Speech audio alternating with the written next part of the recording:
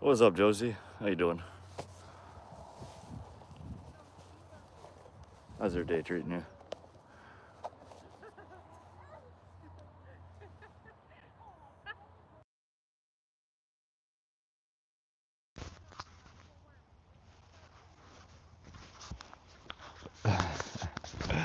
The crawdad.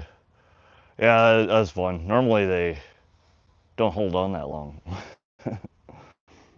How's the stream quality? I'm sitting at like 1 to 2 bars right here. I'm trying to fish off the dock, but I don't know if the stream quality is gonna be all right. You go out and bake in the sun today? Channel tear down trash? Pretty grainy and leggy. All right. Yeah, no, I think I'll move to a different spot here. It was at 2 bars when I set up the camera initially, but it dropped down to 1. All right. We will mosey on down to the other spot. Oh.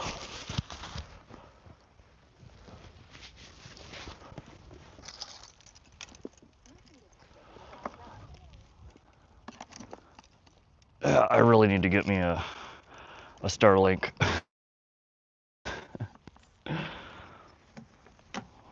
$165 a month, I think it is, for their mobile unlimited plan, which is just redonkulous.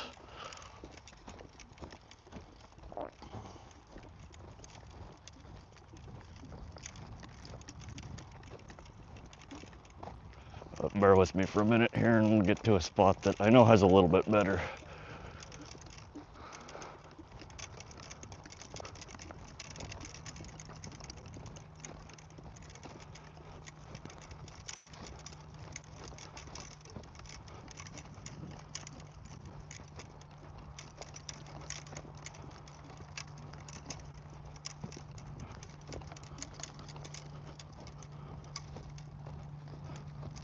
All right.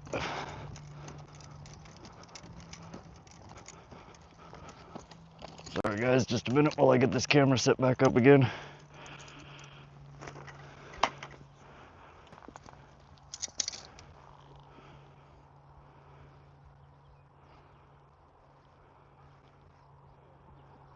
You're fishing and didn't realize you're getting burnt? Yeah. Rabbit ears, I wish. No, they make cell signal boosters, but which, I mean, it's not a bad option. It's just quite a bit of power draw. And they're not really a whole lot cheaper than the Starlink.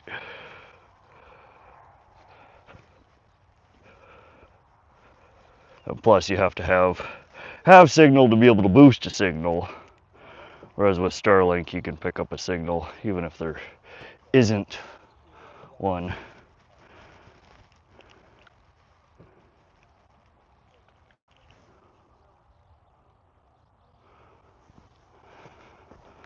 All right, yeah, we're showing 3 bars here.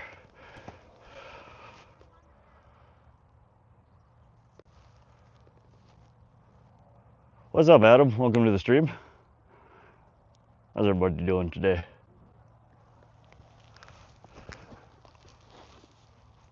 Is it a little bit less grainy when I stream from here than over at the dock? I think it should be. The signal shows a little bit stronger.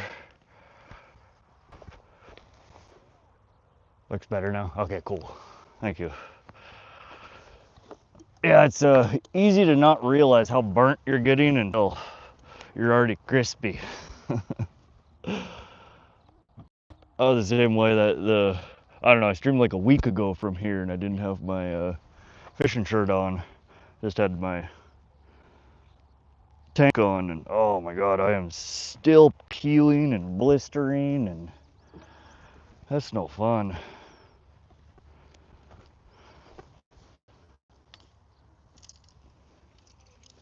All right, so we are doing a bit of a challenge today. We're gonna switch her up a bit.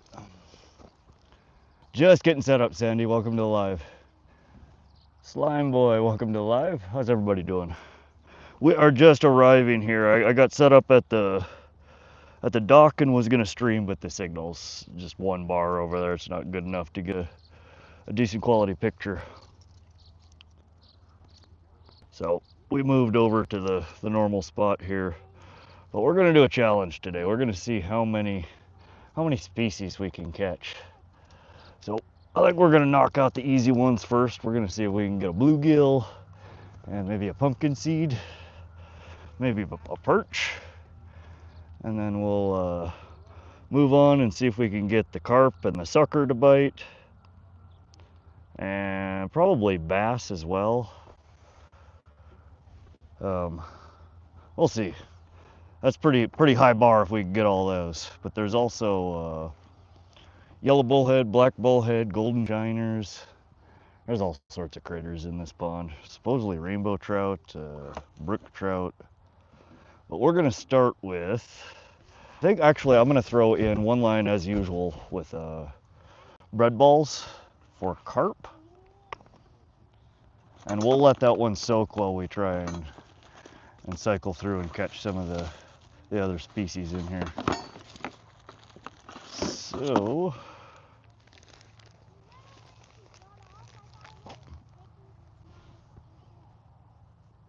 Indo, welcome. Joe Mama, welcome. How you doing, Joe Mama? That boy Mason, hey, I want to donate 50 right away if you throw that cigarette in the water. I would throw it in the water if I didn't want to. I don't want to litter. I will crunch it up. Let's see here. And we did bring today, it's very warm out. I don't know how all this is going to work. We're going to try, I mean,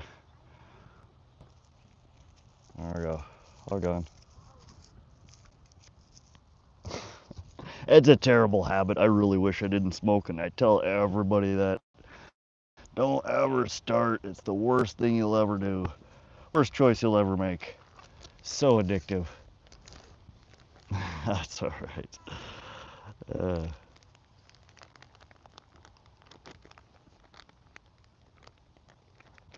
Indonesia. Nah, bro, don't. It's all right. It was a half-smoked cigarette. Yeah, I don't know. This stuff's still pretty soupy. I'm gonna leave her on the ice here for a little bit longer and see if we can get it to cool down. So, what do you think? Should we do hot dog buns or some old-fashioned buttermilk bread? What do you think the carp are hungry for today? Bro, we'll catch big game. We'll see. We're trying to do a challenge today. We're trying to see how many different species we can pull out of this pond. Let's start with the hot dog bun here. In fact, I got 2 hooks. How about we do one of each? We'll do hot dog buns on one and bread on the other one.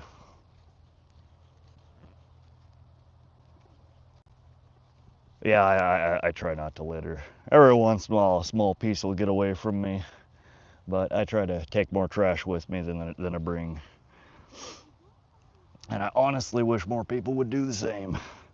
All right, so we're gonna set up. We got a hot dog bun here. We squished her back into a bread ball. I'm gonna poke her through the center.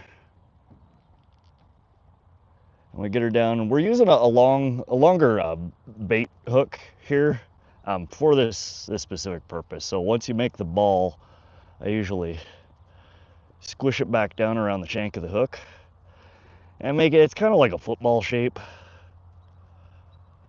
And get it down around the eye of the hook. It just helps it hold on a little better. It basically just needs to survive the cast, and then you're pretty good. It starts to disintegrate and get soft and mushy once it hits the water. We'll do that on the first hook, and we're gonna take a piece of this buttermilk bread here. And we'll throw that on the second hook. Definitely hot dog. I did not bring hot dogs today. I did bring string cheese though, because one of the species that we're gonna target is white sucker. And I've had pretty decent luck with them. They seem to like the hot dogs, or excuse me, well, hot dogs too they actually like, but I had some string cheese kicking around in the back of my truck. So we'll try that here in a bit. What is it? 5:04 p.m. So we have roughly 5 hours to complete this challenge. I want to see if we can get at least 5 different species, but we'll see. This pond is not very forgiving to me sometimes. Sometimes I clean up here, other days, and a lot lately it's been stingy. It doesn't like me. We'll see if I'm gonna dust these up with, we have strawberry jello here, which is kind of my secret sauce for carp. It doesn't hold as well. It does get it a little dusty on the bread balls here. Normally it works better on the bread dough. But we just toss her in the bag here and give her a little dusting. And we are good to go. We're gonna get this pole out in the water. In fact, before I forget, I'm gonna throw just slightly bigger weight on here so I can launch this out to the spot that I want to get it.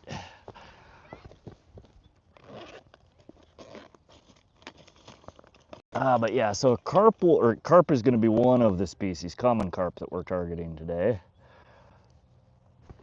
And I did actually get a white sucker off a bread ball here one of the recent times I was here, which is not a common catch for me on bread balls. But this pole is going to be for our common carp, and I'm trying to get it out towards the corner, probably about 15-20 foot off the corner of the island out there.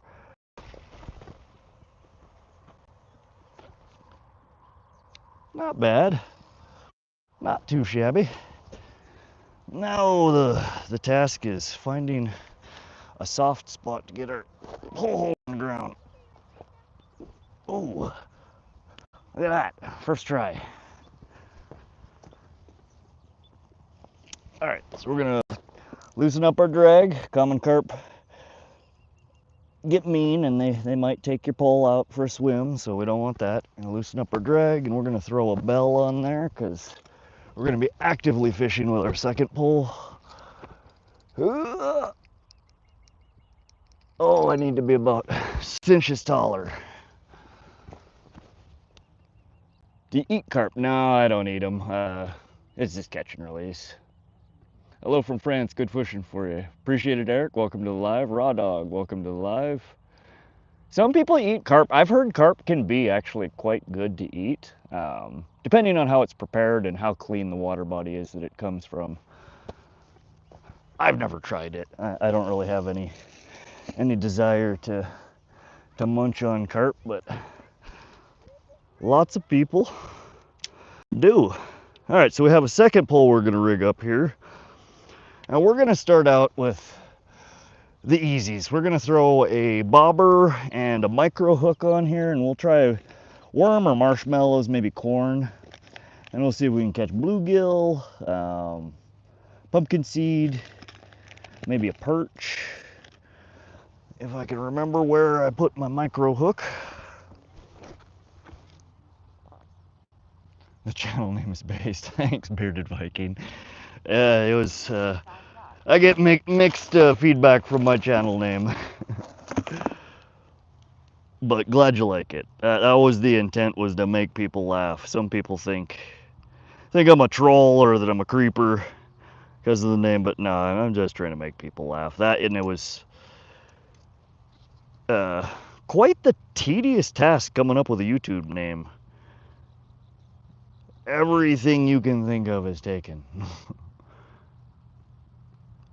Hey dude, hey Mark. Hey Eric Edwards, welcome to live. I hooked a 15-pounder on the tail years back. Biggest fish of my life, wasn't fishing for him. Oh, carp? Carp hooked in the tail would be a gnarly fight. I know I have foul hooked a couple of them in the past, and man, they even the little ones feel like freaking monsters. They're able to fight really well when they're not hooked in the mouth and being dragged out. All right, so yeah, our first species other than carp we're going to target here, we're just using a very basic bobber rig. I'm going to have to find, oops, I'm gonna have to find me a split shot here. Thought I had one on this pole. Oh, come on, cooperate. Man, this line's looking a little ragged. I'm gonna have to cut some of it off and retie here. She's looking a little sad. But welcome to all those joining. I am going to miss a whole series of comments and introductions, so kind of hello to all of you. Josie and Mods, if you can help answer some questions while I'm getting set up here, I'd appreciate it. Greet some people. But we're gonna go, oh, and that's probably a little far. We're gonna go about 18 inches or so off of the top of the water. And I need to grab a split shot. Oh, do I have one handy?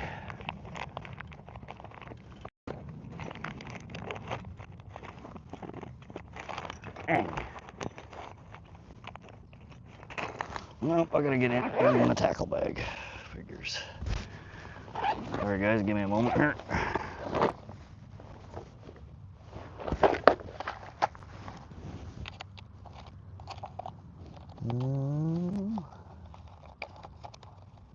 Alright, this one should work. Digging through my lost and found tackle box. I don't know if y'all have I have a whole tackle box stuff I've collected from the bank and out of the water, all found gear. But that's usually when I'm going for sinkers and little odds and ends. That's where I dig first. Holy crap, 77 people in here. Welcome. Appreciate the thumbs up, everybody. We're just getting the stream started here. We're doing a bit of a fishing challenge. We're gonna see how many species we can pull out of the pond here. There are, from what I know, from what the Fish, Wildlife, and Park says, I believe 9 different species in here. Oh, is that? Heard something. It sounded like the pole tweaking over here. Did the pole bounce? Did I miss something? Welcome in, everyone. Brian, welcome to the live. Roberto, welcome to the live. Gardner, welcome back.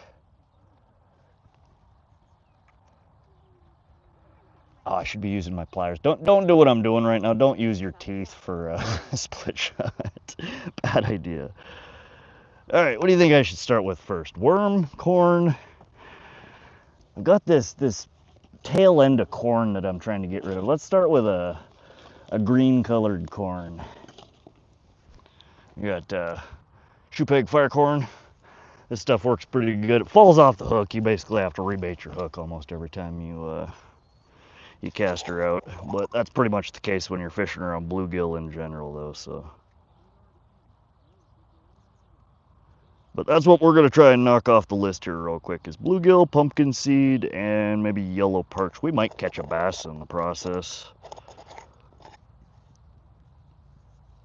I believe this lake has largemouth bass, bluegills, common carp, white sucker, yellow perch. It has bullheads, both yellow and black. There are rainbow trout, supposed to be brook trout. There's also golden shiners. There's quite a few. I don't know how many of them we're going to get through, but I'm going to step over here and we're going to try and burn through a couple of these. Get some caught on the stream here. We had a skunk yesterday, and I don't like that, so we're gonna get the skunk out here real quick. And in fact, I wish I could bring the camera closer. This particular pond I don't get great reception at. Where the camera is sitting right now is one of the sweet spots. But I actually see in the shallows over here a whole school of bluegill. And it looks like baby bass. Oh, I just spooked them. I'll be back.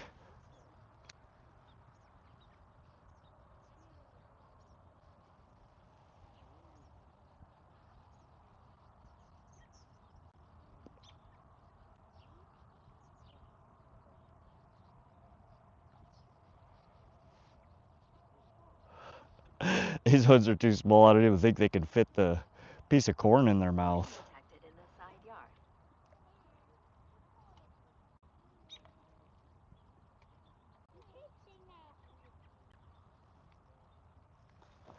Sorry, I'm just kind of dangling at this school over here.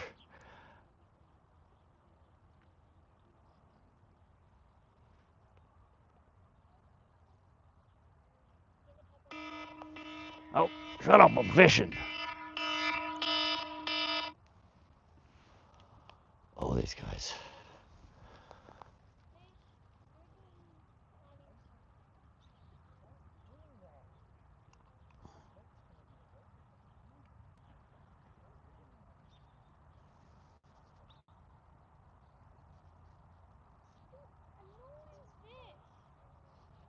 But welcome to everybody to the stream today. Hope you all having a wonderful Friday afternoon. It is now officially the weekend. I hope you all have some cool plans for this weekend. Get out there, do some fishing, maybe some camping. Whatever it is you like to do. I know I'm gonna be fishing this weekend. It's supposed to be really nice weather. Oh, come on. These things, they're just nibbling at the corn. Thought I had a small enough hook on here, but maybe I need to go even tinier.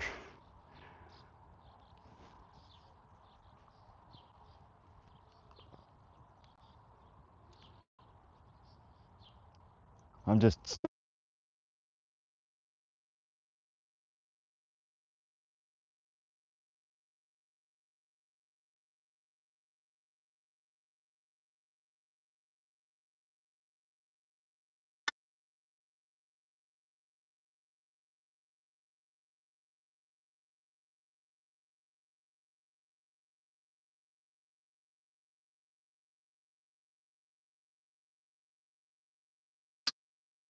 Again, I apologize. I'm not able to get to everybody's comments right now. We're trying to get through a challenge here, so I can't spend the whole stream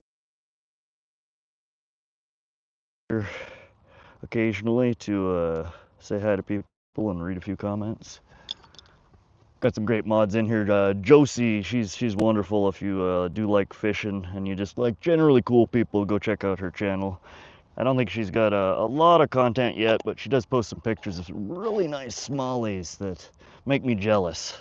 But again, we're trying for bluegill pumpkinseed right now. We just have a micro hook, a split shot, a bobber, and a piece of shoe peg corn. And we're gonna see if we can entice one of these little guys over here to actually bite the hook instead of just steal the bait. Ooh. Try and get one fish out of the way and then we'll chat for a few. The pole that you guys see on the side of the camera is actually for a carp. I'm gonna shorten up this bobber here. So that is one of the species that we're trying for today.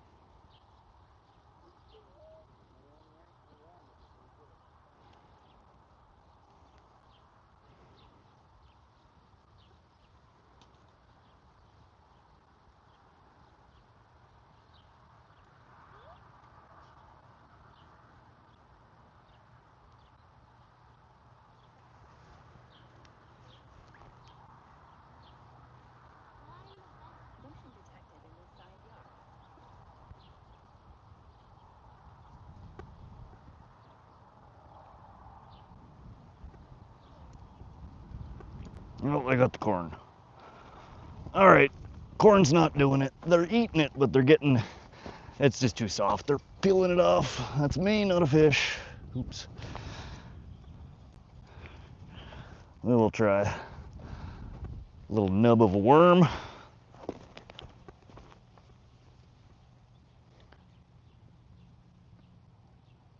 Yeah, we're going through. We're doing a Just a fun challenge today to see how many different species we can pull out. I'm not going to be picky today. We're going to catch whatever.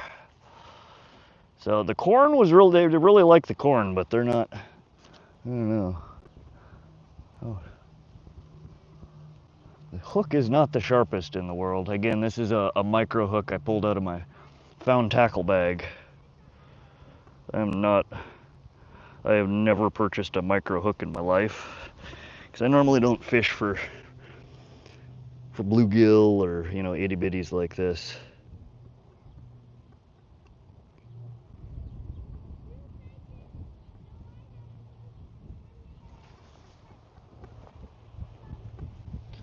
Last time, like a week ago, I went to this pond and the fish are too smart and took my worm without feeling anything. Oh yeah, if you're fishing anywhere that's got bluegill in it, they are relentless and they're little ninjas.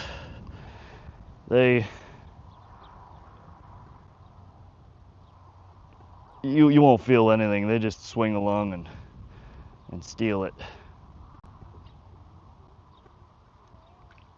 Oh no, oh no. First fish of the day. And this is actually, so this is a little baby pumpkinseed. So we have fish number one. They're really similar to a bluegill. It's slightly different coloring. Really pretty fish.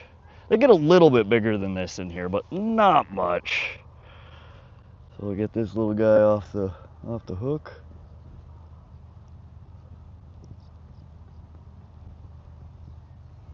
Oh, come on.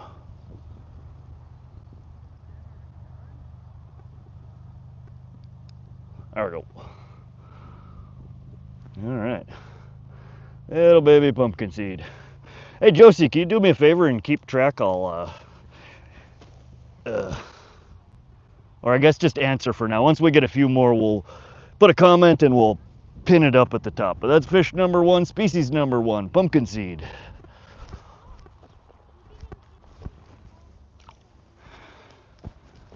And we'll drop her right back in here. Hey, even kept my little worm nub. Cindy, welcome to the live. I'm not sorry again, everybody, that I'm not able to get to all your comments today. We have a couple of mods in here that will happily answer some of your questions. We're going to doing a fishing challenge today to see how many different species we can pull out. So I'm going to bang through a few of them and then we'll sit down and chat a little bit.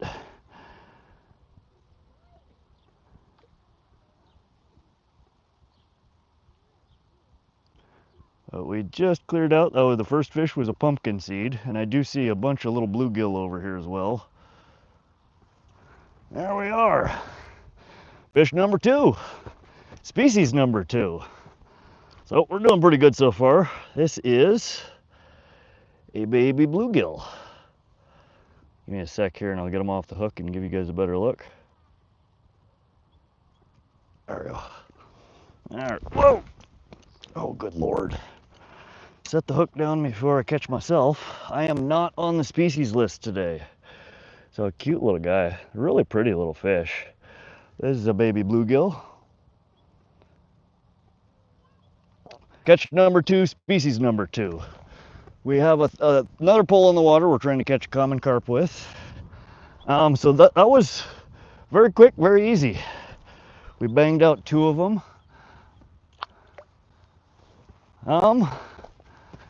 What do you guys think? I'm gonna take this same rig and I'm gonna throw it a little further out. A little further out, I tend to have more luck with yellow perch. The bluegill, the pumpkinseed, they're kind of everywhere, but they tend to be closer to the shore and the shallower waters. And again, I'm gonna use the same exact bait. Perch will eat the same thing. Perch, in this pond, I've caught them further out in the water and just slightly deeper. So I'm going to drop this down to probably 16 to 18 inches from the top, whereas we were about 12 with the bluegill. And I'm going to try and cast her out into one of these little pockets. We'll just throw her right in camera there. Howdy. Very good, thank you. You guys having any luck? Little ones? Yeah. A turtle? Uh-oh. That is what I try not to catch when I'm here. They're no fun to try and get off a hook. But yeah, and the hook is little. We didn't get the hook out because the turtle like just went inside the shell. yeah, carry yourself a pair of these and you can snip the barb end of the hook off and they come up. In fact, I cut both sides of the hook off, the eye and the barb. And that's why I carry these, is turtles are a nightmare to try and to get on the line. Ooh, thank you. Thank you. And, oh, get off this. Get off of there. Oh, come on. All right. Oh. Yeah. Sorry, my bobber was going crazy and I'm.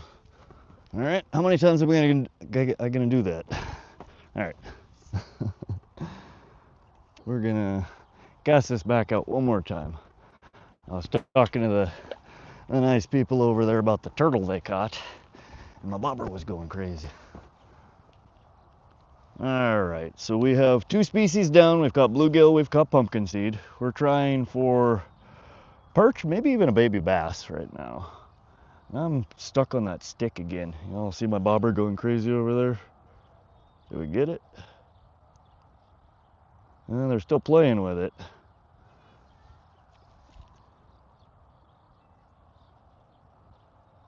We're wrapped around a stick down there.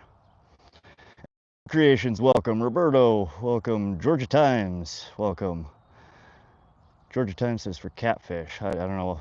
Sorry, I'm going to miss a lot of y'all's comments until we get a few of these species knocked out.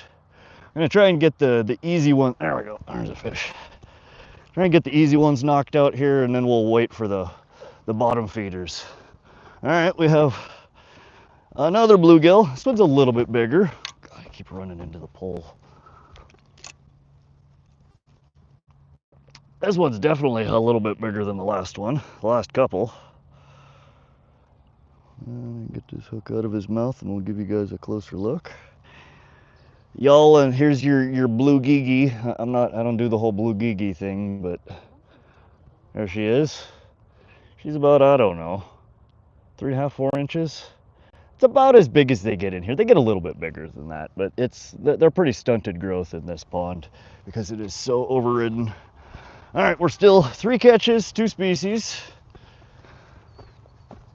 Let's get her a little bit further out in the water. I'm gonna try getting it past this group of weeds here.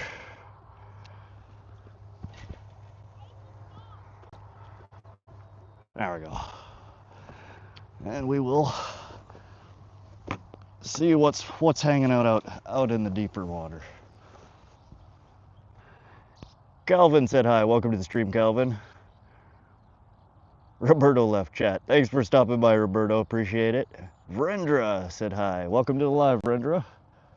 Hope y'all are having a great Friday afternoon. Carson said, hey, remember me from Silly Salmon Stream? Yeah, I remember you, Carson. How you doing? Thanks for stopping by. We're having a fishing challenge today. We're seeing how many species we can pull out of this pond in one sitting. We're 2 species down, 3 fish in. We got bluegill and pumpkinseed. We're seeing if we can get a baby bass or a yellow perch right now, and then we have a carp pole in the water as well. Bass Fishing TV, welcome to the live. Can't stay for long. That's all right. I appreciate y'all hopping in. 42 thumbs up already. Holy crap, y'all are awesome. Thank you all that are double tapping that screen and smashing it, giving me a thumbs up. It really does help bring people in here. Helps out the channel, so thank you. And I hope you're enjoying our little challenge here today. We got the skunk out. We caught our first fish within 10 minutes of the stream. We're two species in, and my goal is to get at least 5, and I think there's at least 9 different species that lurk in this shallow little pond. You caught bass already? I haven't caught any. You caught bass today. Congratulations, nice. Jacob, The car guy. Yeah, I do remember you. Your name sounds familiar. Outfish, welcome to the live. We're doing a little bit of a fishing challenge today. We're trying to see how many species we can catch. We're 2 out of 9 so far. We're trying for baby bass or perch right now. And something is slowly pulling my bobber. I don't know what does that. Maybe a turtle? Oop, that wasn't a fish, that was me. But how you doing today, Ontario? Happy Friday. Oh, Mary Turner, welcome to the live.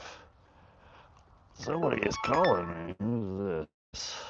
All right, bear with me for just a moment. Hello. Hey, Eddie. Hey. What you doing? Oh, just streaming down at the pond. Okay. Well, I was gonna say one of those times when you go to the gas station, will you pick up gas for the lawnmower? Yeah. Please, I don't. No, it's all right. Yeah, next time I swing by. In fact, I gotta come over there to bring over the flooring transition. It came in the mail today.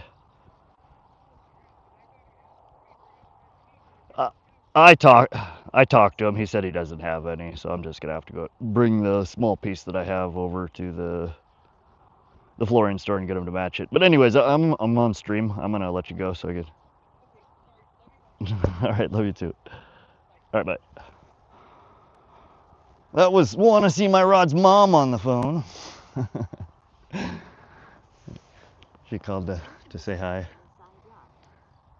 But I hope everybody's having a great weekend. We're getting some bites out there. I just missed the hook set. There's another one. I don't know what. The perch tend to hang out a little further out here, so we might hook into a yellow perch out here. Eric, welcome to the stream. Brian, welcome to the stream. I love Montana. Got to catch those hot springs. Oh man, hot springs are a gorgeous area. I hate the smell of them though. I don't like the burnt egg, the sulfur smell that they put off. Beautiful area though. I don't know about the lot lizards though, bro. That's all you. You can have my turn with the lot lizards. Outfish, doing all right. Good week at work. Fishing in the morning. Heck yeah. Are you gonna go out to a river, lake? You going bank fishing? You going boat fishing? Yeah, 2 bluegill and 1 pumpkinseed.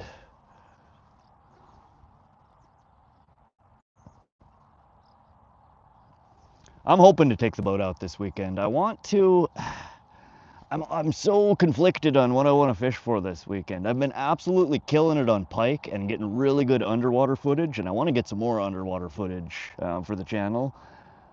And I know I could get more if I go to Pishkin. But I also would love to get some underwater footage of trout. So I'm thinking either Willow Creek Reservoir or Holter Reservoir. But at the same time, I would really like to go catch a lake trout. So I'm just, I don't know. Decisions. Eric Wyatt, welcome to the live. I think they got my worm. I'm not getting any more nibbles here. Boat fishing. Shore spots are busy on Saturday. That is a very good point, and I honestly, I prefer bringing the boat out anyway.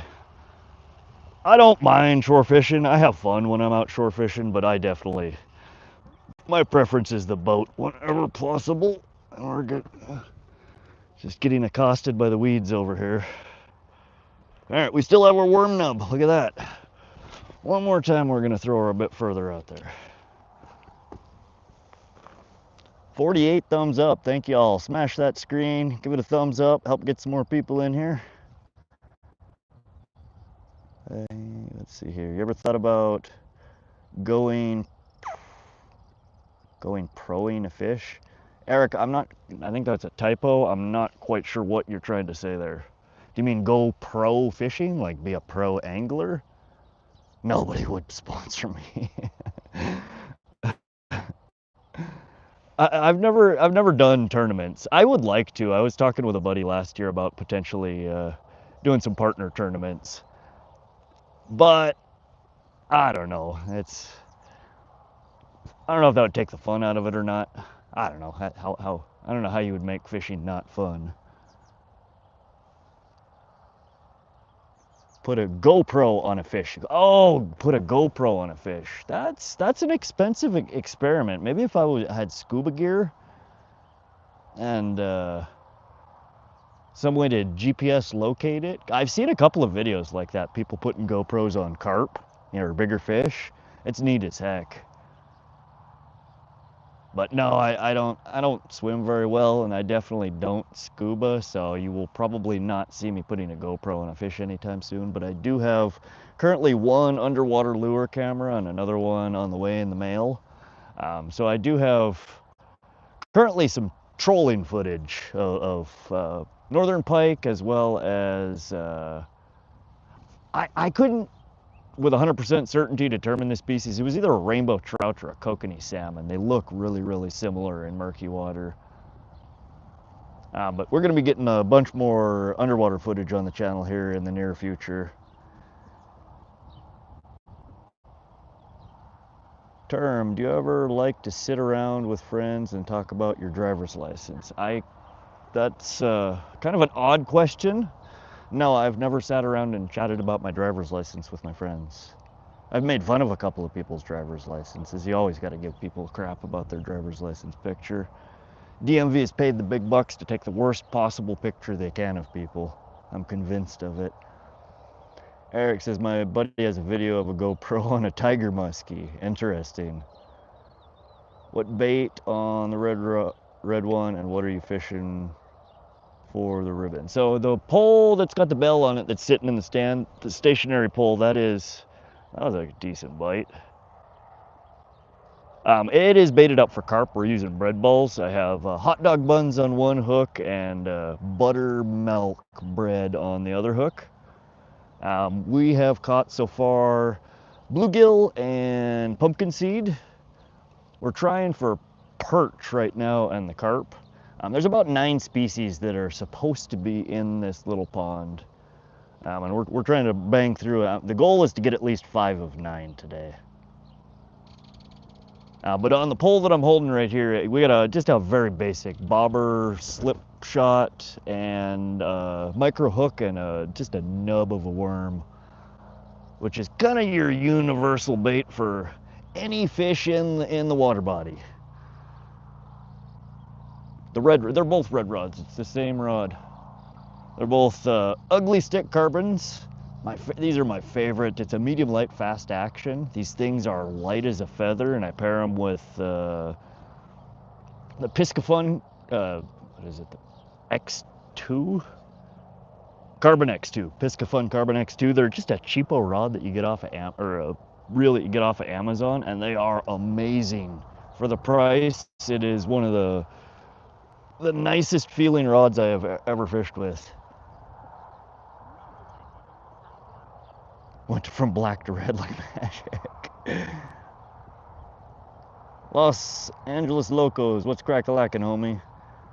Oh, we are doing a fishing challenge today. We're seeing how many different species we can pull out of this little pond. This pond is about 6 acres in size. I looked it up on the Fish, Wildlife, and Park website, and there are listed 9 different species in here. I've never seen a few of them come out of here.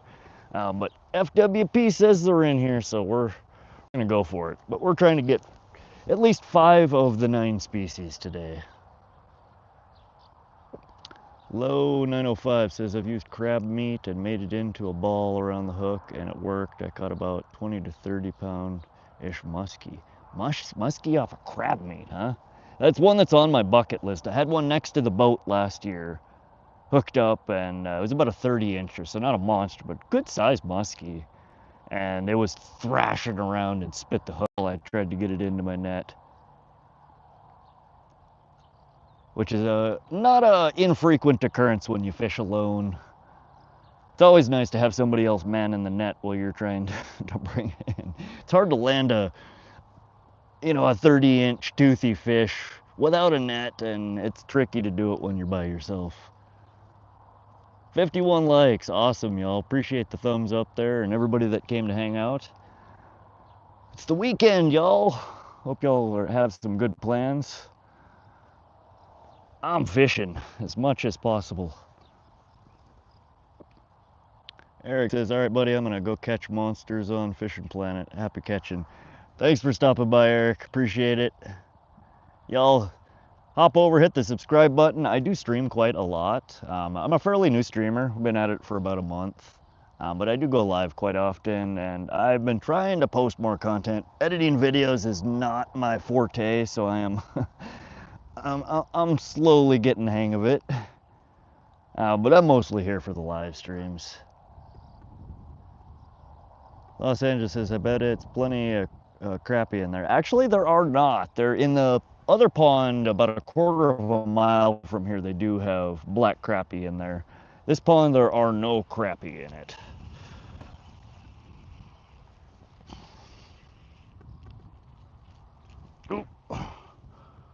And our worm is gone. So we're gonna throw another little chunky of a worm on here, and we'll get her back out into the water. I'm gonna run this same rig until we'll run it for a little bit longer and see if we can pull a yellow perch out. If not, we might move on to the next species so we can keep the stream rolling here. Pro Broden said hi. Welcome to the live, Pro Broden. How you doing? Shadowing says, can I tell you something? You absolutely can tell me something. What would you like to tell me? D-Ski Valley said, nice channel. I appreciate that. Thank you. It's a new channel. We're trying this out. I fished a lot and I watch fishing streams all the time and said, what the heck? Let's try that out. I can do a fishing stream. So here we are. And it seems like there are lots of people that like watching them. Currently 62 of y'all in here. Well, I will let you know that is a new stream record for me. I don't think I've ever had, I think my highest concurrency in stream before was in the 50s. We're at a new high today. 63 people, 59 likes. Thanks for the thumbs up, y'all.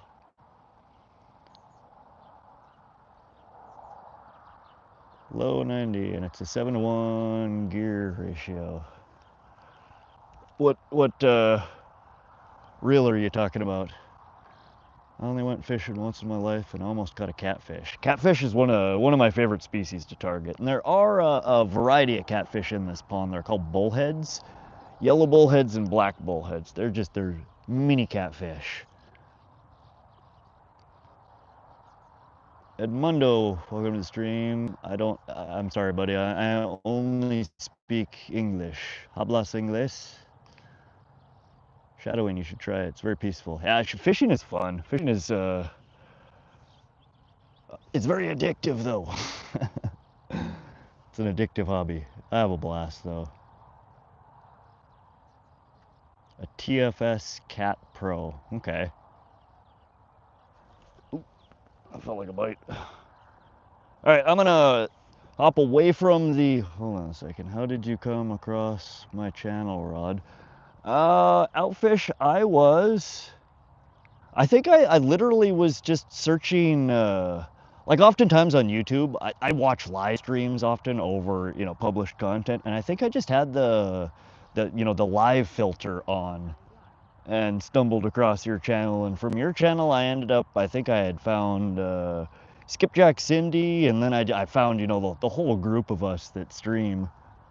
But yeah, I just found yours just on just with the live filter. I wasn't even looking for fishing videos. Los Angeles said, I'm subscribing. I love Fishing Line anytime. Appreciate that. All of y'all that are subscribing and hitting the like button and checking out the videos, I appreciate it.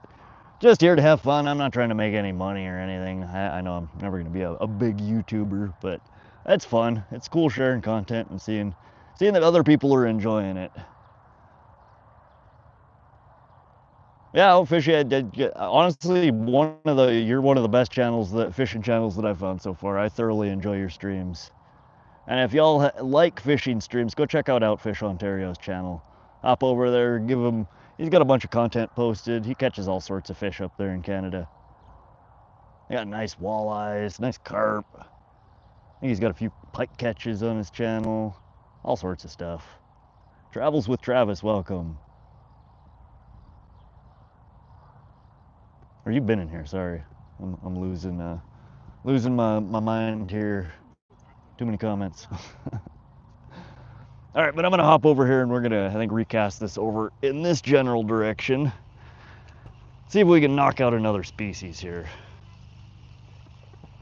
Be nice if this carp pole would go off so we could scratch that one off the list and move on to another bottom rig setup so I can have, have more than one bottom rig setup. I think the weeds just ate my worm.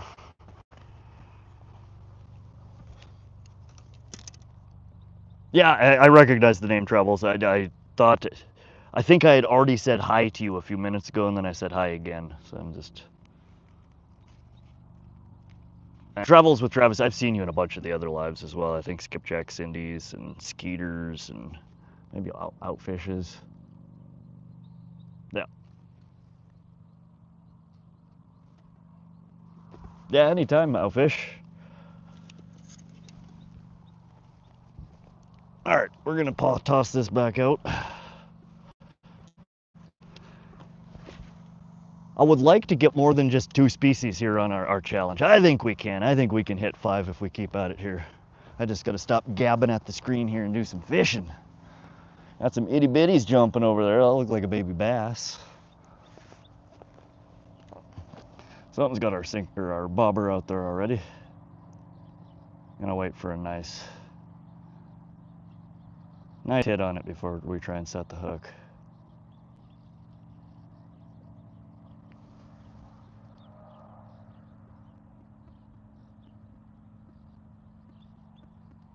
Howling Baits, what's up, dude? Welcome to the channel. We are doing a fishing challenge here. We're trying to see how many species we can get out of the pond in one sitting. We're 2 species in. We've gotten bluegill and pumpkinseed. There are a total of 9 published species in this water body, and we're trying to get at least 5 out of the 9. We're 2 in so far, so we're doing pretty good in the first hour.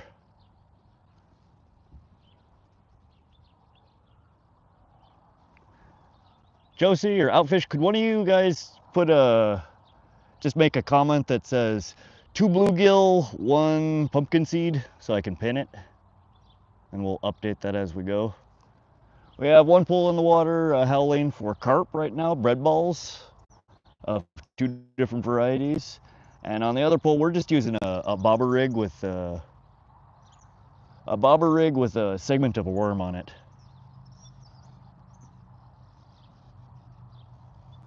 Yeah, there's common carp in here.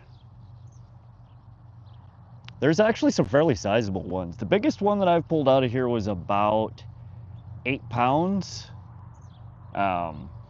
Most of them are much smaller in here. There aren't a lot of big ones, but last year when they were spawning, I saw kicking around 2 or 3 very good sized ones that were probably 10 to 12 pound. There we go. Gamer, appreciate that. We're gonna post your counter. How the heck do I? There we go. Pin the message.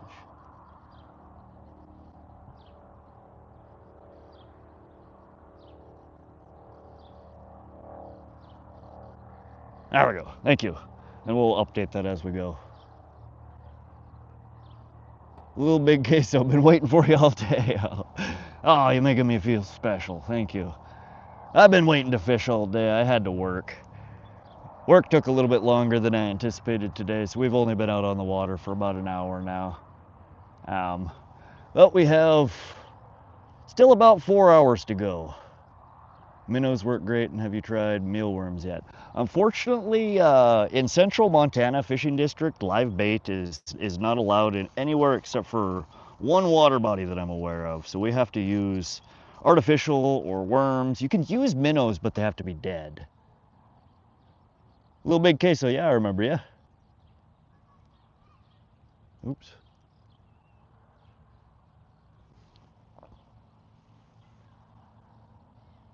Yeah, welcome back. Thanks for coming to hang out. 69 thumbs up. Holy crap. That is definitely the most I've had in an hour. Thank y'all for double tapping and giving the thumbs up on the stream. 45 viewers in here. Are you fishing or catching? We have 3 catches so far. We've 2 bluegill and 1 pumpkinseed, and we're trying right now for yellow perch or baby bass. Really, it's a worm, it could catch anything. We're fishing about 18 inches off of the top of the water, out here with a bobber rig, and then the other pole set up for carp.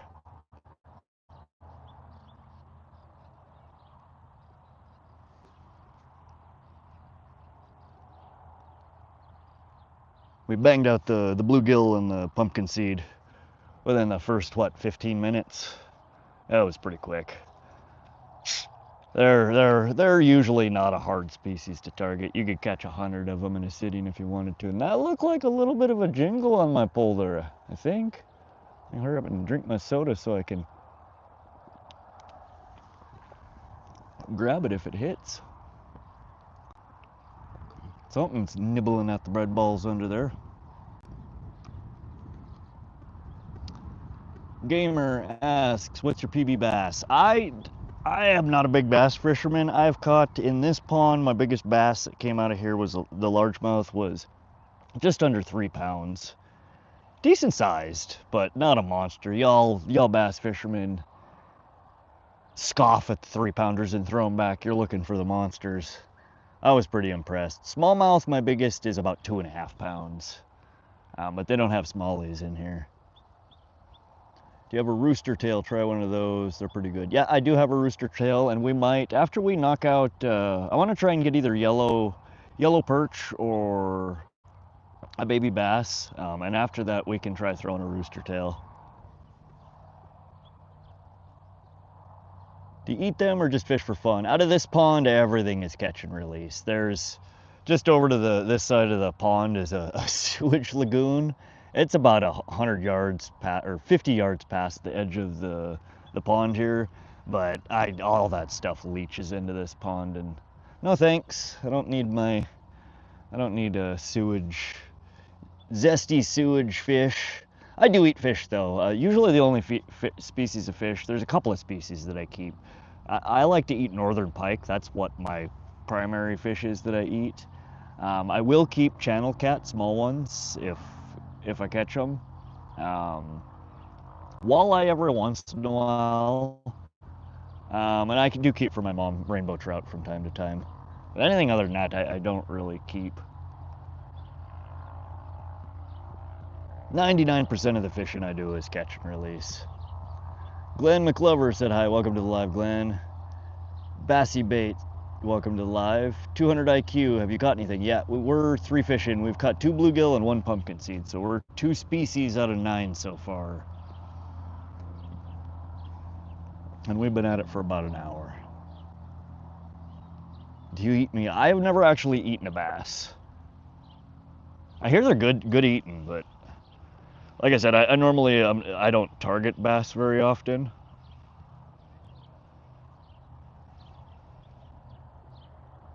So I've never tasted them. Come to Alabama sometime and I'll put you on some good spots with no bait regulations. Yeah, I get jealous of people that have very few regulations and can have, multiple poles in your rivers. And the only place around here that we can have more than 1 pole is lakes, ponds, and reservoirs. In our rivers, you're only allowed 1 pole. I don't know if I'm hung up on some weeds there or what. I'm gonna reel it in a little bit further. That bobber's sitting funny. There we go.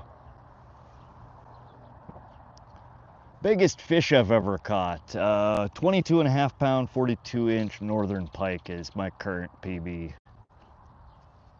I mean, that's the biggest fish I've landed, caught, weighed, measured. Last year I had a fish well over 2 times that size at the bank, a common carp, and lost the dang thing.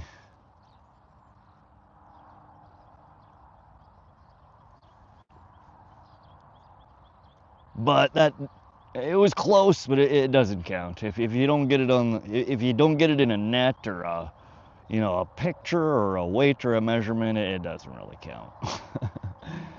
I wish I had landed it, because I guarantee it would have been a new Montana state record. It was probably 10 pounds bigger than our current state record for common carp.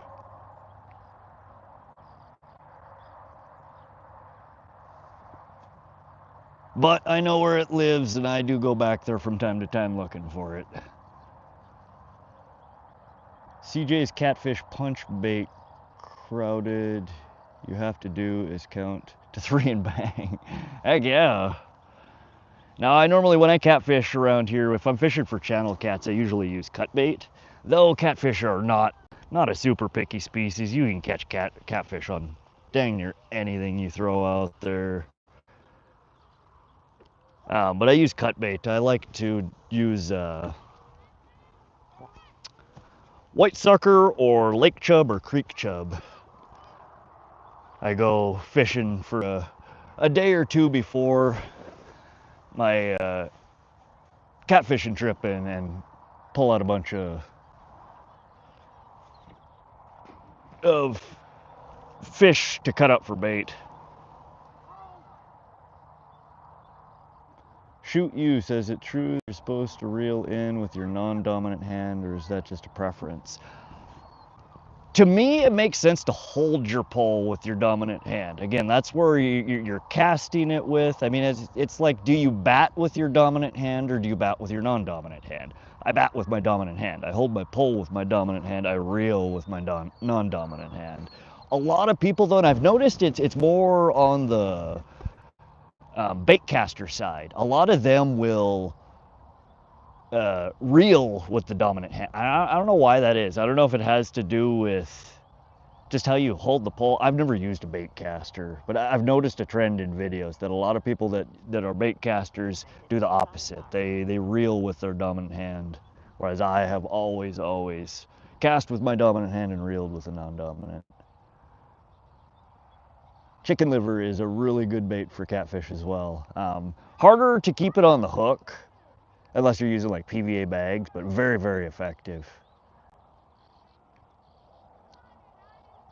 Do I need to send you out some cut bait or anything? I appreciate the offer, but no, I have fun catching my cut bait before I go catfishing. And I do use cut bait sometimes for pike, as well as I've been trying to get a muskie to bite on it as well. All right, come on, let's get a perch or a bass here. All right, so instead of, and this is another tactic you can try, when a static bobber is not working, when just throwing it out there and waiting, when you're not getting a lot of activity on it, cast her out, give her, a good huck out there, basically as far as you can get it, and do a slow retrieve on it. Just the action of your bait moving through the water instead of just sitting static in the water will often be enough to get bass. Oh, my stream crapped out. All right, my stream, I just got a reconnecting message. I just restarted. Can somebody let me know if you can hear and see me? We just lost almost all our viewers. Dang it. Oh, this pond hates me. Can y'all hear me now? Somebody give me a thumbs up.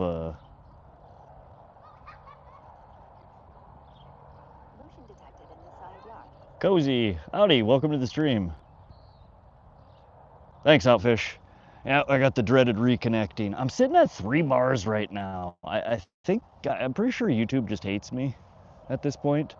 But what I was saying is when you cast your bobber out and you're not getting many hits just on the static bobber, and especially if you're after, more voracious species like a bass or a yellow perch, instead of just leaving your bobber static, give her a slow, constant reel. Just that slight movement is often enough to draw out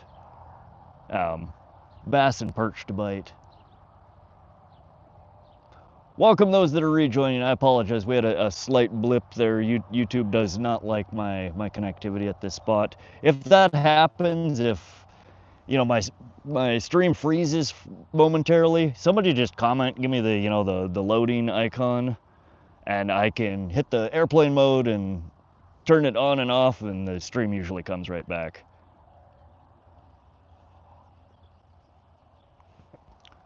But looks like we got a bunch of you back. Welcome back, everybody. Brandy, welcome to the stream. Your name's Caden. Well, welcome to the stream, Caden. XO loss. Kind of choppy, but we can hear and see you. Is it choppy? Thanks for letting me know. Yeah, it's we're not. I don't get the greatest reception here. I pop between 1 and 3 bars of service. They're saying that the stream was nice and clear when I started. Hopefully it'll improve. Little Big Queso, you can also tap the line sometimes. That'll work too. Yeah, or just little jerks, like for crappie fishing. A lot of people will do that. You throw your bobber out and just give her slight little tugs, and it just jostles your bait in the water. Anything to get the fish's attention. That'll draw them in from 10, 15 feet out sometimes. Looks clear to you. Okay, thanks, Josie. Appreciate you always keeping me up to date on. Ooh, there we go. Oh, we got off. I appreciate it. Josie. You're one of the few that always gives me a status update on my my stream quality, and it is definitely helpful. Thank you. Hell yeah, Brandy, that's awesome. 4-pound largemouth. Yeah, that's bigger than I've ever caught. They're in here. They're supposedly I've seen 5 and 6 pounders come out of here. I don't think they're much bigger than that, but they're in here.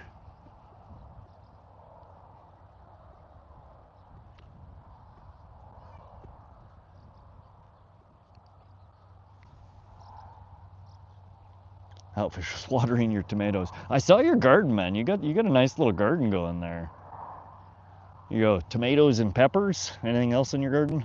Cherry tomato. I love cherry and grape tomatoes. My mom and grandma grew those all growing up, and man, I love gardens. I like to go out there and it's like a buffet. Just wander around and munch on tomatoes and carrots, and usually had sweet peas and.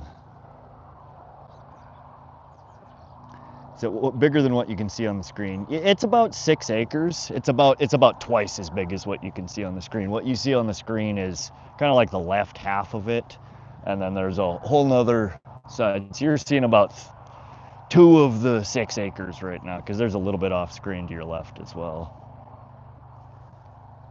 Not a very big pond. Looks like a green screen.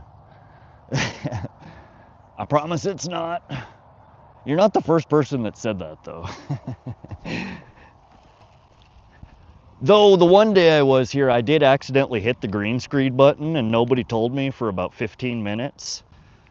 So I was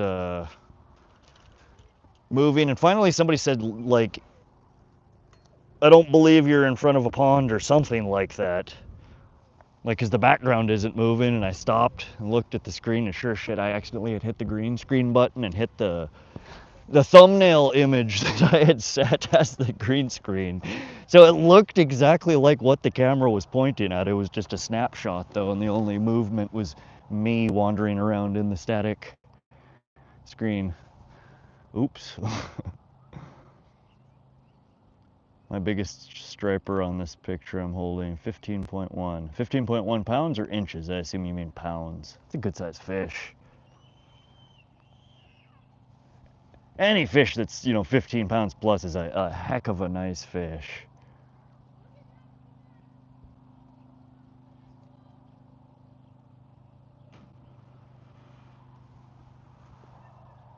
All right, so we'll just give her a few jerks. We'll do that instead of the slow reel. Where I wanted to be, I was gonna do this challenge from the dock. It's so much easier to catch a lot of these smaller species from the dock. But unfortunately, I only had 1 bar of service over there.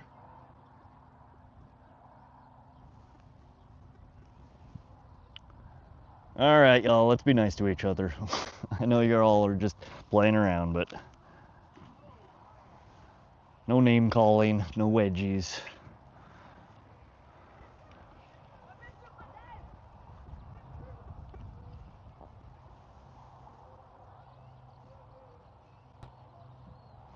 We're 2 species into 9. We're trying for the yellow perch here. We have actually spent more time trying to catch this yellow perch than it took for us to catch the first 2 species. There aren't a lot of them in here. There are going to be a few of these species that are going to be tough to pull out. There are quite a few carp. We should be able to pull a carp out. There's a lot of bass in here. I feel pretty confident that we should be able to pull a bass out at some point. The bullheads are going to be tricky. There aren't a lot of them in here. The perch are tricky. There aren't a lot of them in here.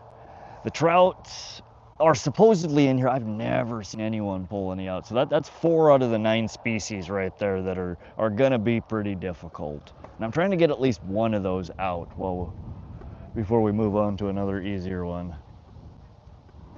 That boy Mason said I'm back. Welcome back to the stream, Mason.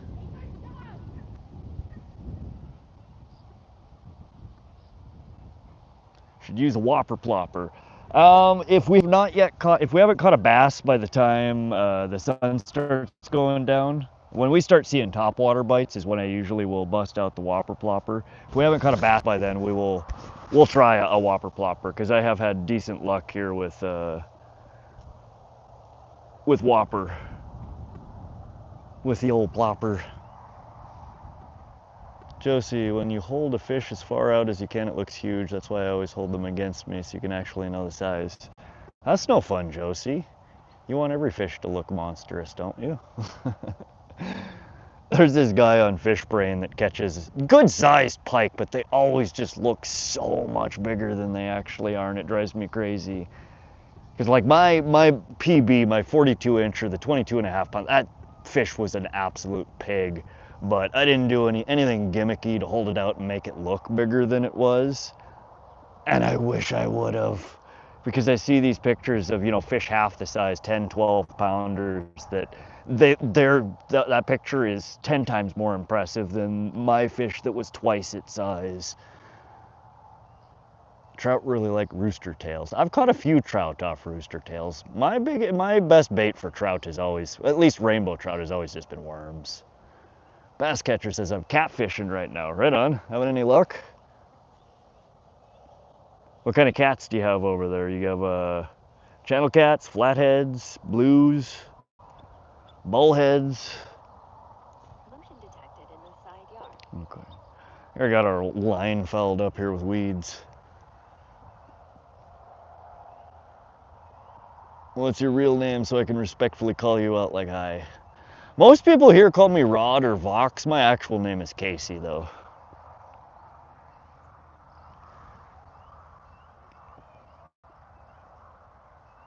You caught a bass. Nice. Large ears, Molly.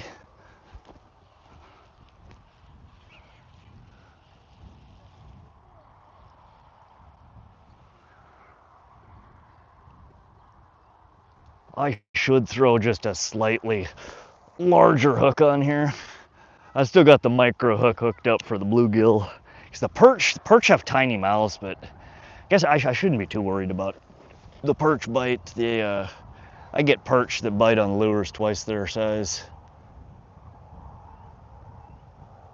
Say that one more time, I missed it. Said people normally call me Rod or Vox, because my channel name is Want to See My Rod. My Fish Brain is Vox, V-O-X. So that's what people normally call me, is one of those two. But my actual name, if you want to call me by name, is Casey.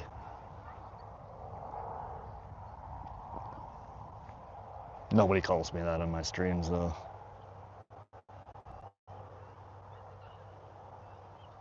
What's your PB for what species? For bass?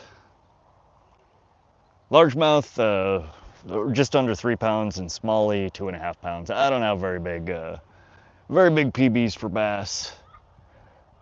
This right here is one of the only places in an hour radius around here that even has bass.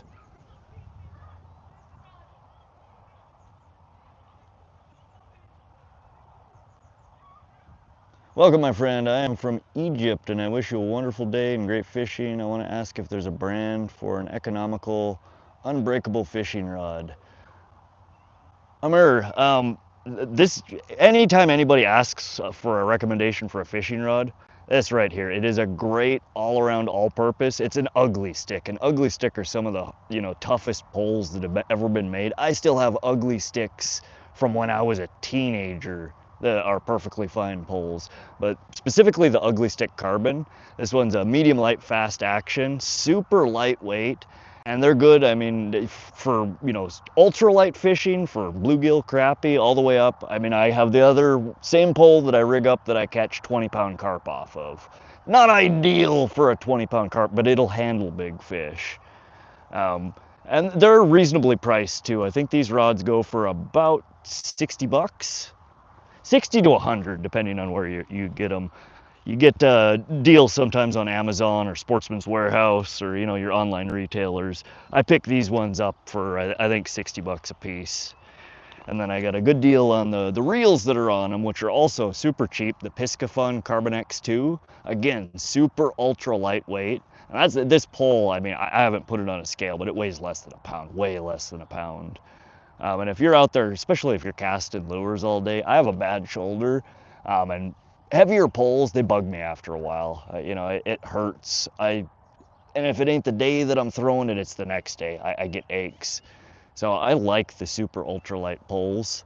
But most ultralight poles, you try to catch a big fish on them, you'll snap them in half. These rods are basically unbreakable.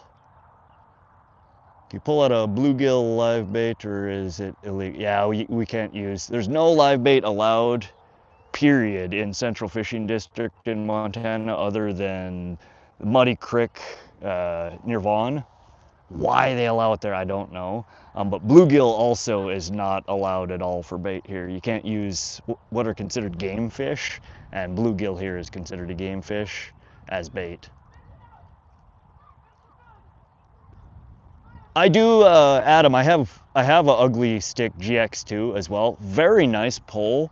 It's too heavy though. I bust that out when I'm throwing bigger lures for pike or muskie. When I basically throwing an ounce plus rig. These little poles, it gets kind of wonky when you're trying to throw really big stuff. So I'll bust out my GX2 or one of my heavier sticks for that. But as a good all-around pole, these ugly stick carbon fibers, you really can't beat them.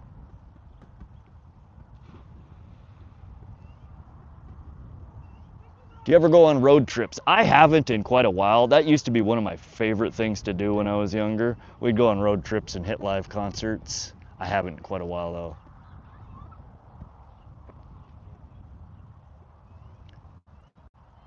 You fish saltwater, medium to medium heavy is solid. Yeah, when you're fishing in saltwater, I wouldn't want to, get hooked into, a 40 or a 60 or a much bigger fish with a pole like this. You'd struggle.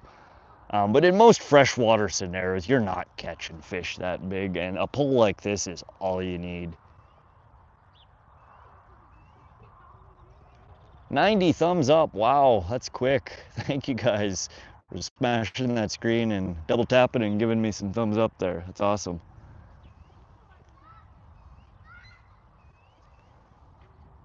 Oh, these perch, they don't want to bite. Let's try something different here. I'm gonna keep the same setup, but instead of leaving it out there static, give me a minute here, guys. I'm gonna do a couple of casts over here by some debris where I know there are usually bass hanging out. Let's see if we can get a little bass knocked out here. The perch is gonna be much tougher to pull out of here. We're gonna give a cast over here. Bass, like, from what I understand and from what I've seen, they hang out around cover. So if you can cast near some fallen branches, some logs, piece of concrete, or a big rock sticking out, and just do some little tugs on the bobber, you can oftentimes lure them out. That's what we're gonna try and do right now. There's a couple of fallen trees with limbs hanging in the water over here off screen. And I'm also fishing, there's a lot of weed patches. There's a weed bed over to the right here, a weed bed right in front of me. And they do oftentimes come screaming out of these weed beds.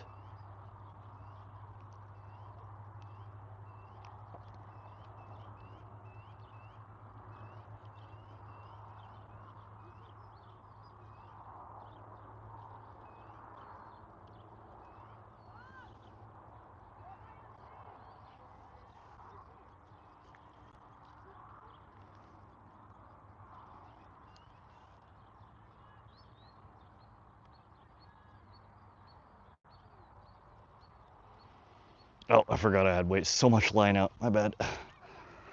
Make sure you're not dragging your worm across the bottom. At least for bass. I don't think many bass are bottom feeders.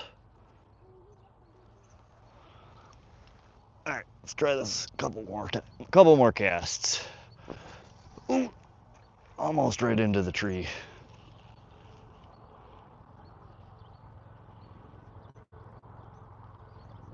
Man, I don't know how some of you bass fishermen are so accurate with your casts. I watch some of these streams and these people skipping their dang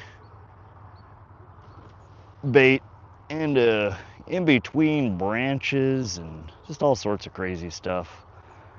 I try and get near it and not in it. That's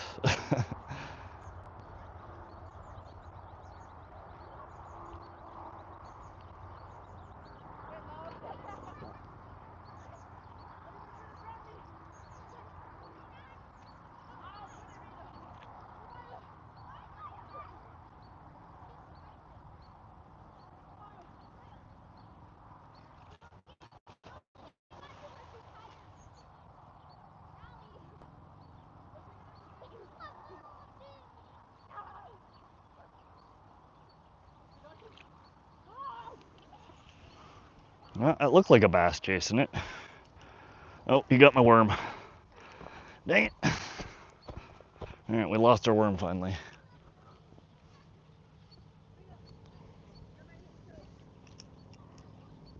Sorry, I was off screen to the side there. There's some fallen trees over there that I was casting in to see if we could lure a bass out. I'm being impatient with the perch here. I shouldn't be, because I need to get them to complete the challenge. I was just trying to get another fish on screen here for y'all. And the bass should be quite a bit easier to pull out than the perch here. We're a little bit tangled up. There we go.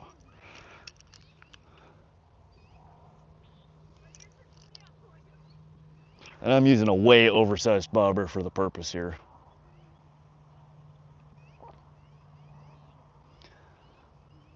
Lake Tawakoni, home of the hybrid and the stripers. Hybrid what? Yeah, I've never caught a striper. We don't have them up here in Montana. Oh, where's that worm I've been pulling chunks off of? There he is.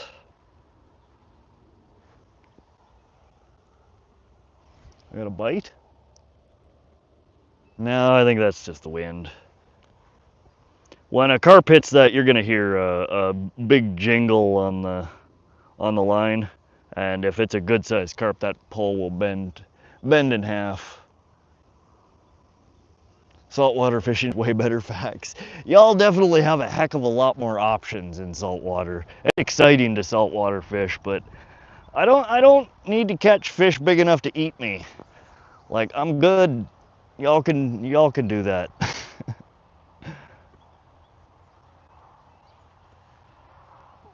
I did do a bit of saltwater fishing decades ago when I visited Florida. I spent about 3 months down there, and we were doing fishing on the inland, or excuse me, not inland, the Gulf Coast side of Florida.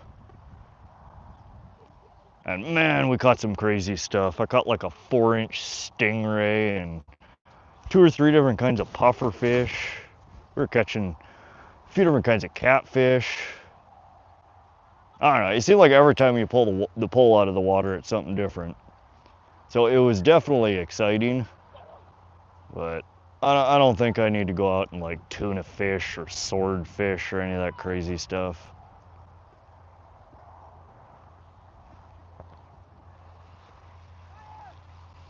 All right, that side's not working. We're gonna go to the other side over here.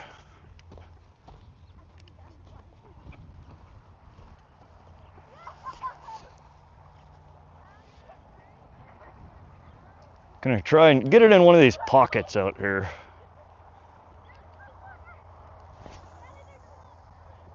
Perfect.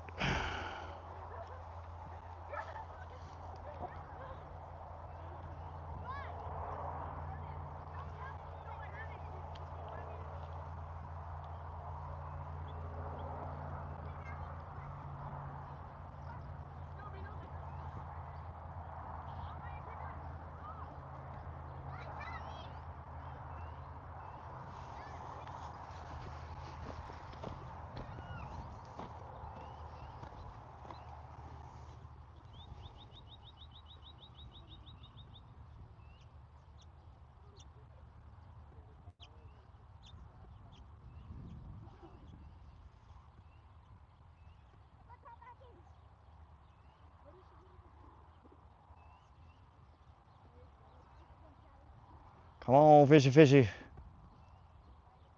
Sitting just on the edge of a weed patch over there, which is usually a pretty good spot to either run your lure along or, in this case, to drop your bobber. A lot of the predatory fish, as well as the bait fish, are hanging out in and around those weeds.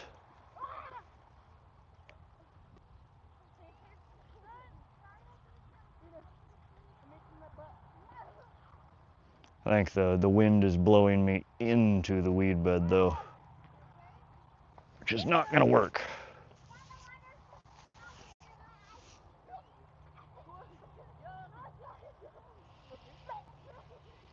Let's see if I can get it over the weed bed here. There we go. Now we're in another pocket over here in between. We're basically surrounded by weeds right now.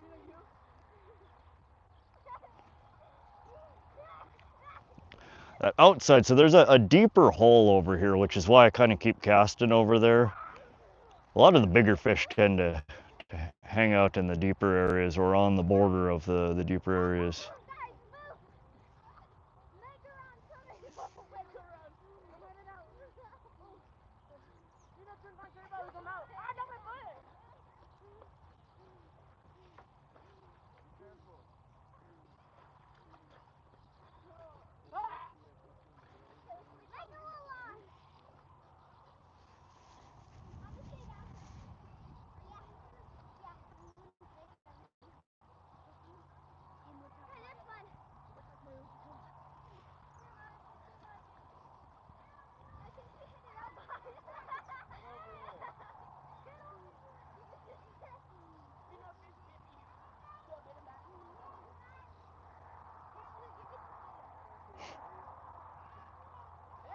You can see little bluegills following my line out to the end.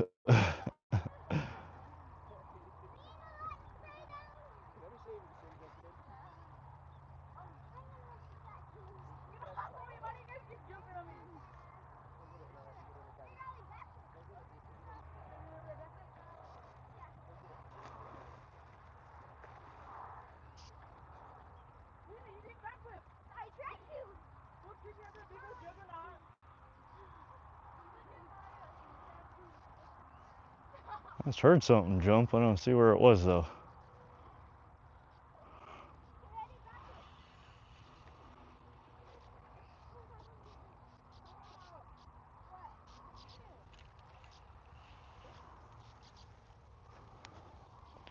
We're gonna throw a slightly bigger hook on there so I can put a bigger worm chunky on.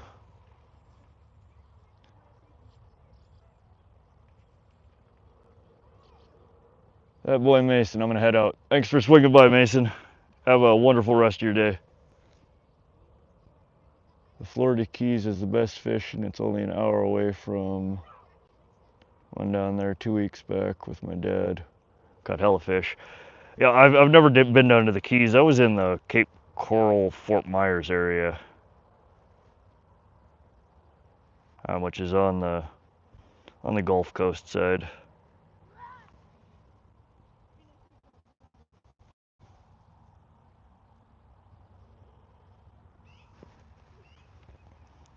All right, so I'm gonna retire the old micro hook here and put one, still not a big hook, but a few sizes bigger, just so I can throw a bigger chunk of worm on there.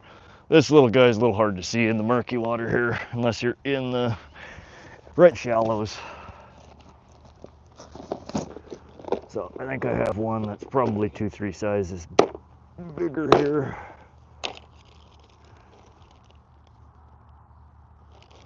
There we go.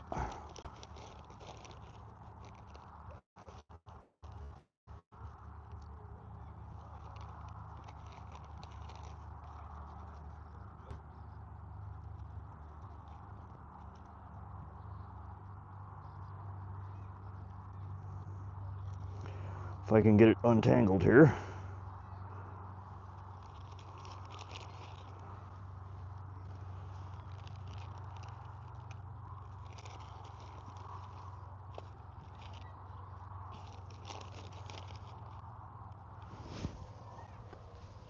All right, so we're going, I don't know what exact sizes these are. But we're gonna jump from this itty bitty little guy here to one that's quite a bit bigger, but still small enough that it shouldn't cause a problem for a perch. Should easily be able to get that in their mouth, as well as the bass. The bass have huge mouths. We've knocked out 2 of the 3 really itty bitty species. Well, I guess golden shiner is still one we haven't got, but I've never caught one of those out of here, though. I know that they're in here. But I just want to change our presentation up a little bit more. So instead of just having one little nub, we're gonna have, you know, a quarter segment of a worm on there. Get a little bit more visibility, which should hopefully entice a bass or a perch.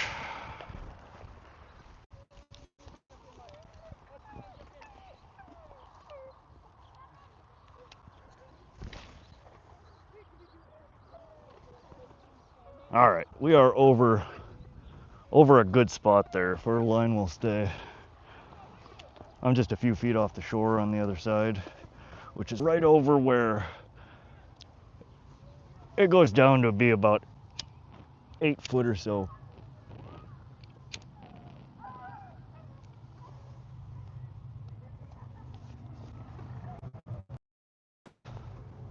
All right, so we can sit and watch that while chat for a few.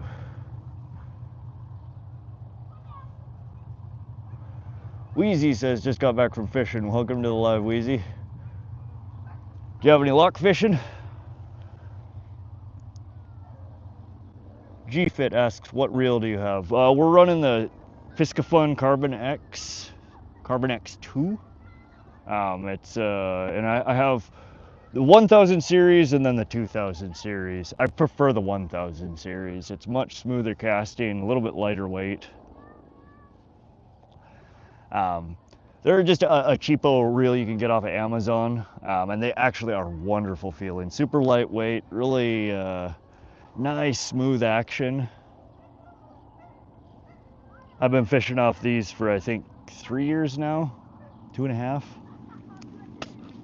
and I love them. They're about 50 or 60 bucks.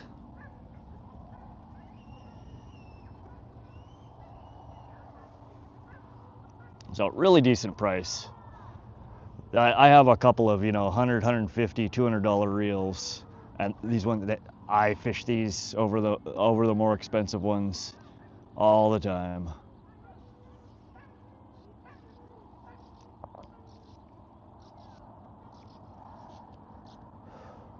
Especially when I'm pond fishing. I don't like to bring out my more expensive gear when I'm, you know, dropping them in the mud. If I'm fishing from the boat, I will tend to use my heavier duty gear.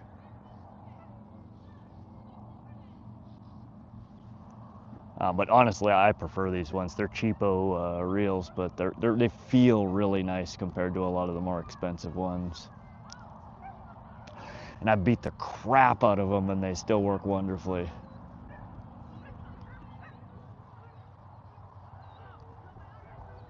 Yeah, nah, fishing. Welcome to the live. How you doing today, buddy?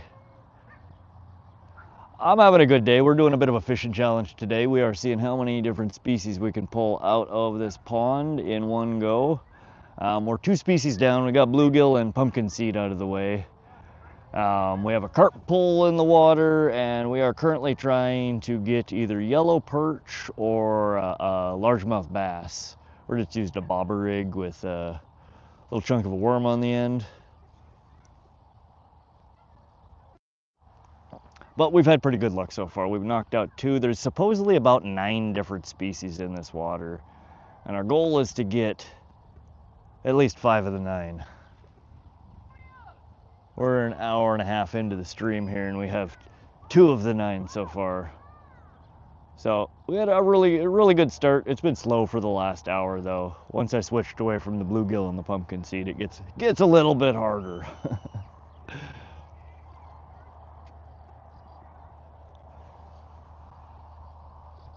Yep, we have 2 bluegill landed, 1 pumpkinseed, and we moved on. Josphere, welcome back.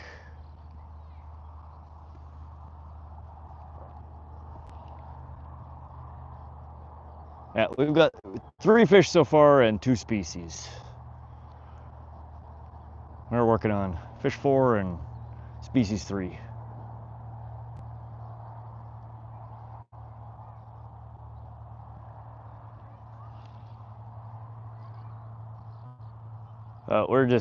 I'm kind of bobbling the bobber slowly across the water. We're about 16 inches off the top with just like quarter segment of a worm.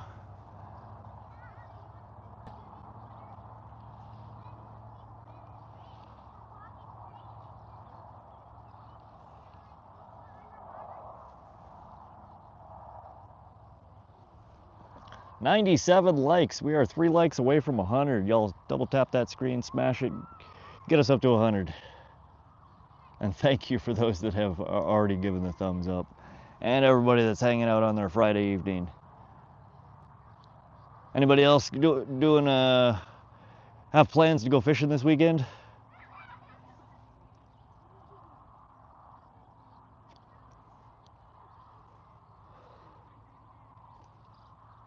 I'm hoping to take the boat out either tomorrow or Sunday. I haven't decided yet. I need to check the weather forecast again and see what the wind looks like. Here in central Montana, we have so many different terrain types, you know, the mountains, the plains, the foothills, that I can't just look at the weather forecast. I have to look at the weather forecast for the specific water body that I'm going to, because, you know, there can be 30, 60 miles difference between 2 spots, and it can be completely different weather systems going through. And my little boat does not like the wind.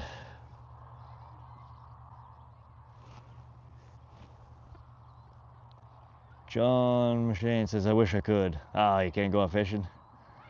Los Angeles, name of the game. You got undress your tackle box. I have so many different tackle boxes and bags at this point.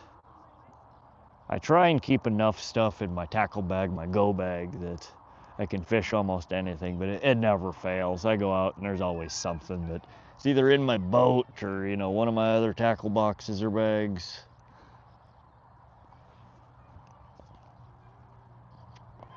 I've been thinking about building a bank fishing, basically a bank fishing buggy, you know, like a pull along cart, a wagon that I can put a small cooler in. I can fit my tackle bag, my poles, my net, all my recording gear, and then I can at some point maybe mount like a Starlink on it.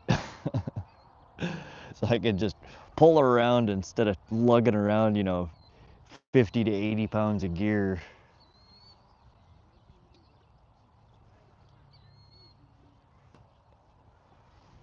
I smoke American Spirit Mellow Menthols.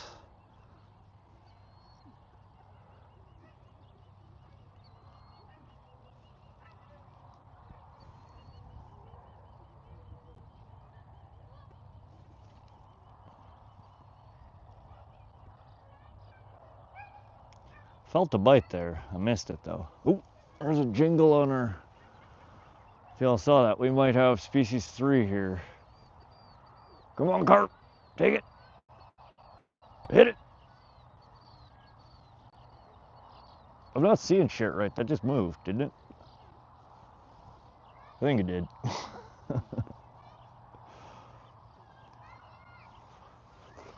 We'll give her a little tappy tap. Sometimes that's enough. Just slightly budging your bait in the water is oftentimes enough to get whatever was playing with it to turn back around and come investigate again.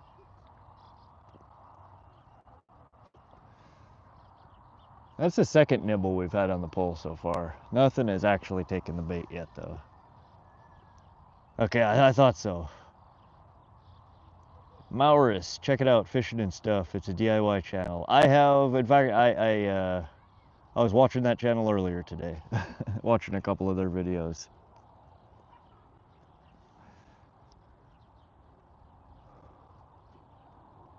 Yeah, when we get a good hit on the carp pole though, it's not going to be just a little tappy tap.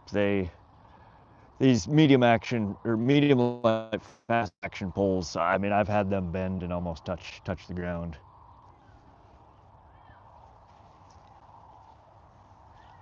And oftentimes with carp, when they take it, when they decide they're gonna eat it, they don't mess around. They grab it and they swim. But good sign though, we've had a couple of nibbles on it, so there's carp in the area and they are roaming around and feeding. Would love to knock that out so we can move on to targeting white sucker.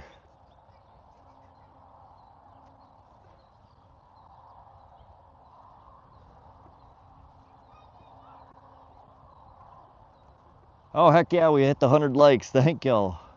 That's awesome. Appreciate y'all coming to hang out and check out the content in the channel and chilling while we catch some fish. Normally I target, you know, 1 or 2 species. I thought we'd switch her up today and do a little bit of a challenge. See if we can get a bunch of different things on the line here.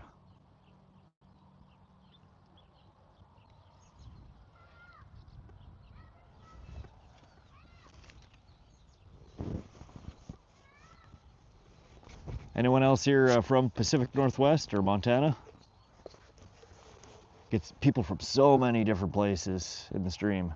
It's pretty cool. Did you catch something? Not currently. We've caught 3 fish so far today. We caught 2 bluegill and 1 pumpkinseed. So we're 2 of 9 species into the challenge. The goal really is to catch 5. There's about 9 species in here, but 2 of the 9 I have never seen anyone catch out of here, and 2 other ones are very, very infrequent catches. Golden shiners and the bullheads.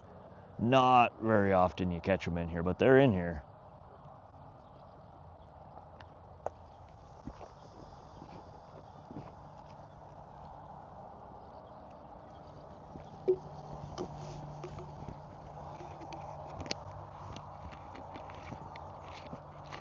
Bradley Livingston says North Dakota. All right, so you're right over next to Montana. I'm in central Montana, so you're a bit east of me.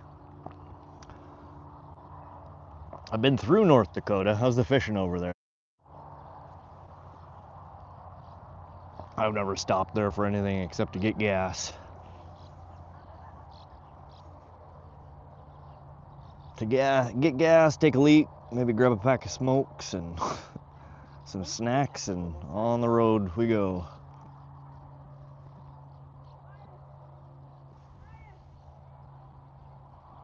Los Angeles, I don't mind if you ain't catching fish or you kissing fish, it's all about fishing. Right on. Yeah, I'm trying to bang through a few of these species because I know that a couple of them are fairly time consuming. And I would love to get to them, but we got to get through the easier ones here first. And in order to get through them, we got to catch them.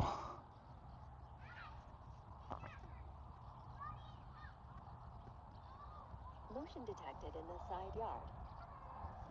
What bait are you using? We have currently, the one with the bell on it is a carp pole. We're baited up. We have 2 hooks on it. One has hot dog buns and the other hook has buttermilk bread. So basically dough balls. And then the one that I'm holding here, we are using a fairly small hook, a bobber and a split shot, and just about a 1/4 of a worm segment, which should be decent bait for both the largemouth bass in here as well as the yellow perch. Something's playing. I can't tell what. I don't think my bobber is on screen right now, but it's doing circles in the water right now. I think it's just a little bitty bluegill or something that's struggling to get a piece off of the worm. Oh, there we go. Get him.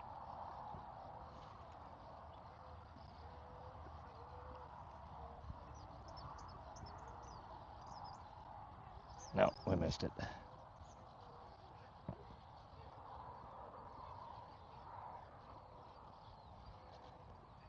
Bradley says, want big water, go to Garrison Dam area, especially during salmon fishing or deep water walleye. Heck yeah, salmon and walleye are both really fun species to target. I've been getting more into walleye fishing this season.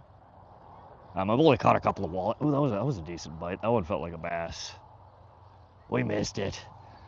Walleye I love. Salmon, I've caught quite a few kokanee salmon here in Montana, but I've never actually targeted them. They were always caught as a bycatch when I was trolling for trout. But I do want to actually start targeting salmon because they're way more fun to catch than the trout usually. I don't have a downrigger or anything on my boat, but I've been experimenting with clip-on, drop weights, inline weights, dipsy divers, and things like that to try and get down deeper to where the salmon tend to be.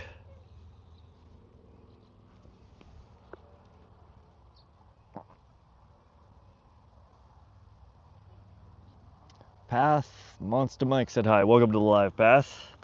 How you doing today?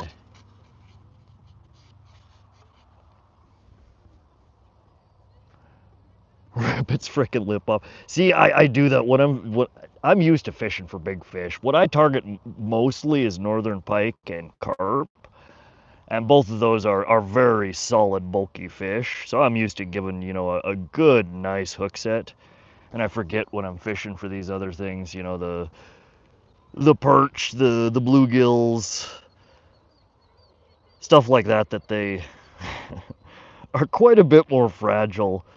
The other day I was bobber fishing and I went to set the hook and I literally launched the bluegill freaking like 20 feet behind me. Just yoinked her right out of the water.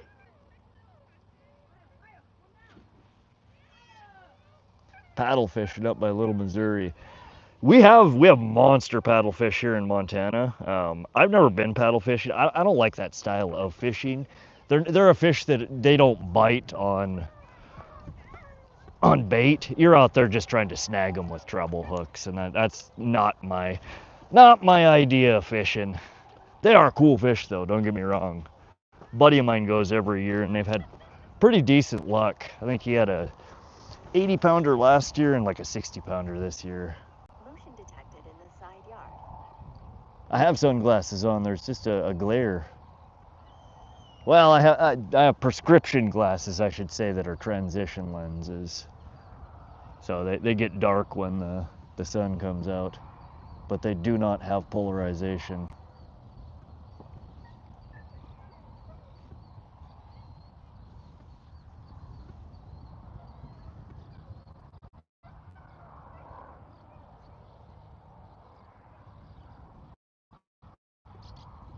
All right. Gonna give you one warning there, bud. Raw dog. No wiener fishing. All right. You got a 5-minute timeout. You can come back in 5 minutes. James Dillon, no, I have not been smoking dope today. And I will also give you the same.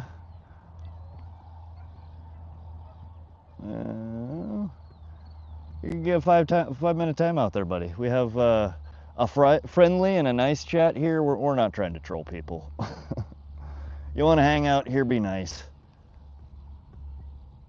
Bradley said if you come through, stop and fish anywhere by the bridges or boat ramps in Bismarck. Bridges or boat ramps in Bismarck. The BBB, I will remember that. Bismarck, bridges, and boat ramps.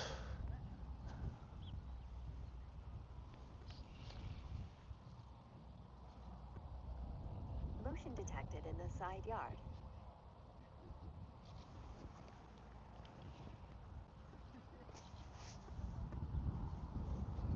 Oh, let's get species number 3 here. Come on.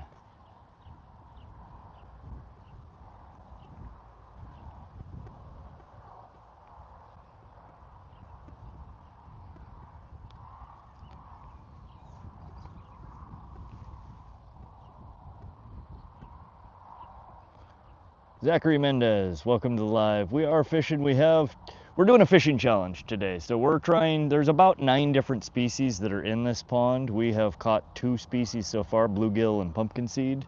Right now we have a carp pole in the water, and I have a bobber with a segmented worm on it that I'm about 16 inches or so from the surface. We're trying to catch a yellow perch right now before we move on to largemouth bass. So we're just dinking around, seeing how many different species we can catch in one setting.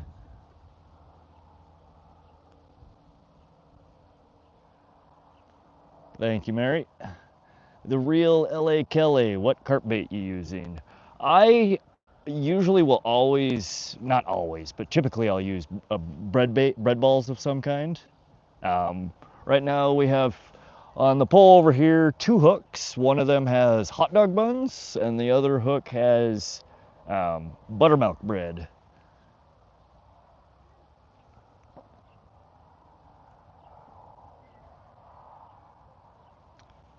Which in this particular water body, I have found bread works best. It differs by water body. Some water bodies, I found the carp won't touch bread. They really don't like it. They prefer worms. Other water bodies, they really don't like the worms. They don't like the bread. They prefer corn. And I know a lot of people fish. There's a whole variety of different things that you can use for carp. A lot of people have good luck with pack baits and different things like that. I've caught them off of hot dogs. I've caught them off of cheese sticks.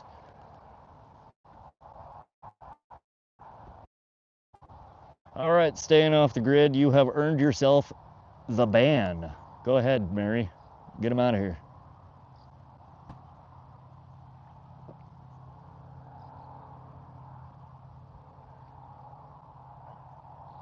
I don't often do that. I like to try and allow people to be in here, and normally if people are being buttheads, I give them, you know, a mute or a timeout. But if you're gonna repeatedly be a jerk, just get them out of here. They can get a permanent ban. We don't need that vibe in here.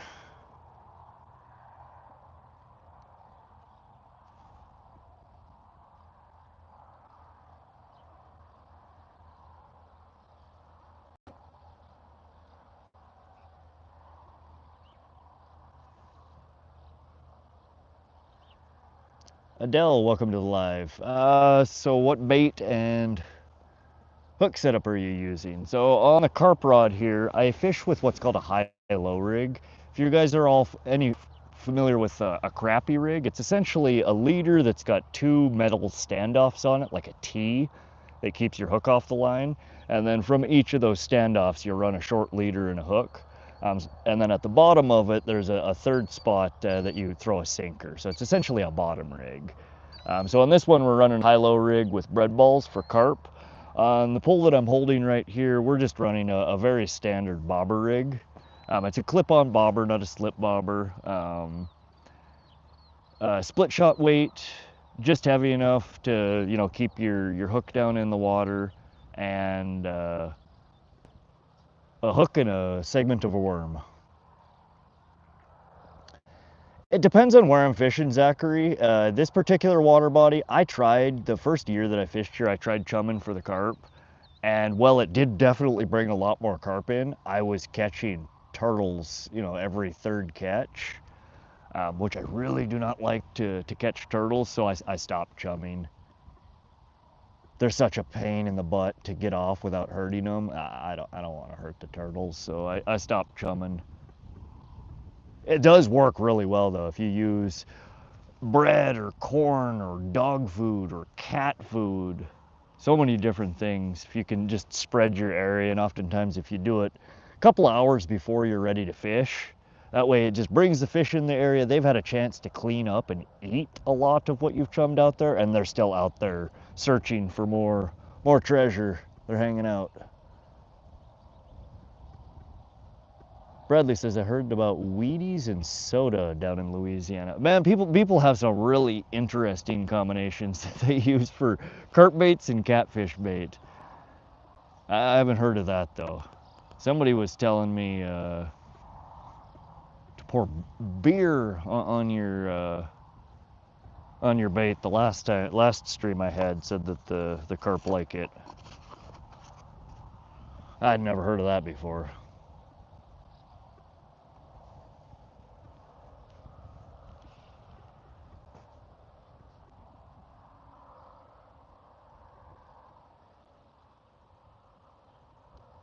All right, we're gonna give the bobber rig here. What time are we?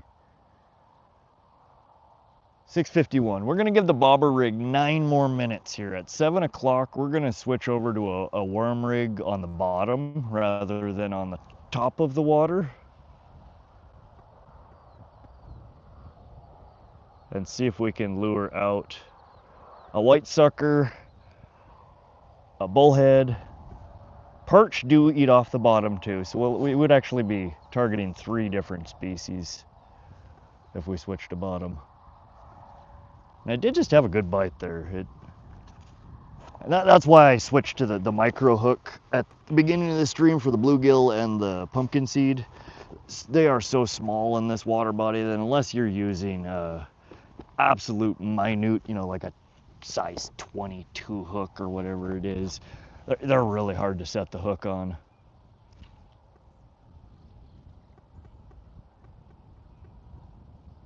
And that's what I'm running into right now. All these missed hook sets are almost certainly all those little bluegill and pumpkinseed that we have already knocked out of the challenge here.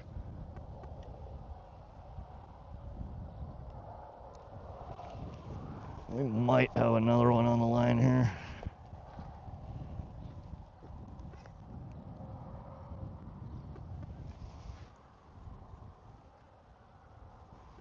Oh, I hate these weeds. I don't know what they are, but they are the most annoying. There's some kind of reed that gets these seed stalks on the top.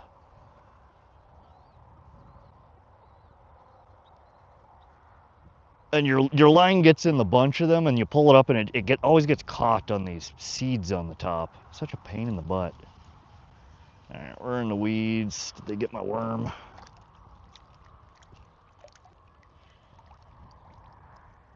Yeah, looks like they got the worm. All right, we're gonna rebait here. You don't know what these reeds are? I hate these things. You see them? They're like hard, like reedy type weeds, but they get these seed stalks on the top and your line gets all tangled up on it. I got a damn ant that's been crawling around in my pant leg for the better part of the last 10 minutes. I keep squishing at it and I thought I got it, but apparently not.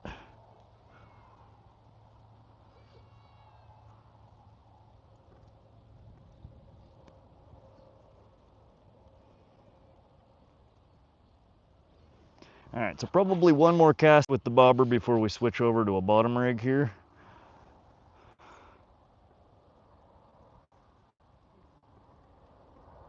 Unless y'all want me to, I was gonna wait to target bass until we get some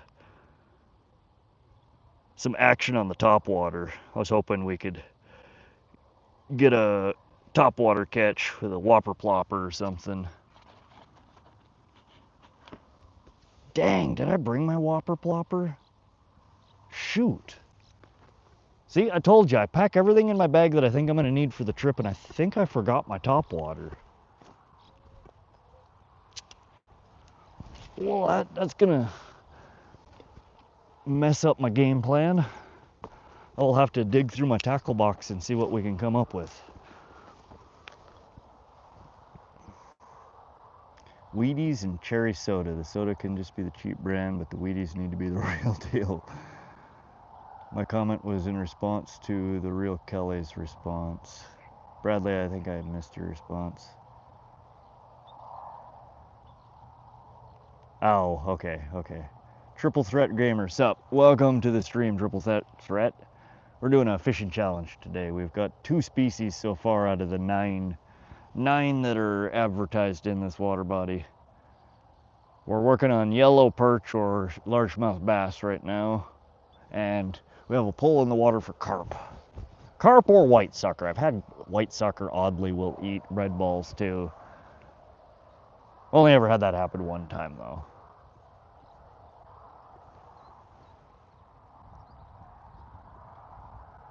The real LA Kelly watch channel earlier, Tennessee fisherman, nothing biting there either today. Now we've caught 3 fish here today, and I could catch. In fact, that should be a challenge one day. How many bluegill can I catch in a stream? But yeah, you can catch bluegill and pumpkinseed here, one after another after another. They are not shy and they will bite on almost anything. If you can get the hook in their mouth, you can catch them. My son, when I bring him here, we set him up with a micro hook and just a itty bitty little chunk of rubber or plastic on the pole so I don't have to rebait it constantly. Bluegill don't mind. They don't care if you're feeding them actual food or plastic or trash. They're just hungry. You'll definitely catch a largemouth in that type of water, right? Yeah, there's a lot of largemouth bass in here. There aren't a lot of big largemouth bass in here, but this pond is full of them. And I can normally, the rig that I'm using right now, I oftentimes will catch them if I do a slow reel. The only problem is where I'm fishing from right now, it's like open water and then weeds that are almost to the surface. And then, as I'm saying that was a bass that just bit right there. I can tell by the bite on it.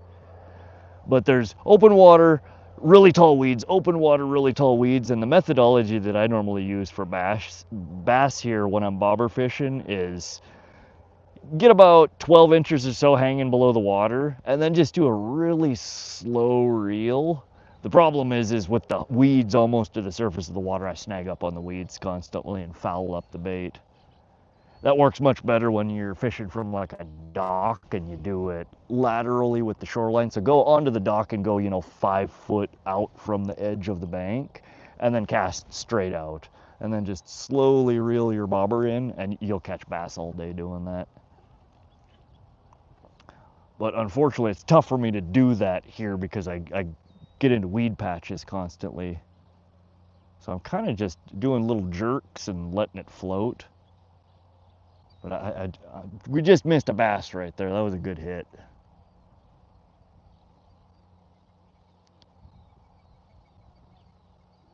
Fish is so dang, I run out of bait, start using cigarette butts from the ground. Bluegill, they're little pests. They get your worm oftentimes or whatever you're using for bait. You gotta constantly rebait your hook when you're fishing for bluegills. Pumpkinseed too. All those little sunfish. That's why I set my son up with itty bitty little pieces of junk. They stay on the hook way better. Like if you get a little piece of green or orange plastic, a green or orange chunk of rubber from one of your worms or creature baits.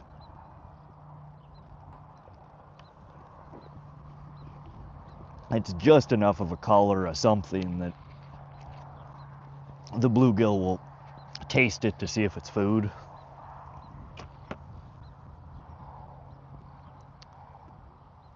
Triple Threat asks, I haven't caught a smallmouth. Have you? Yeah, I haven't caught a whole bunch of them. I do catch them every once in a while when I'm in the fishing from the Missouri River here. Not here in Great Falls. I've caught them Fort Benton area and Loma area. Also, I guess, what is that place called? Carter Ferry. So basically, if you go north from Great Falls in central Montana along the Missouri, once you get past the Maroney Dam, you start catching smallies.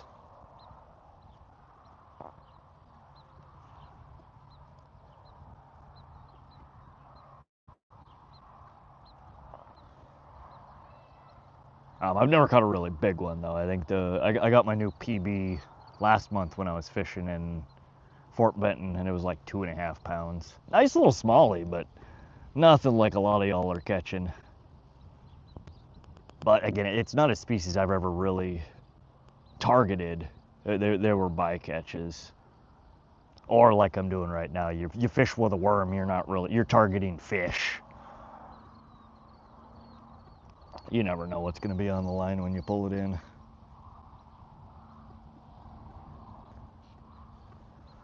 What are we at? We're at 7 o'clock. All right, so that was I'm going to work this slowly into the shore here, and then we're going to switch over to So I'm kind of bottom rig. I'm gonna think for a moment here. I don't think I want to use my high-low rig. They're a bit heavy for the bullheads and even for the suckers. It's suckers, perch, and bullheads all have pretty timid bites. And the high-low rig, with it being, you know, a 32 or 36 inch steel leader, it's got some substantial weight to it. And it's hard to feel the bite sometimes and also set the hook. You're pulling around, you know, a whole bunch of weight from your rigging rather than just getting the hook straight in their mouth. So I may throw on a sliding sinker rig or just do a ghetto bottom rig with a weight clipped into my swivel.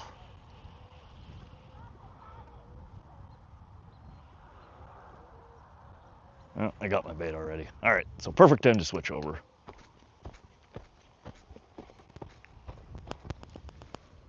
All right, so we're getting rid of our bobber here. You've done well for us. You've caught us 2 of our species so far. And well, I could throw a bigger hook on there. I'm gonna leave this medium-sized hook on there for right now. We're gonna bait her back up.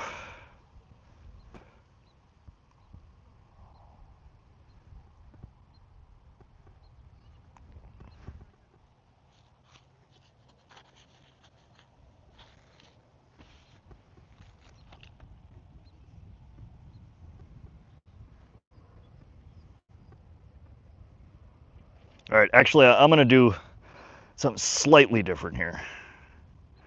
Let's see.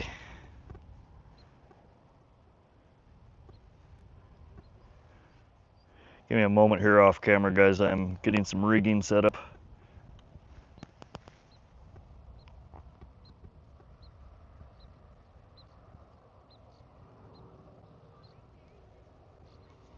This is actually a pretty good way to set up for perch. Perch kind of go all over in the water column, but lately I have been catching them surprisingly not off the bottom, but slightly off the bottom.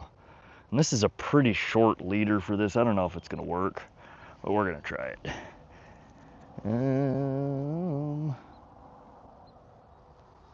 Just trying to find a stick here.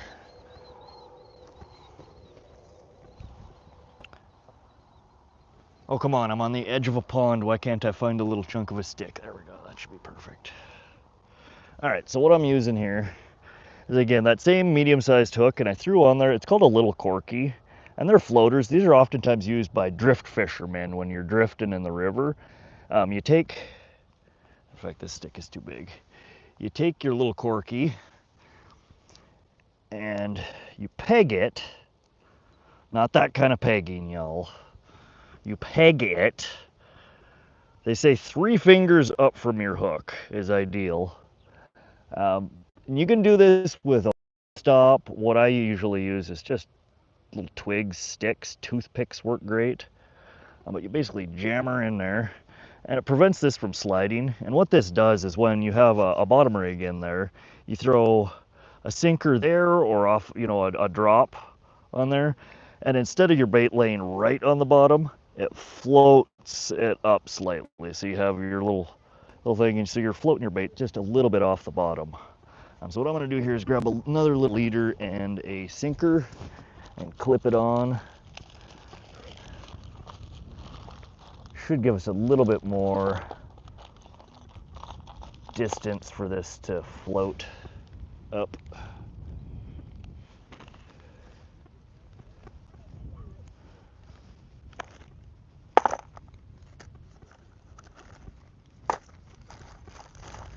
No, the wind's starting to pick up. There we go, there's a sinker. All right, so what I'm doing here, normally people would set up like a 3-way swivel or something to do this. We're being quick and dirty. So what I have here is, in fact, that's pretty long probably way too long. That's what we're gonna do. I'm gonna take my split shot off here. And the same clip that on the bottom of my main line, I'm gonna clip on my sinker. So normally what I would do is my worm leader would be longer than my sinker, but it works both ways. So the sinker is gonna go down, and this should then float this rigging, you know, a foot or so, 6 inches to a foot off the bottom. We'll try that.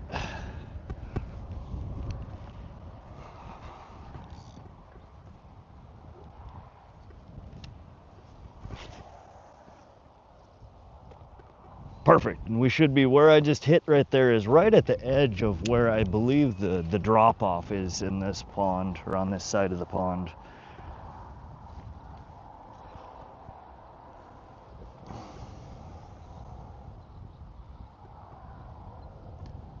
Oh, I missed some comments here. Let me scroll back a minute. 2.5 pounds, that's big for a smallmouth. How long have you been fishing today? We have been streaming 132 minutes, so a little over 2 hours. And we've caught 2 species so far. For smallmouth, early spring on sandy bottom flats, use rubber worm and drag along the bottom a few feet at a time. Okay, I'll have to try that. Yeah, it's species I haven't really targeted all that much. A slip sinker and leave line slack. The smallmouth will move it away from nest they built. Hook them up. Oh, really? They're just cleaning up, trying to get stuff out of their area. Caught many 6+ pound smallies using that bottom method. I appreciate the tip. I will try that the next time I'm out. Silly Salmon, welcome to live. How you doing? I was in your stream a couple of times earlier today. We're doing a bit of a fishing challenge here. We've got two species so far. There's about 9 that are supposed to be in here. We're working on species 3 carp, and right now I'm trying to get either a yellow bullhead, a white sucker, or a yellow perch.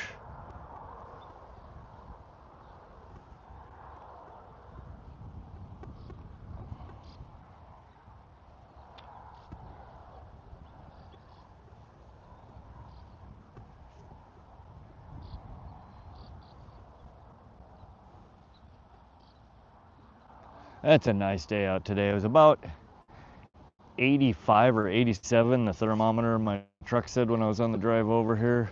Sun's going down a little bit. It's gotten a little bit windier. It feels like it's probably high 70s right now, so really, really nice. It only works in early spring when smallies are spawning and nesting. That makes sense, yeah, if you're dropping it in and they're just trying to get foreign materials out of their nest. See, it says the only thing I catch when I fish are a tan or a buzz or both. Hey man, I mean, that works.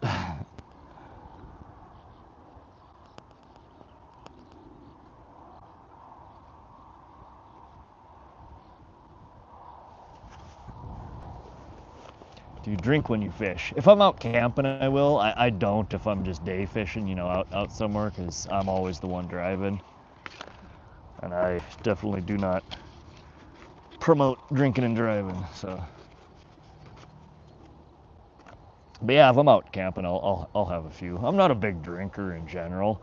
Usually I only drink socially, you know, concerts, parties, or if I go out to the bar,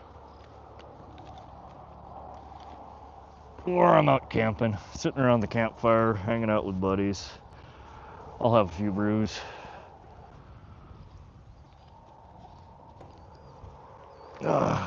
I went through my drinking phase when I was younger.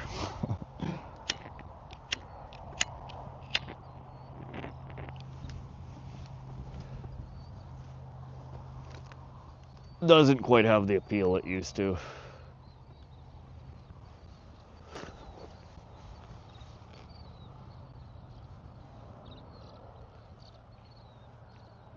Only way I can manage fishing is drinking.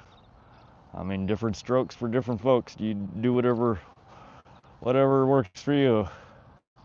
I'm not here to judge.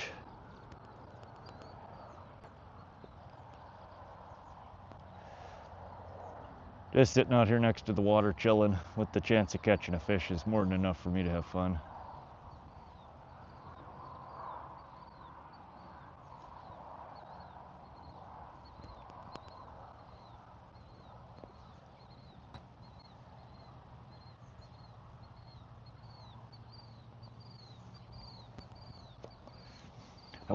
I wish I had some mini circle hooks. That's one thing I need to buy. All my circle hooks are quite large. I generally don't have smaller tackle. But welcome to those joining the live. Thank y'all for stopping by and hanging out. We're here in central Montana doing a fishing challenge. We started out real strong. We got 2 species in the first 15 minutes, and now we've been almost 2 hours with nothing but failed hook sets and nibbles.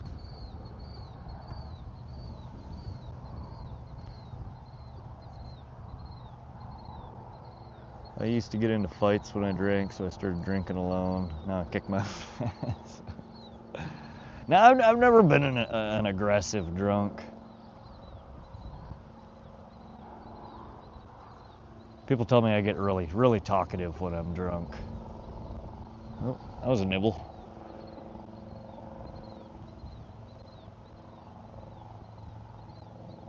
I don't know.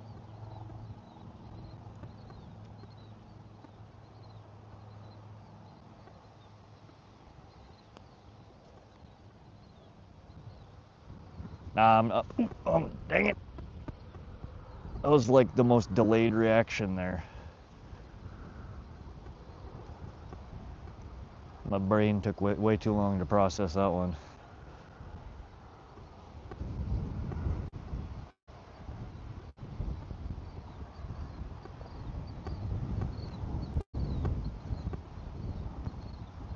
Now, in social settings, I'm usually quite reserved and quiet. I tend to watch more than I talk, unless I'm drinking. And apparently I turn into the life of the party. I don't know.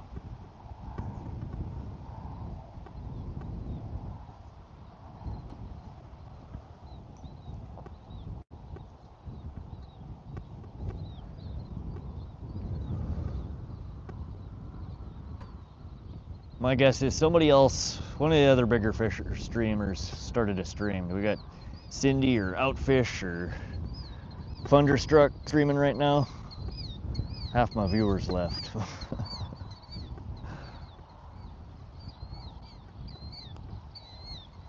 There's Fishy Fingers. Hey, what's up, man?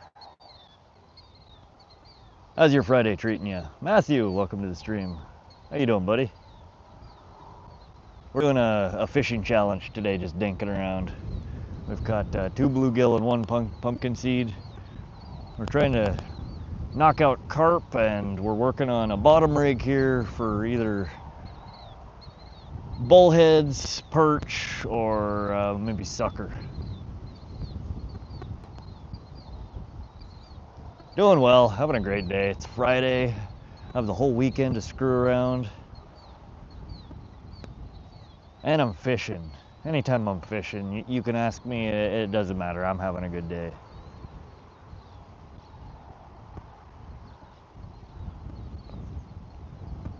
There aren't very many fishing trips I could say that I didn't have fun. Usually the only time that I'm on a fishing trip and it ain't fun is if something broke. Like a few times I've put my boat in the water and my motor crapped out. You know, I had a fuel pump die the one time. I had one of the main fuses in the motor crap out another time. Not like your motor dying in the middle of the damn lake. Not fun. Or the boat trailer. I broke my boat trailer on 2 fishing trips, and that turned what was a wonderful fishing trip into just an absolute nightmare. Oh, come on. What is this? Something keeps trying to take my bait.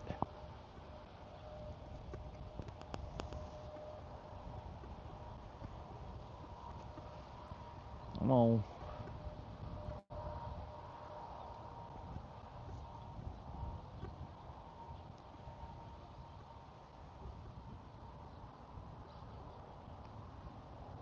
Our goal here is to get at least 5 of the 9 species. We had a good start. We got 2 so far. We still got a chance. I have, roughly 3 hours to get 3 more species. We have had a couple of nibbles on the carp pole. It'd be nice to knock this one out so we could use that pole for something else.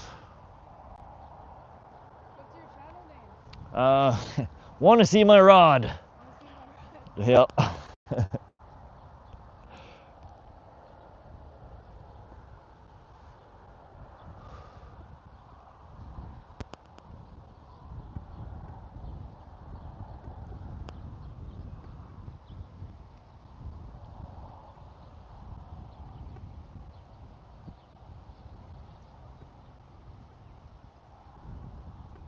think I might have pulled my bait into the weeds here. I'm feeling some definite tension there. I'm gonna pull it in, make sure we still got a worm on there, and reset it. I gotta remind myself that I'm only fishing with 1 hook. Normally I always have 2 hooks on my rig,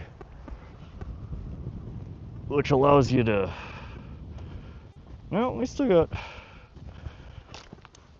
got some.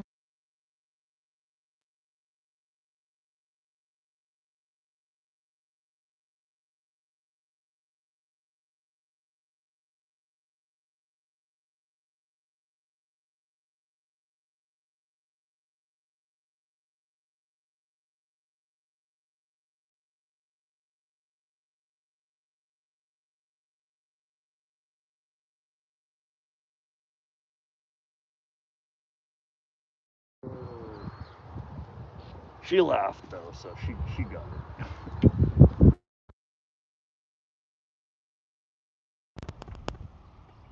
I think the most awkward time I was in Fort Benton fishing, and there were these 2 younger girls and their mom fishing, and they got snagged up, and I helped them unsnag, and then the girl broke her jig off, figured out how to tie it back on. So I helped them with a bunch of crap, and then I caught a really big catfish, and one of the younger girls came over and was helping me try and net it.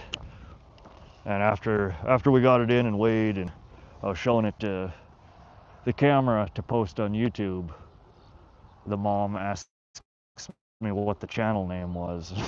Good God, I about died of embarrassment answering that question in front of her and her 2 daughters. That's all good though. Matthew, you killed the chat, man. What's the deal? Matthew and Fishy, I don't know which one of you 2 is the culprit. We're gonna say Matthew since he was the last one to say anything. Did my live die? Am I in a loop? Somebody put something in the chat.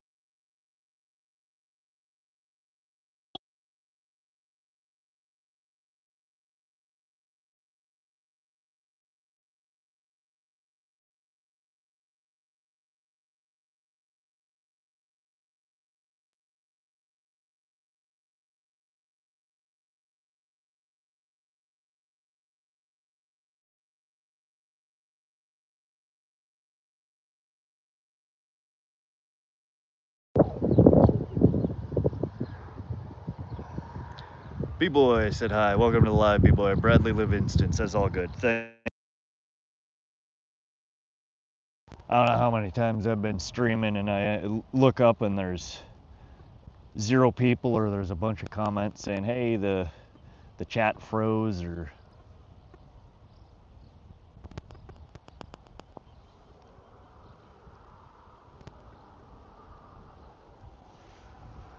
so just wanted to make sure that was not the case.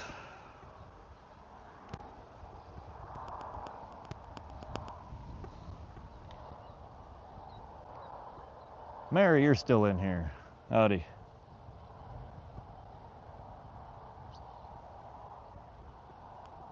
Oh, my bait just lifted off the bottom. I think something grabbed my worm. Let's get another catch here. We're running out of time to get to our 5 species.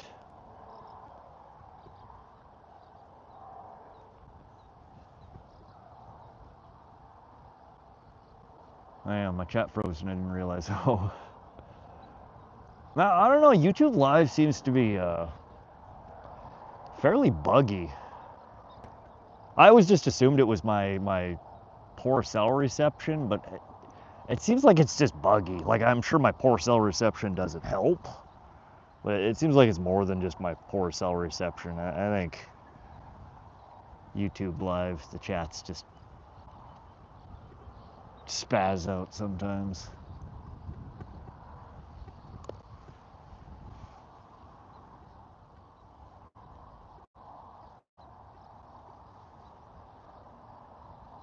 It's everyone and everywhere, streamers and viewers alike. All right. Yeah, I guess I don't feel so bad now. I mean, I still feel bad. I hate when I get a good group of people in here and then my stream spazzes.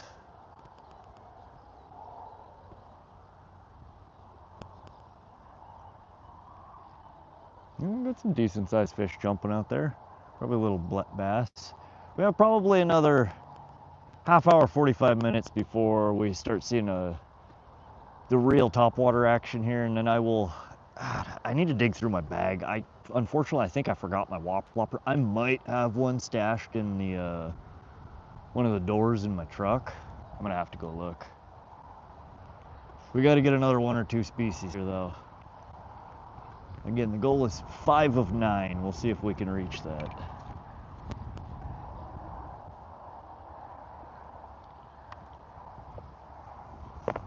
But I wanted to do it to showcase some of the different species that come out of here, but also to give some people some examples of different ways that you can fish, and how if you do change your rigging setup that you can target, you know, different species, different areas in the water column. And sometimes, you know, top water is way more effective than fishing the bottom. Sometimes the bottom is way better than fishing the top. Sometimes neither of those work and you got to suspend it, you know, somewhere else in the water column like we're doing right now.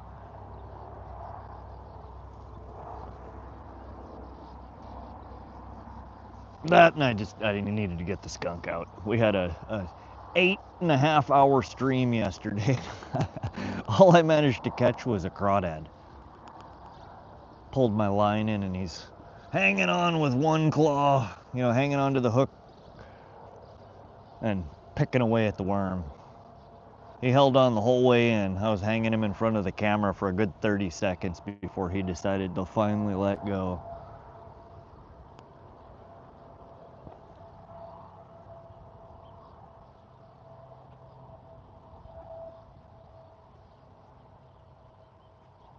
But as much as I love streaming and hanging out with y'all, I feel bad when especially an 8-hour stream and I caught absolutely nothing.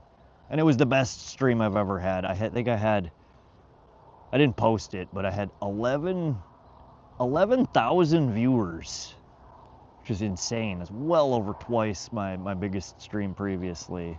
I think I ended up with like 67 subscribers. It was 152 or 154 likes. Just an amazing stream. Had half of y'all hanging out while I went from one fishing spot to another, fighting in the back seat. It was a good stream. Y'all are a good bunch. A little weird sometimes, but still a good bunch.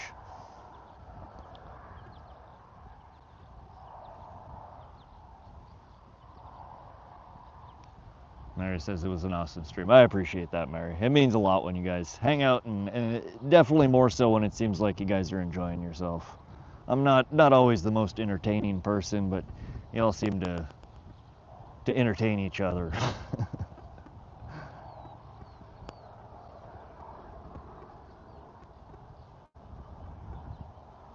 And I think I've pulled us back into the weed patch here, so we're gonna pull her in and reset again. Not getting it out quite as far as I want to. I'm gonna come to the edge of the stream here, or the bank, and try and really launch her. Trying to get it right at the edge or down into the deeper part of the pond here, which is where I think our sucker are gonna be hanging out, and the bullheads. So if we can get her right off this point. Right there. A little bit further over to the right would have been better. But that should be a good spot.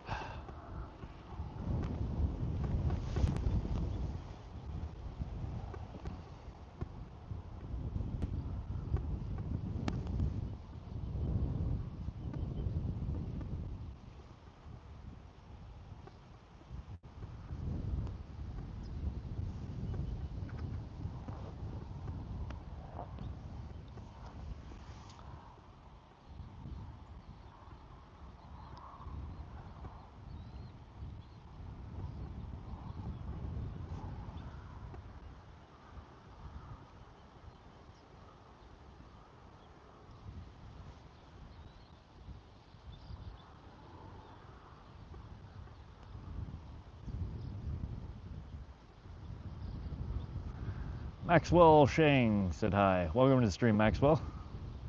How's your Friday evening treating you?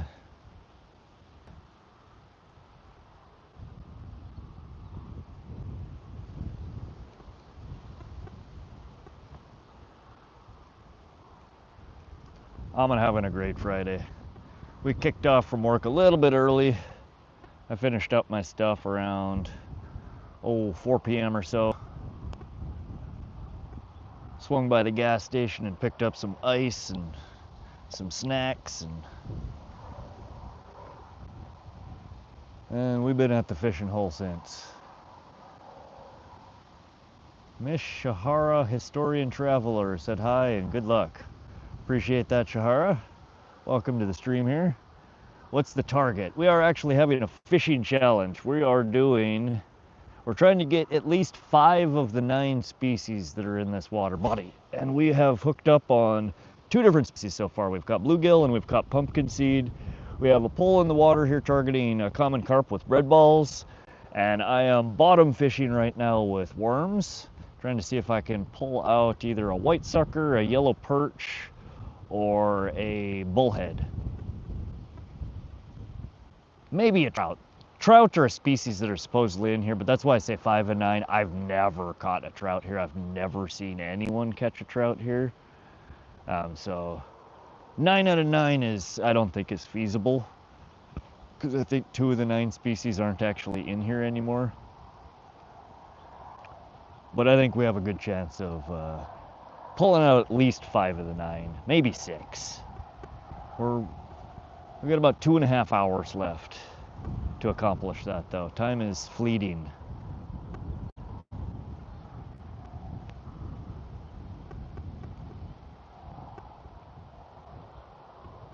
Maxwell says, it's great, brother. I'm from South Africa. Have a great day and God bless. Welcome from South Africa. You are on the other side of the planet.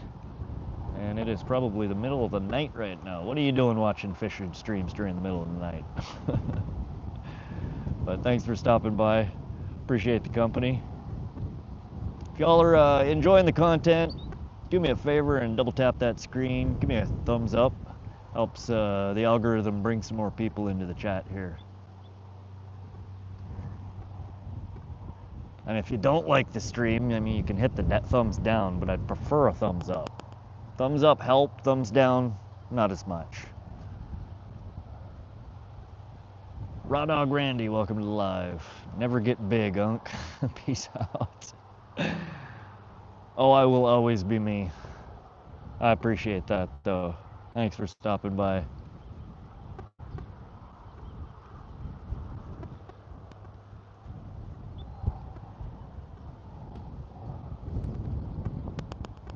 Shahara says, good luck for you, bro, from Dubai, and I am done with catfish from creek and red snapper just before 1 hour. Good day fishing, bro. Oh, wow, I caught catfish and red snapper. That sounds like a wonderful day fishing. Congratulations. Early in the morning, 3:30. Yeah, that is definitely the wee hours of the morning. That's usually about the time of morning that I wake up when I'm heading out fishing. Like, if I'm taking the boat out, I like to get a real early start. I like to get out on the water right at the crack of dawn. Those first few hours of fishing usually are some of the most productive of the day.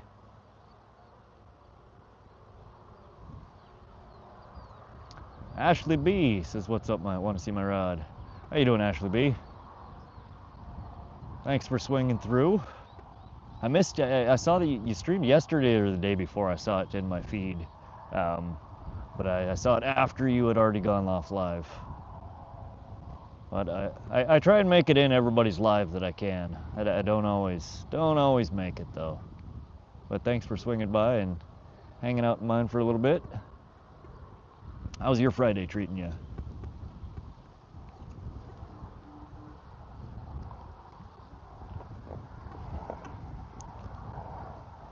And Ash, I still gotta say, if y'all haven't been in Ashley's live, the first time I hit up her live, she really caught me off guard. She has the most, how do I say this? I don't know, just outrageous introductions and hellos to people. She really caught me off guard when I hopped in there, and I felt like I was a celebrity for a moment. But she's got some really good lives. She fishes some really pretty water bodies.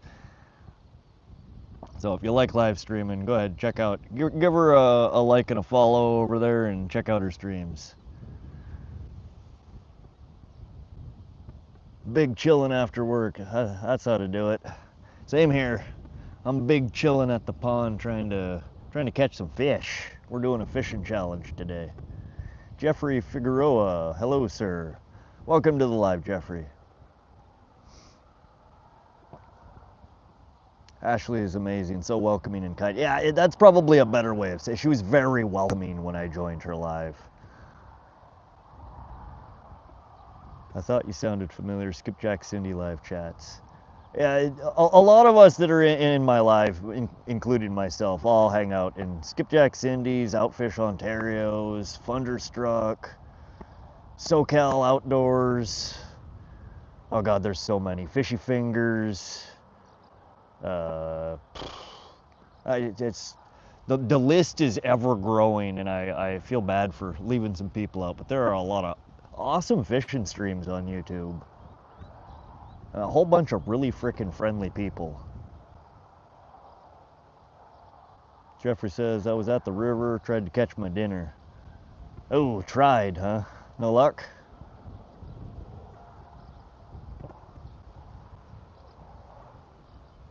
Well, good thing I'm not fishing for dinner, because I mean, the bluegill and pumpkinseed, well, that did quickly knock out 2 of our 9 species. Those, you'd have to catch about 100 of them to feed a person.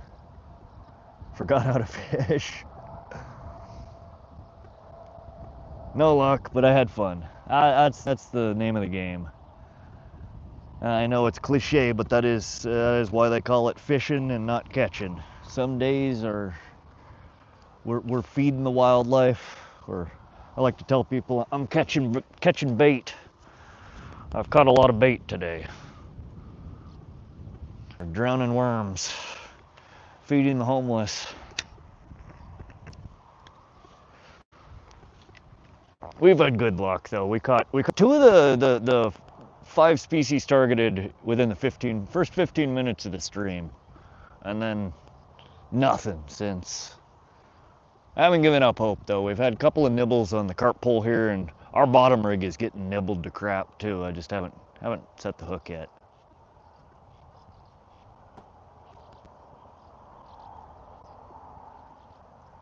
Appreciate the hearts there. Whoever is banging on them. Thank you, thank you. Fishing is good with company, and you have good people here in stream, not only for dinner. Yeah, company always helps.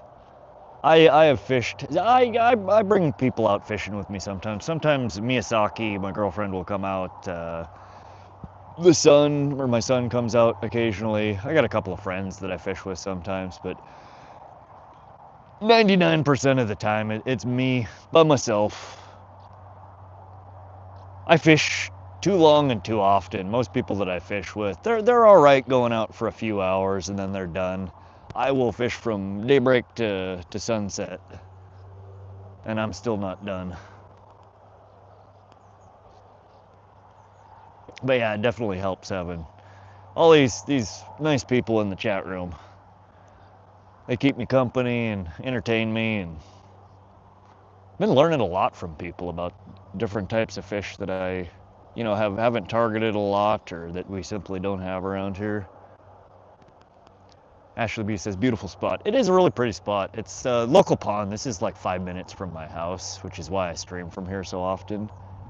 And it's one of the few spots that I've found that I get, at least 2 bars of service. The pains of living in rural America and in the mountains. We get such spotty internet coverage. Seems like every good fishing spot I know of has 0 coverage. Jeffrey asked, do you have a minnow trap in the water right now? No, unfortunately, live bait isn't permitted in central Montana, though I could use, dead minnows or cut bait. We don't have a whole lot in here other than the bass. The perch might eat minnows, but nothing really in this water body is going to feed off of that. The real LA Kelly says, I'm well trained in the one more cast method. Yeah. I don't know how many times I've taken the boat out. I've been on the water, 12 hours. I bring the boat in because it's dark and I don't have, the required nav lights and stuff on it to stay out. I pull my boat up, out of the water, get it all strapped down and ready for the road, and then I go back with, my DeWalt work light and fish the dock for another couple hours. I'm never done fishing.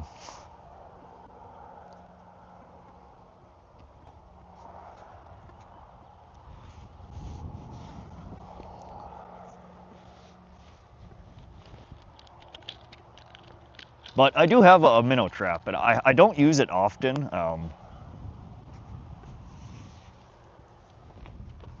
Oh, what do I keep doing with my lighter? It depends on where I'm fishing. If I'm fishing somewhere that I think dead minnows, or if I'm fishing somewhere that live bait is permitted, I'll definitely bust it out. But not here. I mean, I guess I could just to see what kind of cool stuff I pull out. I might actually catch, in fact, it would probably be cheating, but I should have brought the minnow trap for this challenge, because there's a couple of the species in here that I don't know that I'm ever going to catch on a pole. Like there's a fish in here called a golden shiner, which they're itty bitty, and they don't come to the edge, I don't think, like the bluegill and the pumpkinseed do. They're further out. I don't know, fish trap might be my only chance to catch one of those.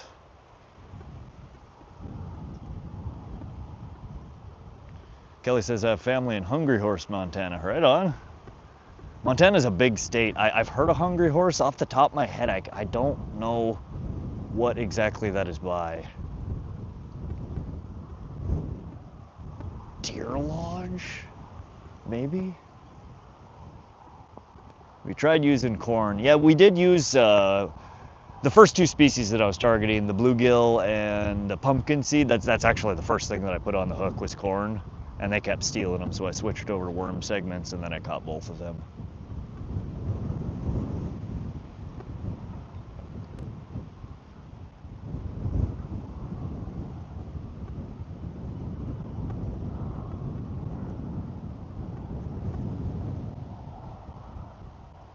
Top left, 20 miles from Montana. Okay, so western Montana and on the Canadian border. Yeah, I'm in central Montana, and I'm about 120 or 130 miles from Lethbridge, Canada. So I'm fairly close to the Canadian border.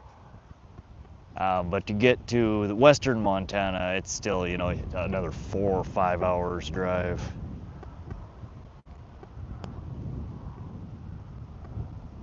And I'm thinking about actually going camping and fishing either later this month or early next month in western Montana. I want to try to go to either Seeley Lake, Flathead Lake, or back over to Salmon Lake.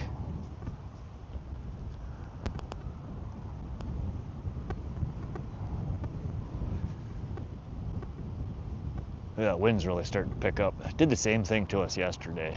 Really nice, calm day all day long, and then out of nowhere we had frickin' hurricane strength winds.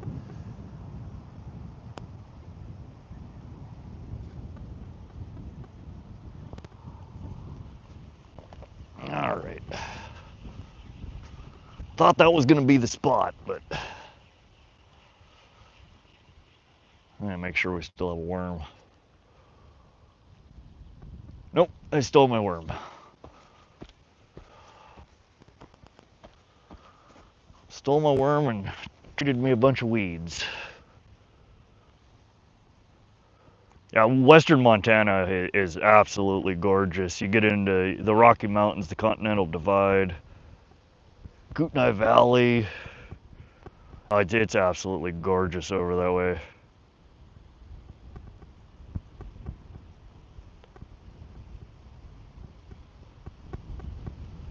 Some of the prettiest areas of Montana, I think, are in western Montana. We get a little bit over here in central Montana. We're right on the, like right now, I'm about 40 miles, probably about 40 miles from the Rocky Mountain front, which is, it's breathtaking over there. It is just absolutely gorgeous.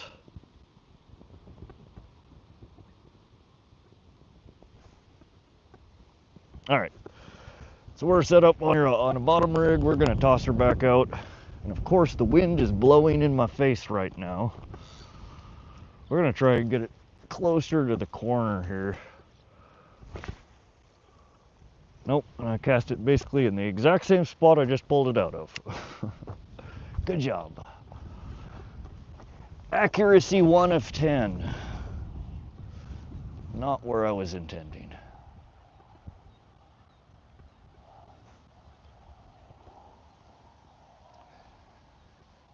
Glacier National Park area, real estate is way overpriced. Oh yeah. Up there, Glacier, Yellowstone area. I mean, if you'd ever been there and visited, like, it's gorgeous. And people, most of those areas, those resorty areas are owned by quite wealthy out-of-staters. Not all of it, but a lot of that is heading that direction. Get a lot of celebrities living here in Montana. They buy small ranches and move out here. Or come out here to visit, I should say. Who was it I was reading the other day? Apparently Snoop Dogg owns a ranch somewhere here in Montana. Like, what? Snoop's in Montana?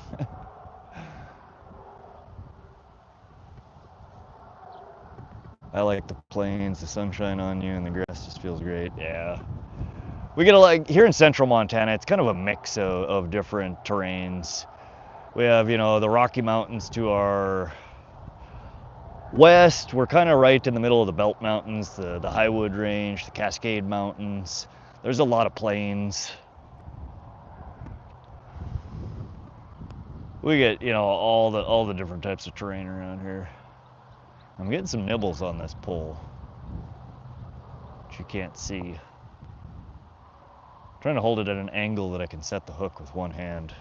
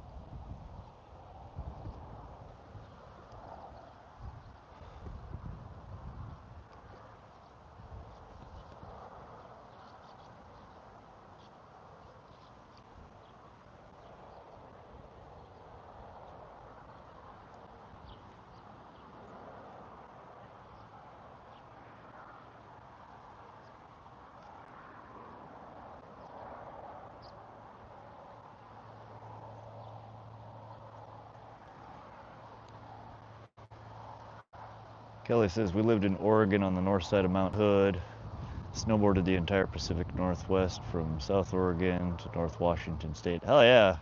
Man, when I was a teen, I loved snowboarding. I was really into snowboarding for about 5 years. Yeah, about 5 years. Had a blast doing it.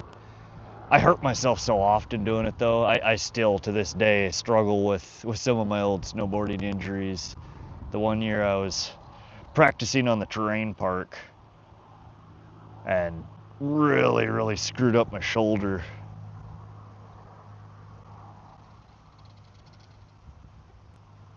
And yeah, that was kind of the end of my snowboarding career. But Oregon's beautiful. I went up, we did a road trip when I was younger, and we went up to Seattle and came back down Pacific Coast Highway and ended up going through, God, where was it? I'm getting a really good nibble right here. Grants Pass, Oregon, I think it was called. And I just remember I was about 14 or 15 years old, I think. And it to this day is stuck. That area is probably one of the prettiest places I have ever been. I absolutely loved it. It was like a rainforest there.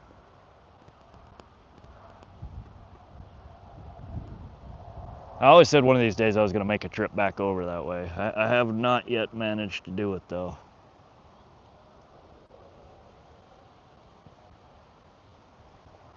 First board was handmade by Chuck Barfoot. It's in a private collection now. Right on. I had a blast snowboarding. I had like 3 friends that were really hardcore into snowboarding, and we would, God, man, when snowboarding season hit, we lived on the mountain. Every day we could make it up there, we were up there boarding.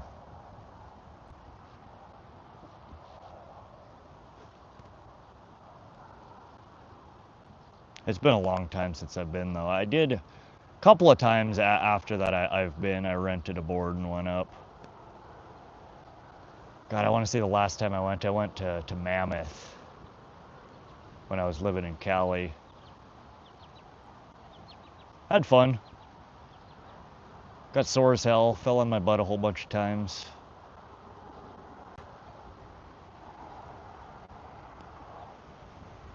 Took me about half the day to get my feet back under me and remember what the hell I was doing. It had been, about 15 years since I'd been snowboarding. But I picked her back up. I was doing some small tricks and not falling so much by the end of the day. I don't do that stuff anymore. I got plenty of aches and pains to go around. I don't need any more. I wake up every day and something new hurts.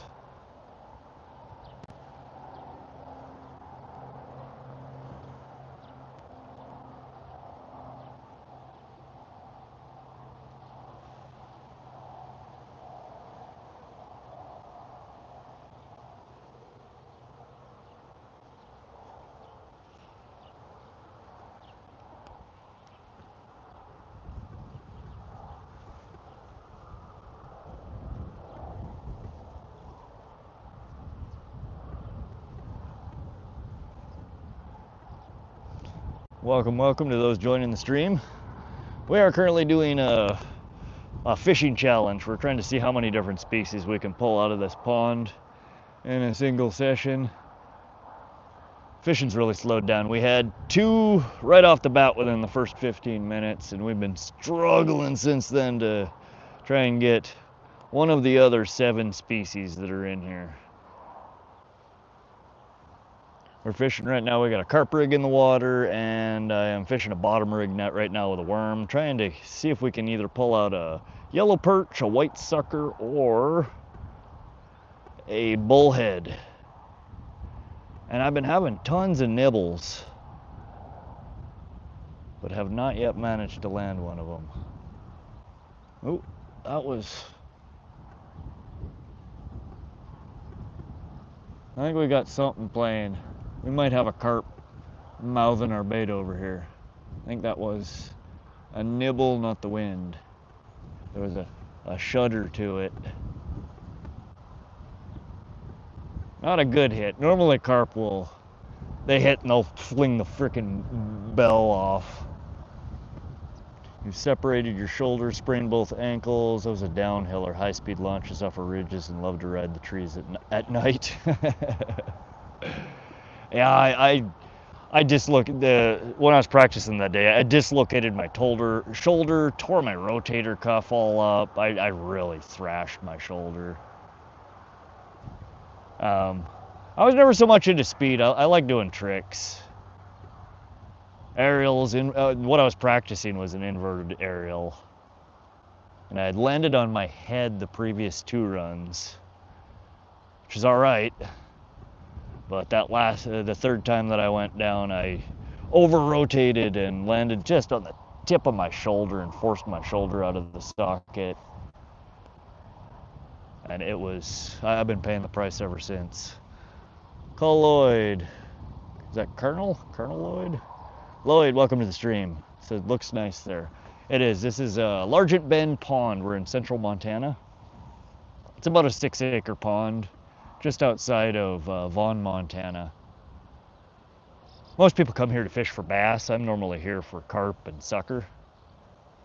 Today we're doing a fishing challenge, though. We're trying to see how many different species we can pull out. So far we have 2 bluegill and 1 pumpkinseed. We're working on carp. And we got a worm rig on the bottom right now that might pull, various different species out. Oh, I just got a thumbs down. Somebody doesn't like my stream. Oh no. Haters.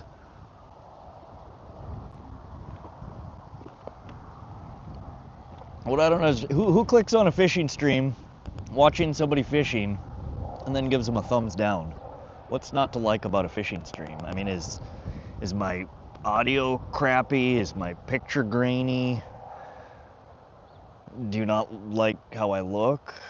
Is it my voice? Well, what is it? Who gives a thumbs down? Oh, somebody gave me a thumbs up. We're back up to 125. Thank you. Some days they don't bite no matter how you hold your mouth. Well, that ain't the problem. I mean, they're biting. We've had nibbles on both these poles. Something keeps stealing my worm off here. These smaller fish, I've always struggled with setting the hook on smaller fish. I'm used to fishing for pike and carp and walleye and, things that, they're bigger fish, and when you set the hook, you set the hook. These little fish, like literally, I'm ripping lips off these poor little guys. I pull my pole and I got little segments, bluegill and bass lips. Schizo says, looks AI. Why do people keep saying that? It's not blue screen, it's not AI. I'd go jump in the water, but I don't feel like swimming. But I can assure you, this is real. Well, as real is. I don't know if we're in the Matrix or not, but this is reality as we know it. I'm just joking, just chatting. Where are you? We're located in central Montana, Schizo. This is Largent Bend Pond number 2. Splash the water. I guess I could do that. That's good. We will show these guys. Can a green screen do this? Can we?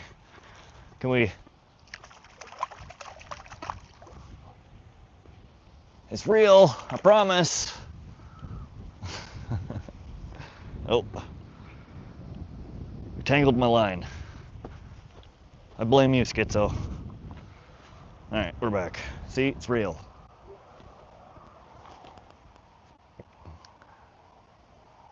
Javeed Hamid says, welcome to visit Pakistan. Welcome to buy products from Pakistan markets. Pakistan would be interesting. I've never thought to myself, I'd really like to go to Pakistan. I don't know what the heck is in Pakistan.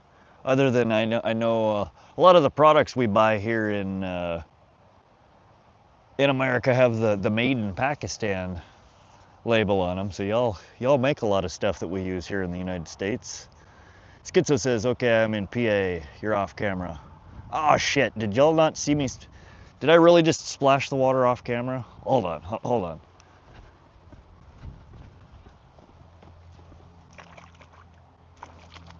See? I think that was on camera now.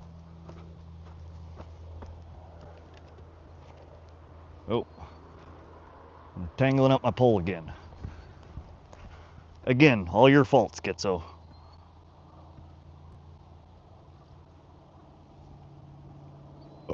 Excuse me. Oh god, I didn't even have that one wrapped around. That was a good one. Come on. There we go. Back in business.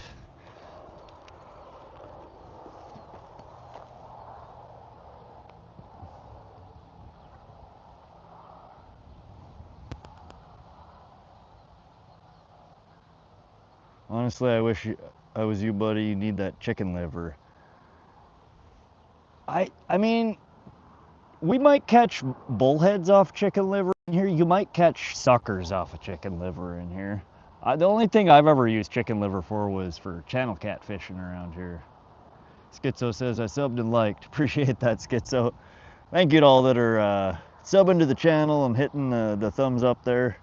We're a brand new channel. I've been streaming for about a month, having a blast. I go live quite often.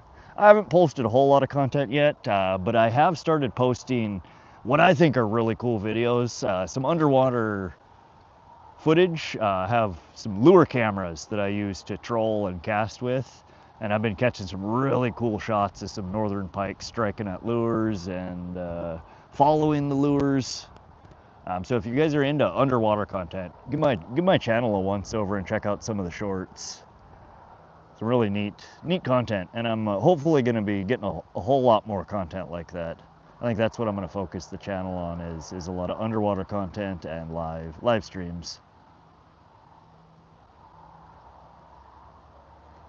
Kelly says, don't feed the trolls. Yeah, sometimes you can't help it.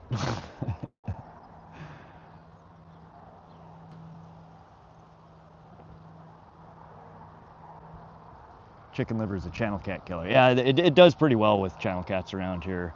I typically, though, will use, I use a lot of cut bait. I use white sucker, or I like, recently I started using lake chub and creek chub. And man, the channel cats around here absolutely love it.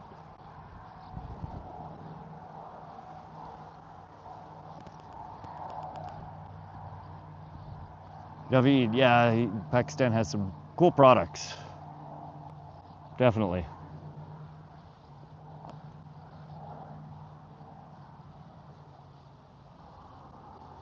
I really wanted, there's a pond a quarter of a mile from here. I gotta wade across the river to get to it. But there's tiger muskies in it. I really want to do a live stream from back there, but I've circled that entire pond the other day, and the most signal I can get back there is 1 bar, which is just not enough to live stream. Made me really sad.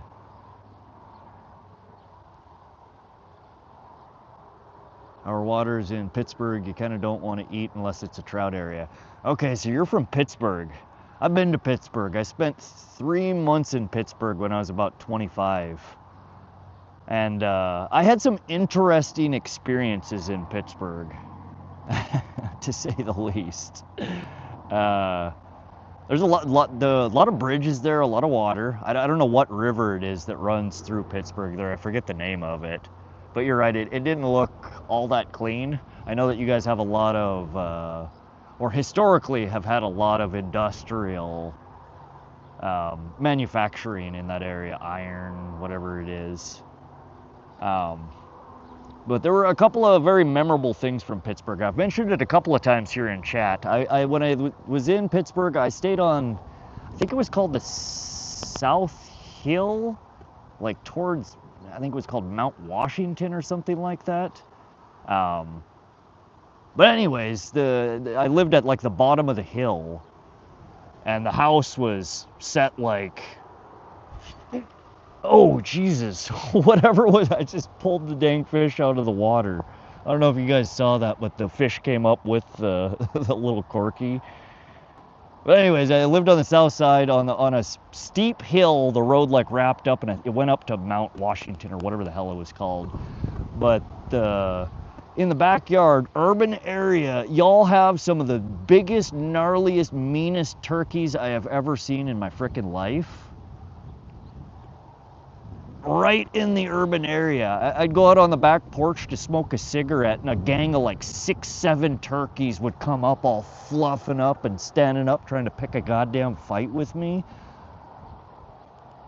Like, people laugh at me when I say, like, it literally scared me. Man, you would not believe how big and mean those frickin' birds are.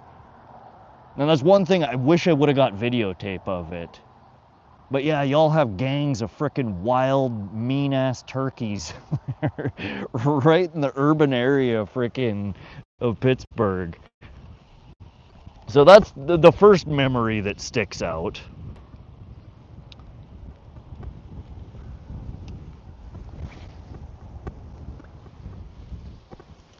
Second memory, and I had never heard of it until I stayed in Pittsburgh. Y'all have something called house centipedes. Now, what is a house centipede, you ask? Well, I found out the one day that the house that I was living in, there was no furniture. The 2 guys that lived there had just moved in there, and basically I was sleeping in a sleeping bag on the floor. Anyways, I had sitting on my laptop, and I think I had a flashlight or something because the light was turned off, and on the wall I see legs and like this creature, like a shadow, like a puppet monster going across and just scurrying. And I look down, and man, these frickin' centipedes were like 8 inches long, and them suckers stuck up off the ground like, oh God, 3/4 of an inch, an inch. I grabbed the broom and I beat the holy living piss out of that thing. I set it down, I took a breath, and I lifted the broom back up, and the damn thing scurried away. I was like, all right, I'm done with Pittsburgh. The turkeys were bad, but the house centipedes, that was enough for me. I was out. Mary says turkeys are ruthless. Yeah, they're aggressive. I should see the city deer 14 points in my yard. Yeah, we get lots of deer. I got a whole herd of whitetail that pass through my yard every night. I don't think I saw any deer while I was there. Y'all had, I think there were red foxes or something else. Lots of interesting wildlife there, but the house centipedes, that was it. I was done. I think I stayed there another couple of days, and I caught a bus and I went somewhere else.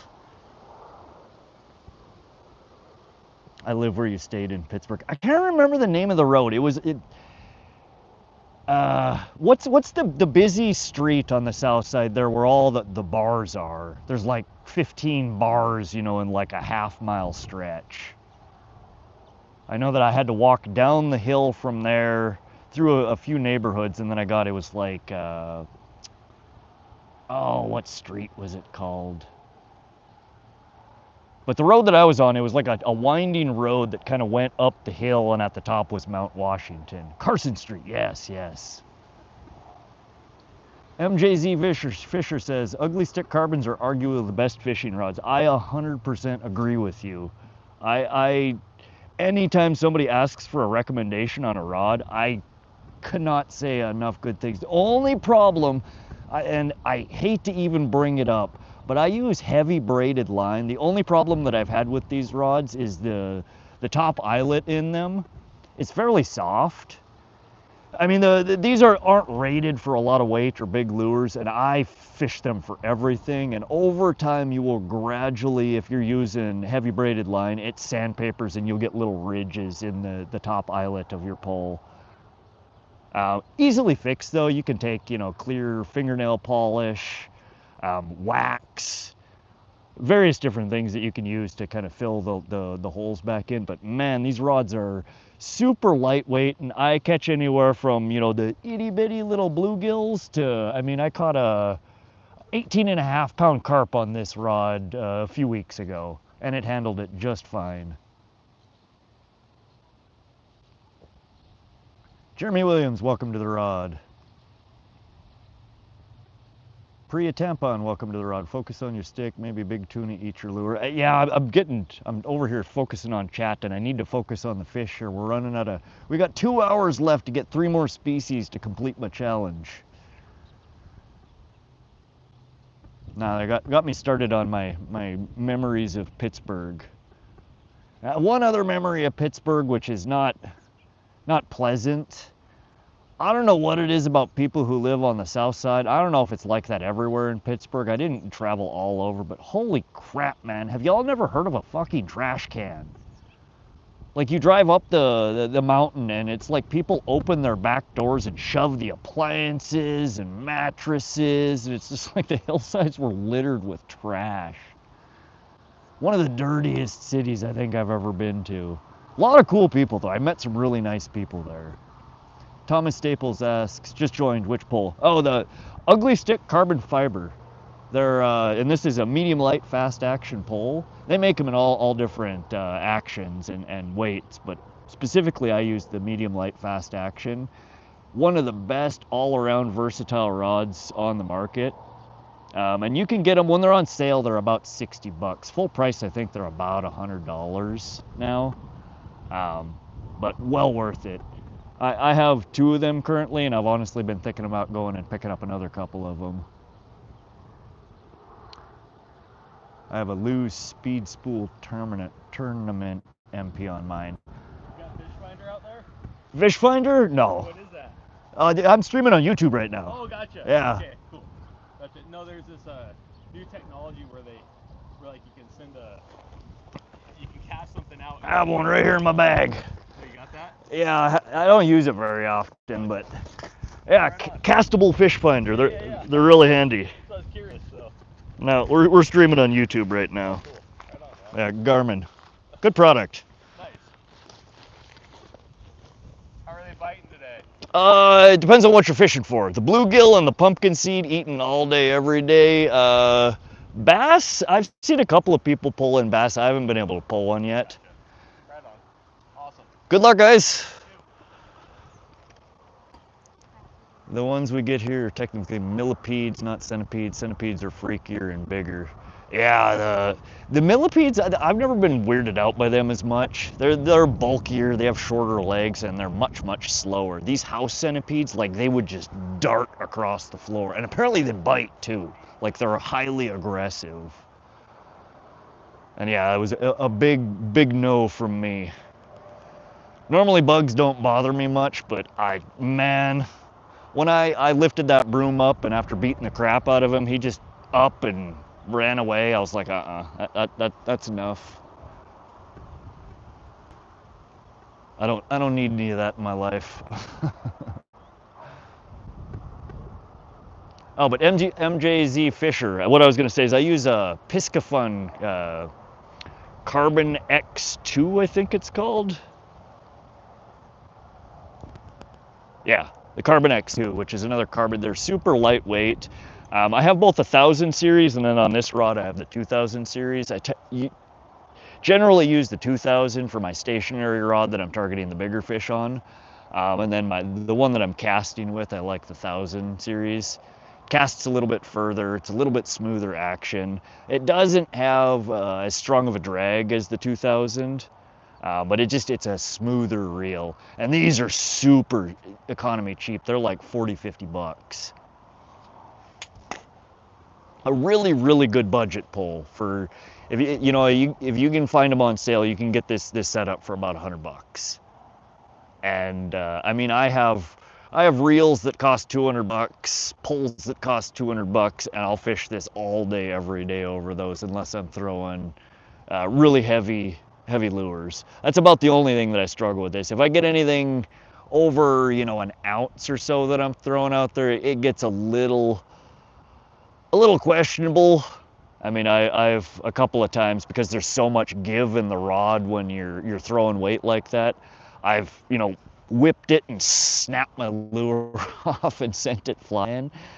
But they're quite a versatile rod.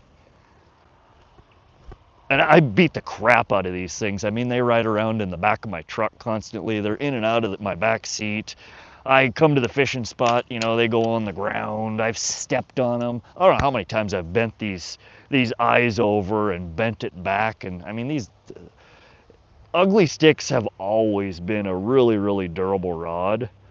And for me, the main thing that I like about it, just the durability. They're light. I love how light they are and how you can just feel everything on there.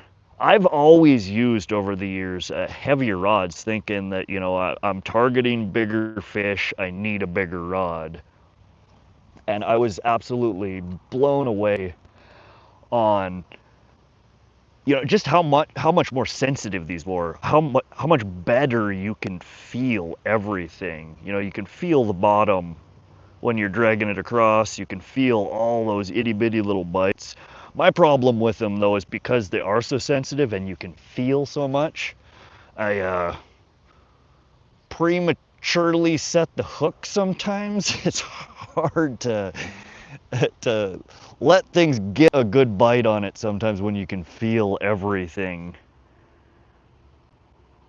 But other than that, and again, the eyelet on it wears through. But again, that's because I run like 30-pound braid on all my stuff. I don't ever run lightweight line on my rods.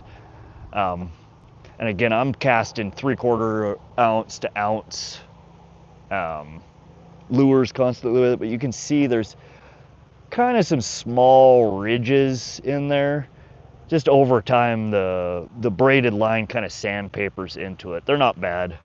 But again, every month or so, I'll bust out, you know, the clear nail polish, and I just put a light little dab around there, and it's good as new.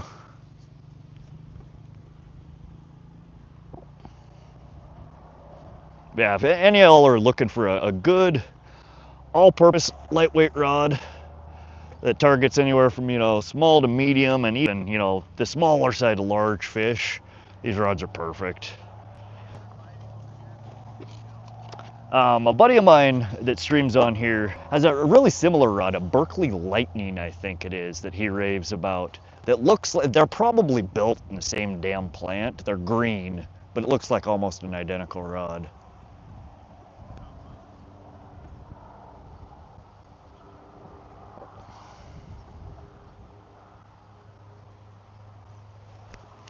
We're starting to get seeing quite a bit of feeding coming up here. We might try to maybe switch to something topwater-ish here in a little bit. We need to get one more of these bottom species before I do, though. Drive me crazy. Oh God, I'm sitting in an ant hill. I keep pulling ants off of me.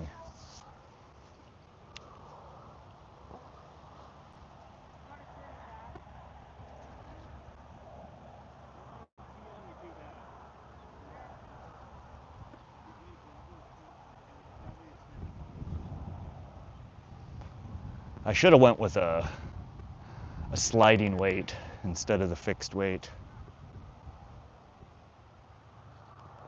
Mini Mini said hi. Welcome to the stream, Mini Mini.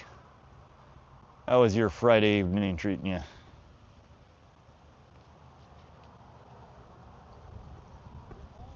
Motion detected in the side yard.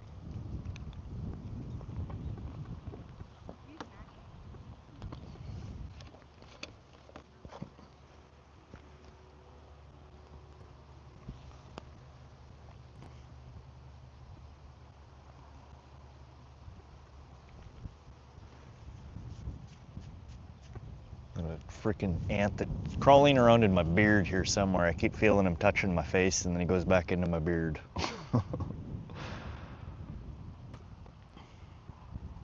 Oh, I knew it. Skipjack Cindy's live.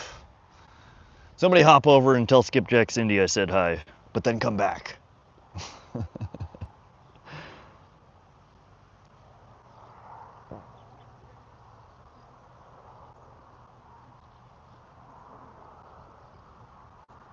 Oh, we got a few fishing streams going on right now. Crappy Man Jigs is live. All right. Somebody go tell Crappy Man Jigs I said hi.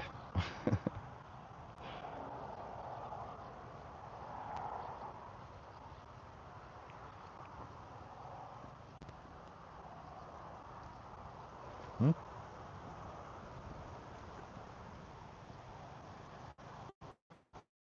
Thanks, Murray. I was wondering what he was doing tonight. I didn't see his stream when I went on. Thought maybe he was out fishing.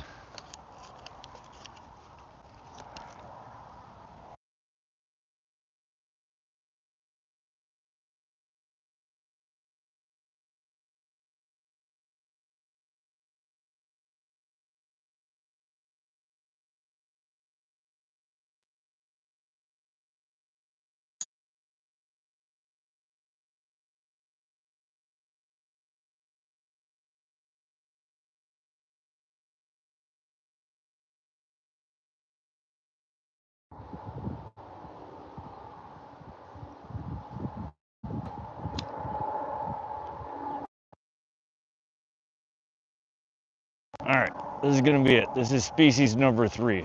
Let's do this. Quit nibbling and take it.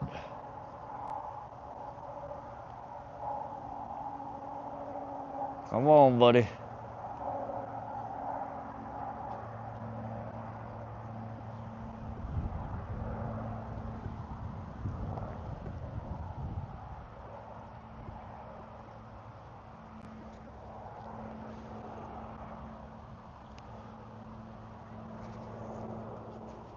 There he is again. Oh, I hate having a beard sometimes.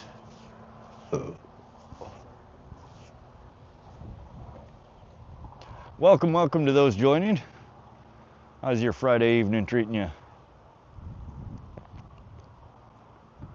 Hope everybody's having a good night.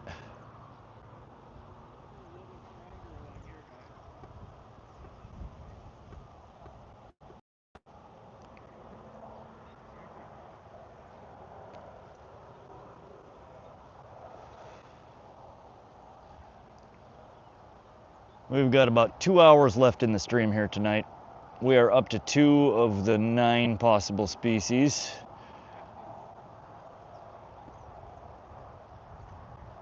Trying to get at least 5. That is the goal. Oh.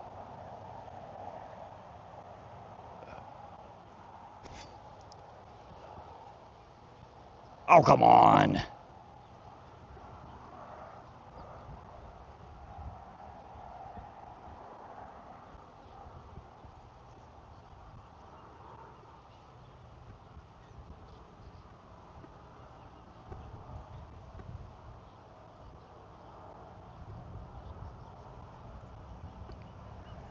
Josiah says, I want to ask you a question. Do you bass fish? I don't generally target bass, but that is one of the target species here tonight. This pond does have largemouth bass in it. I've caught a few bass here and there, largies and smallies, but it's not a species that I've ever been all that good at catching. But yeah, we are trying, we will try here in a little bit to switch over to bass. Right now we got a carp line in the water and we're bottom fishing with a worm here, trying to catch either a white sucker, a yellow perch, or a bullhead.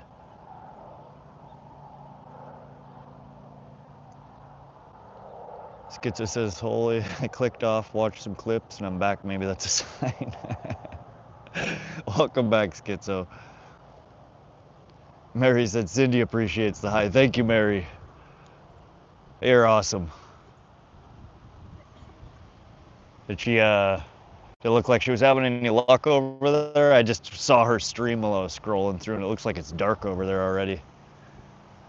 Josiah says, I never catch any bass out of my pond. I caught bass before, but it's hard to catch. Do you know why?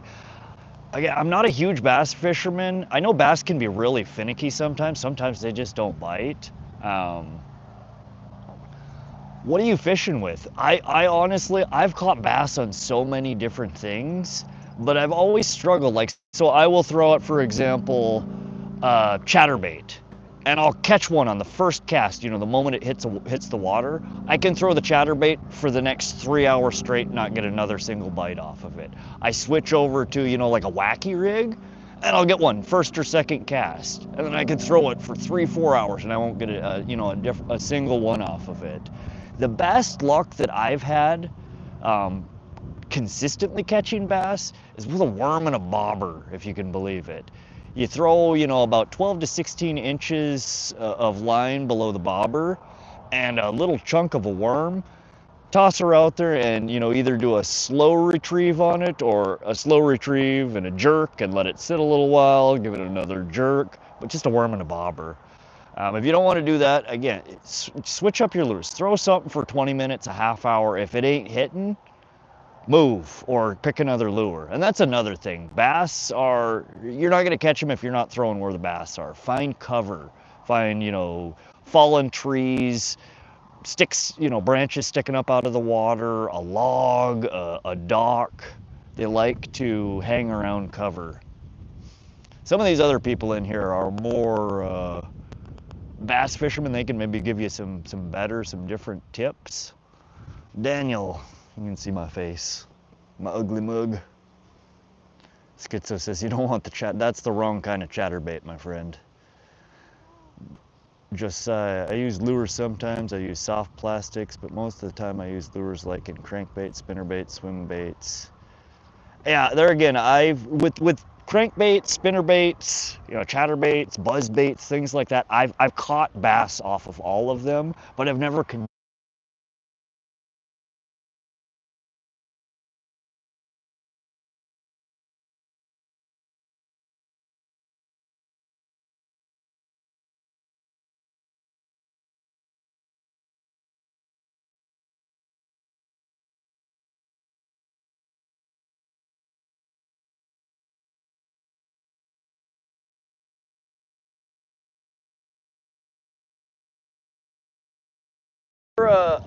an apex predator. They're a highly voracious predator. They bass is getting the lure in front of their face.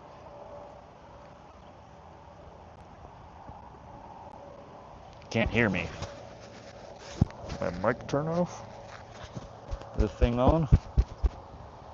Hold on. I'm gonna turn it off and turn it on.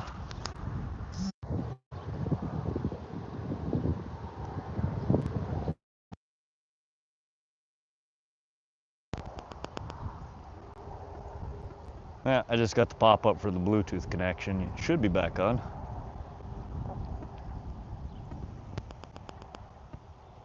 Thank you, I appreciate you letting me know. YouTube, my stream spazzes out. I don't know what is up with their streaming software here, but I had always blamed it on my crappy internet connection, but it seems like most of the streamers that I've been in their lives, everybody's got problems with it connecting, disconnecting, streams, you know, just stalling out, audio going away. I don't know.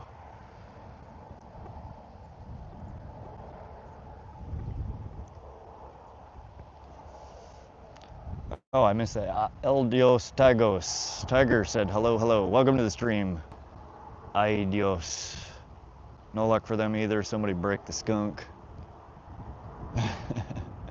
Well, I've caught 3 things so far. We did catch right at the beginning of the stream 2 bluegill and 1 pumpkinseed. I switched away from targeting them. You can catch them all day, every day here. I need to catch a bass. We need to get bass off the list here. We're running out of time. You got an hour and a half, hour and 45 minutes. I would do a bobber and a worm to show you, Josiah, but the wind really picked up. It's tough fishing a bobber rig when the wind's blowing, especially when it's blowing in your face. If you can easily fish a bobber rig if you got the wind at your back, but I usually, if the wind's blowing at me, I don't mess with a bobber rig. Yesterday was the skunk. We are officially calling it not a skunk because I did technically catch something. I pulled in at towards the very end of the stream. There was that the little crawdad that was hanging on for dear life with one claw and quickly, vigorously picking away at the worm. So we called that a catch. It wasn't a fish, but we pulled something out of the water that was a living, breathing creature.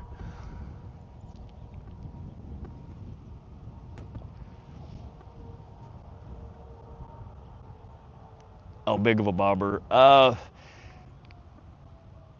Honestly, anything you have. More so, I'm not so much when I'm bobber fishing like that. I'm not watching the bobber to see it go down. You're holding your pole. You're constantly reeling, so you're just fishing by feel. Anything big enough that it's going to hold up, you know, your split shot weight that you have on the bottom of it and the worm. So size your bobber to whatever size split shots you have available, or vice versa. I know, like with the bobber that I'm using, I can only use a fairly small split shot, otherwise it pulls the whole bobber down. So just whatever bobbers you got laying around should do. I tend to go with medium-sized bobbers is what I usually will throw. In fact, I can show you here. This is what I was throwing earlier. It's a Rod and Bob's clip-on bobber. This is actually a little bigger than I normally use. These ones are easy. floating, or excuse me, inline bobber is better. A slip bobber. They're more of a pain in the butt to hook up. I like these because I can just quickly clip it on and off and I'm not losing it. Another one that I often will use is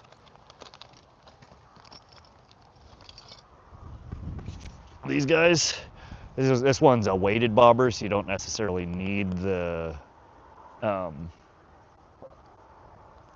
extra weight on the bottom.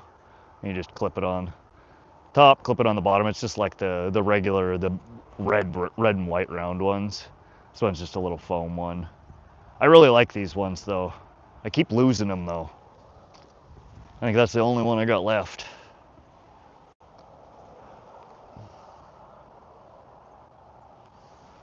Topwater frog can be really good for bass. Topwater fishing is tricky. If you're topwater fishing, the people that I've seen have the best luck with topwater fishing move around a lot. They'll throw a spot for, 5-10 minutes, and then they move 10-15 feet downshore. They throw 5-10 minutes, they move 50. They'll make their way around the entire pond. Topwater, you're kind of casting towards structure and weed beds, and you're checking to see if they're there. If they're there, they'll bite. If they're not there, move on. Don't be afraid to move spots. I would if I wasn't streaming here. I'd be moving around looking for stuff.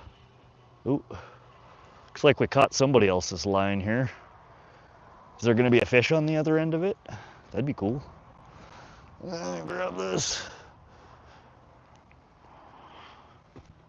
Oh God, this is somebody's like, oh God, we got a stick. Oh, we busted it. These people fishing, it's like 2-pound mono. Who fishes with this crap? Don't fish with that. Don't. All you're doing is littering whatever water body you're in with. I just pulled 2 strands of it. This is junk. Ugh. I don't know why people use that crap.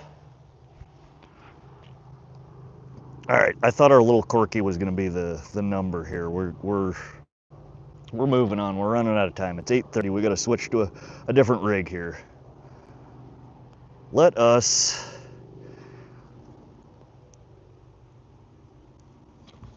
see here. Let's see if we can catch a bass. I am gonna.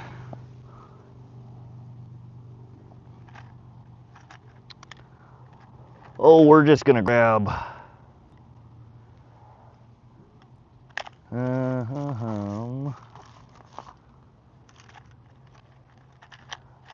I'm currently digging in my box of found tackle. We'll see if we can catch a bass with a random lure that I picked up on the bank from some fishing spot. And we'll see. Like I said, it doesn't matter what you use. Bass will bite on anything. If you can get it in front of them, you'll catch one. There. This guy looks good.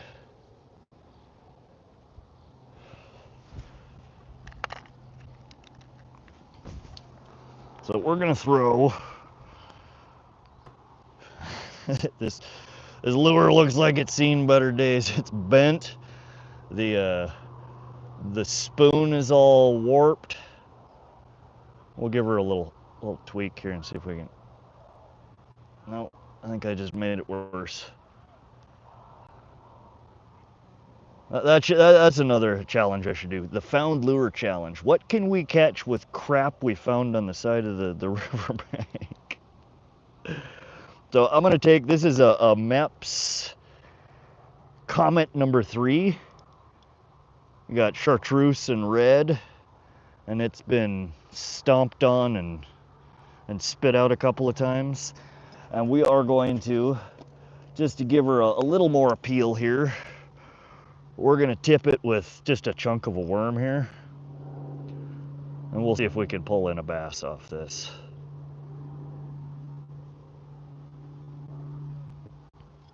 Sebastian, welcome back.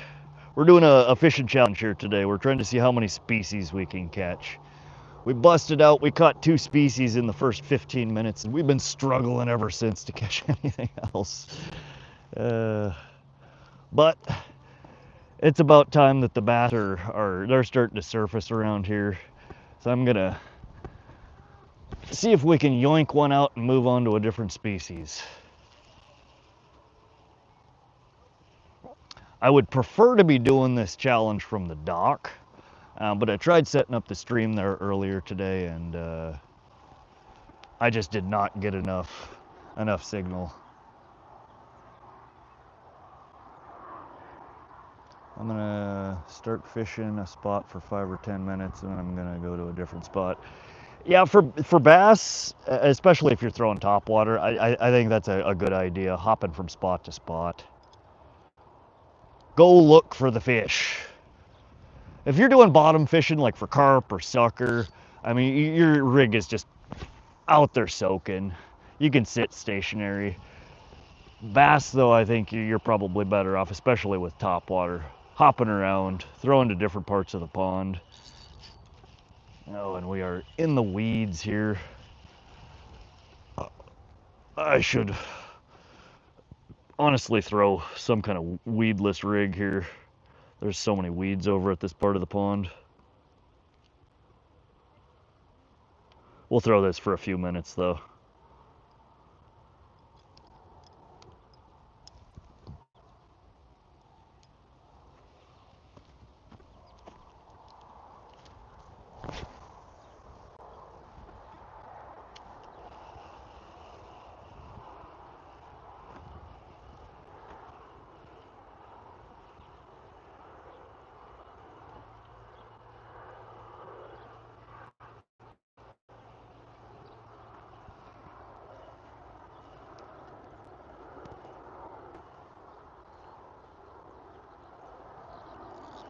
One across the sun, Largent Bend Pond number 3. I have been back there 3 times so far this year. I go back there occasionally when I'm feeling adventurous to try and catch one of the tiger muskies back there.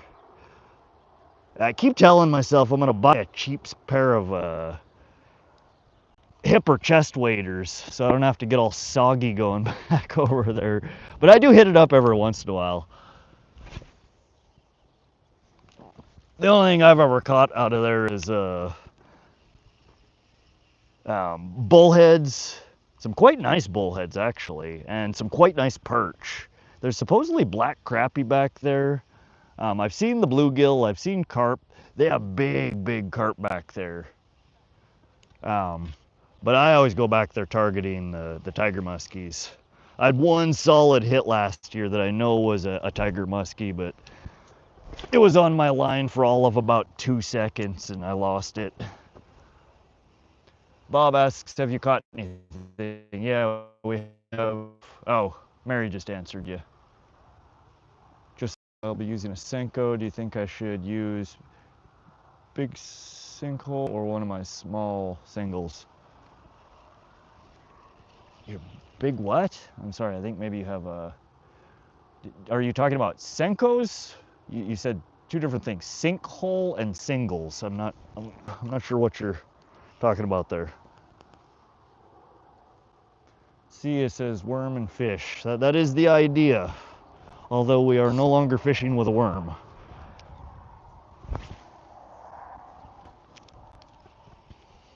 We're fishing with found lure right now. I found this one on the bank of the Sun River. I forgot my topwater tackle box at home. I meant to bring, I was gonna do topwater once the sun started going down here and we started seeing fish everywhere. But unfortunately I forgot it at home. It's in my boat. So we're using a inline spinner right now. Trying to get largemouth bass off of our list.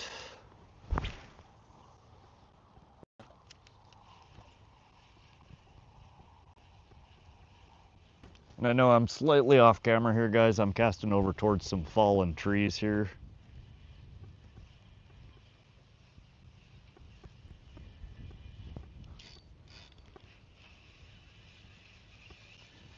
All I'm catching is weeds.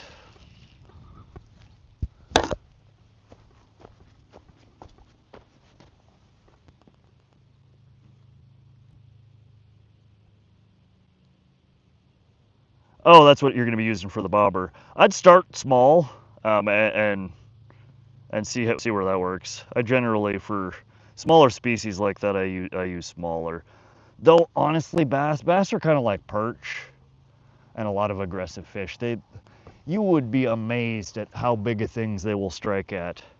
I troll for pike oftentimes when I go up to Pishkin, and I use crankbaits and jerkbait, stick baits. I mean, you're talking like a 7-inch long jerkbait, and I'm catching perch that are 3-4 inches off of it. They will literally try and eat things that are twice their size.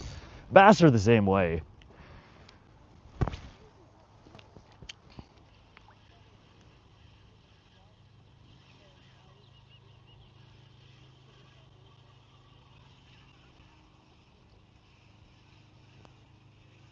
Oh God, I need to oil this reel.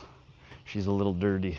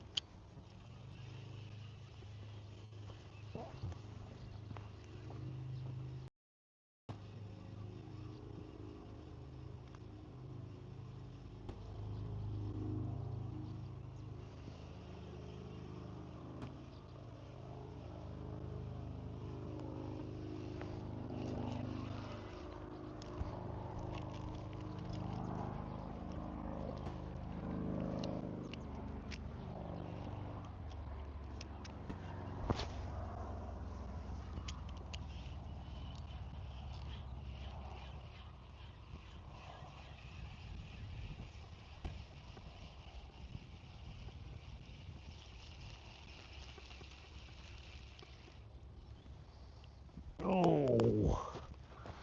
Yeah, when I'm pulling back every cast, it's just too weedy over here. See, it says, do night fish often or at all? I love to night fish. I haven't done a whole lot of it this year yet. I'm planning on taking a camping trip sometime in the next month. And oftentimes when I'm camping, I set up my bonfire nice and close to the water, and I will fish all night long. I have night fished, I think, twice so far this year when I was out catfishing. But yeah, I love it. As long as you got light and there aren't too many bugs.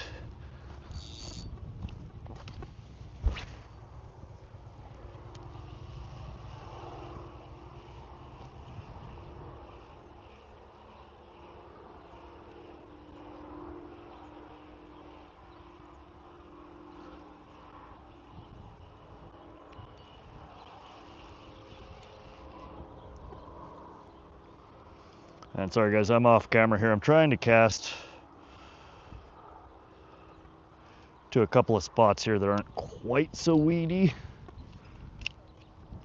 And if that doesn't work, I'm going to switch out to something slightly better for weeds.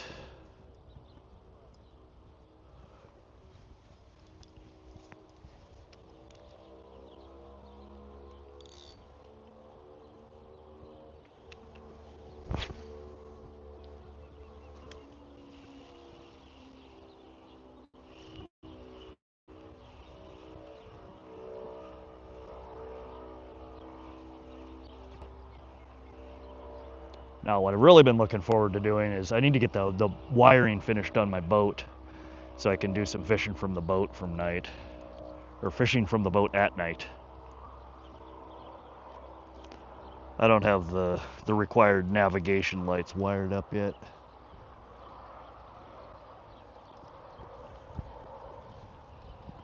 But night fishing is a blast. There are some species that bite way, way better at night than they do during the day.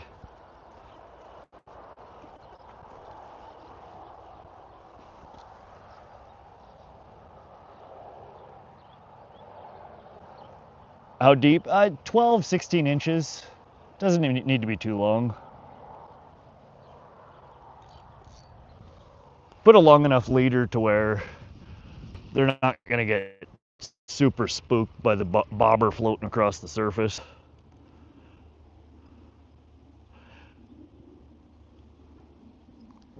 But again, a lot of that, it depends on how deep the water is you're fishing, how fast you're reeling it in. You can get away with it a lot shallower to the bobber if you're doing a super slow retrieve.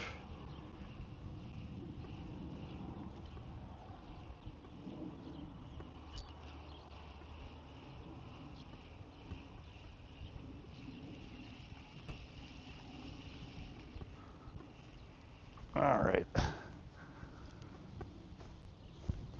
They're not having that. Let's swap out. Let's try something else from our found tackle box here.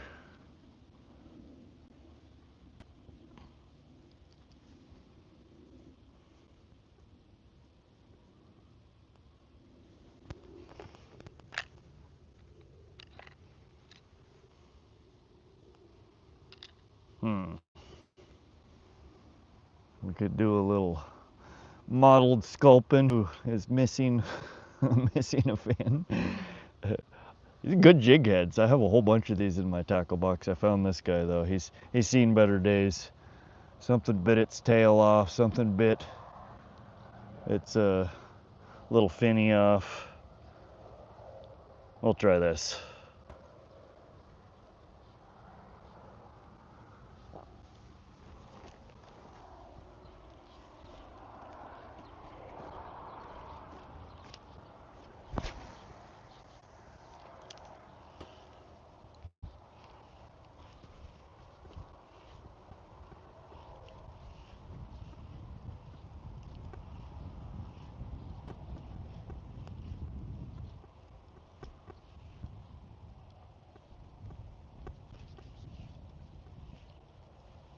Oh, I got some weeds.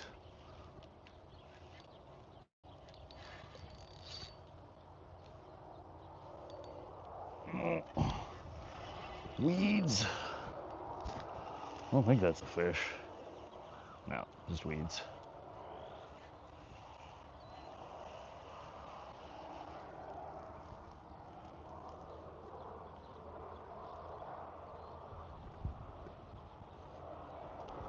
Just trying to throw something on here that's gonna come through the weeds a little bit better.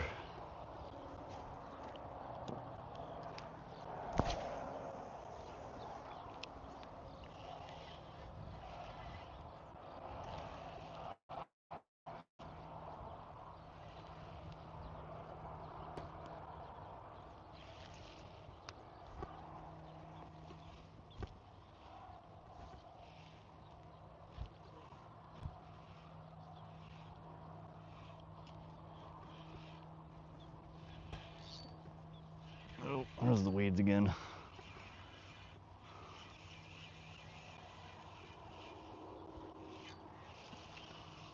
And we are all fouled up again.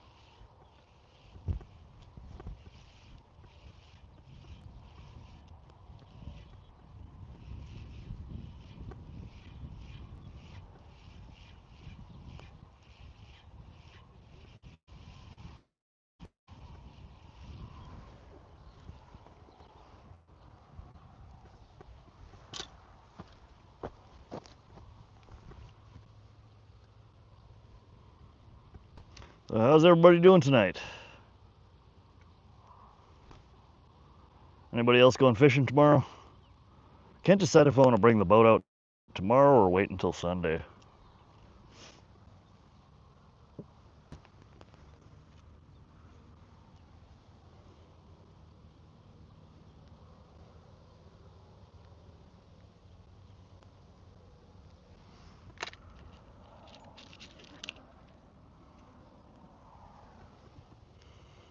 Alright, another found lure. It's an interesting jig head. I don't have any like that. We got a nice segmented wiggly on the back here. Gonna be miserable there. Oh, too hot. Yeah, I didn't even check the temperature. All I look at usually is wind. That's all I care about. I don't care if it's hot, if it's cold. As long as it's not too windy, I will take the boat out.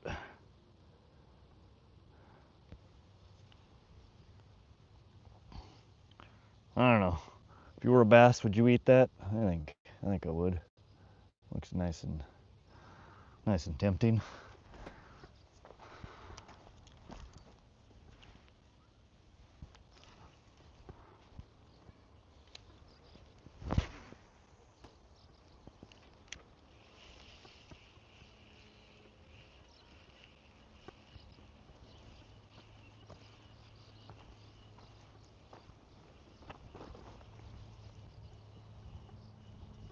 Motion detected in the side yard.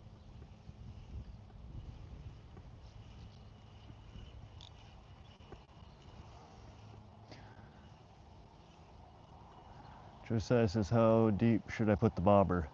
I usually start about 12 to 16 inches and adjust from there.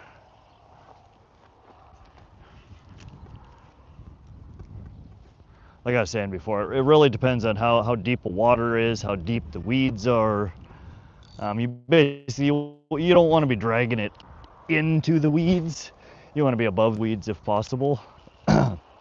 And you can go shorter if you slow down your retrieve. If you're planning on doing, a moderate or a faster retrieve, give it a little bit more length so that your jig or your bait is trailing far enough behind that the fish aren't focused on your bobber, that they're more looking at your lure than the weird bobber floating above it.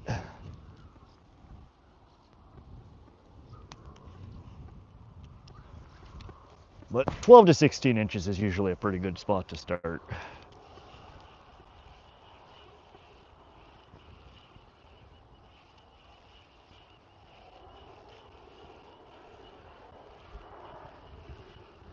Oh, I'm sad I forgot my top water box.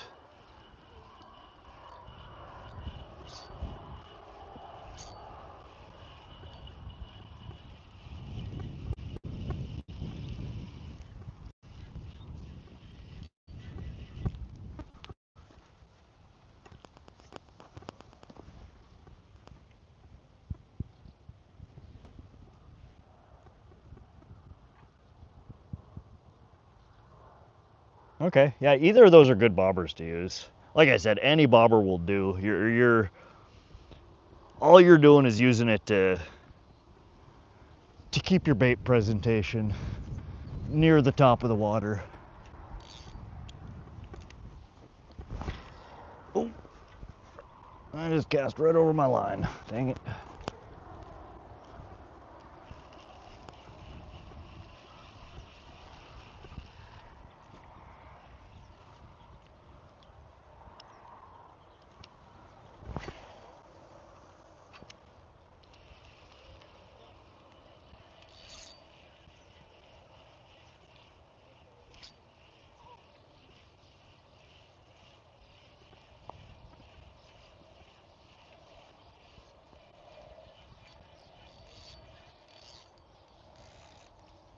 Oh, these weed patches are so thick.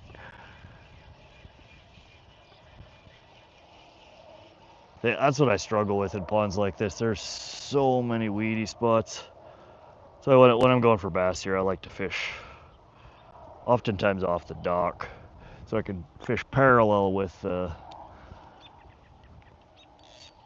bank, and usually you'll find a spot, you know, either 5 foot out, 6 foot out, 8 foot out from the bank, that there's a nice long patch with no weeds, or that you can fish right along the edge of a weed patch.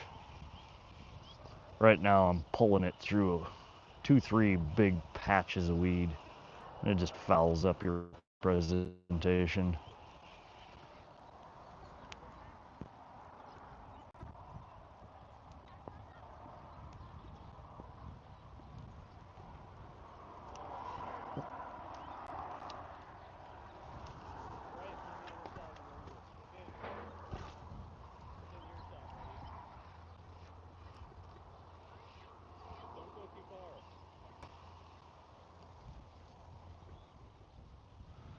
And I know, I'm sorry I'm off camera here, guys. I'm casting into this pile of fallen trees and sticks a few times. I keep seeing big bubblies over there. I'm pretty sure there's a decent sized bass or two that are living over here.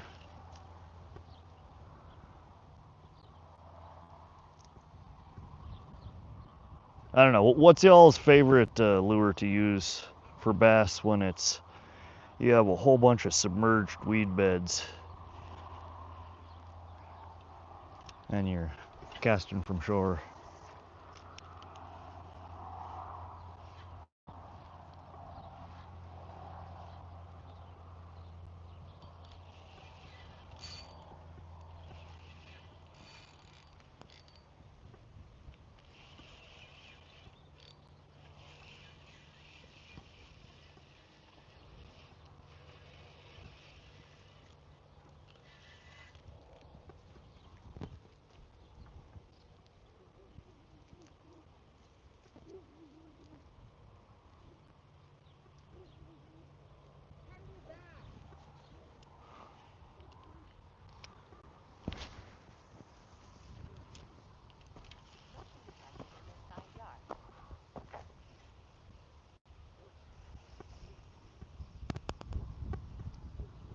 Yeah, usually when it's weedy like this, is that a fish?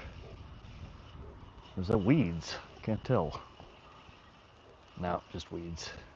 Yeah, when it's weedy like this and you don't have a lot of weeds that are, or excuse me, weeds that are right up to the surface, I throw a whopper plopper, you know, some kind of popper.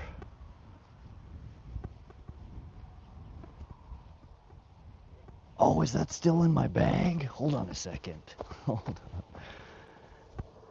It is. I think. Wait. Please tell me that's what I think it is. We might have one topwater in my bag here. It is redonkulous and way oversized. All right, we're gonna do it, folks. We're doing it. We're busting out the topwater. We have an 8-inch segmented golden snake. I bought it for pike, but we're gonna see. Maybe we can get the bass to take a munch on it. Pure Coops, welcome to the stream. How you doing? JB Fishing, welcome to the stream. We've caught 2 species so far. We've got bluegill and pumpkinseed. We're after right now, trying to see if we can knock largemouth bass off the list here. We're having a challenge to see how many species we can catch. I should have done this as an all-day stream. Kind of limited my time here. I figured 5 hours would be ample time to catch 5 species, but they are proving finicky today. We've only caught 2 out of 5 species targeted so far.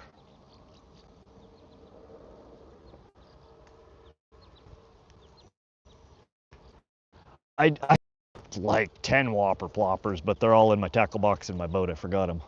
So this is the only topwater that I have here today. We got a 8-inch segmented golden snake. Yeah, we're gonna try this guy. Logan Howard said hi. How you doing, Logan? Welcome. We might catch a bass on this guy. There are some 5-6 pounders in here I've seen pulled out.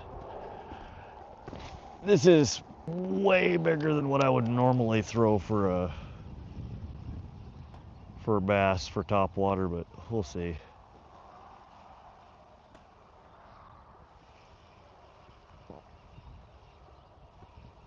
I think the weeds are going to be, they're not quite touching the surface, so we might get away with this here.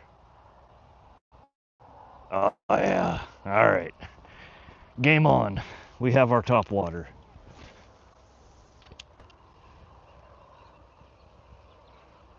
Let me cast this a couple of times, and I'm going to try and turn this camera over this direction so you can see me.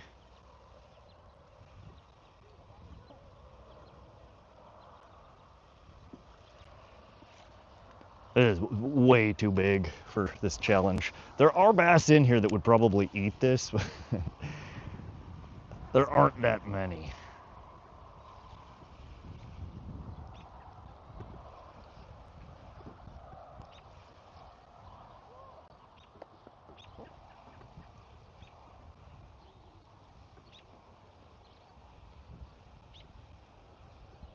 Oh, I love how this thing moves. They're so cool.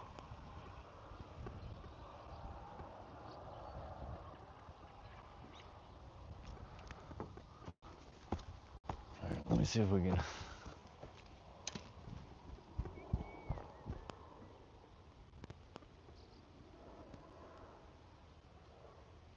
All right, so I'm gonna be fishing from here. I'm kind of fishing over to the left here.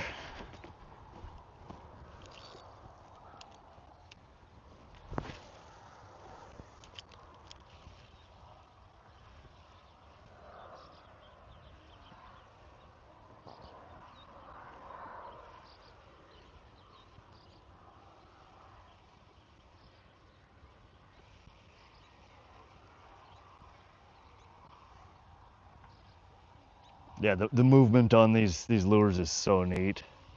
I wish I could give you guys a close-up of it. It's just got such a nice little waggle in the water.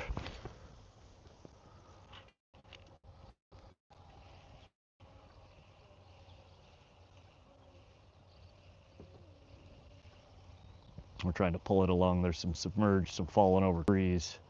So I'm just slowly dragging it across right over where I suspect they're lurking.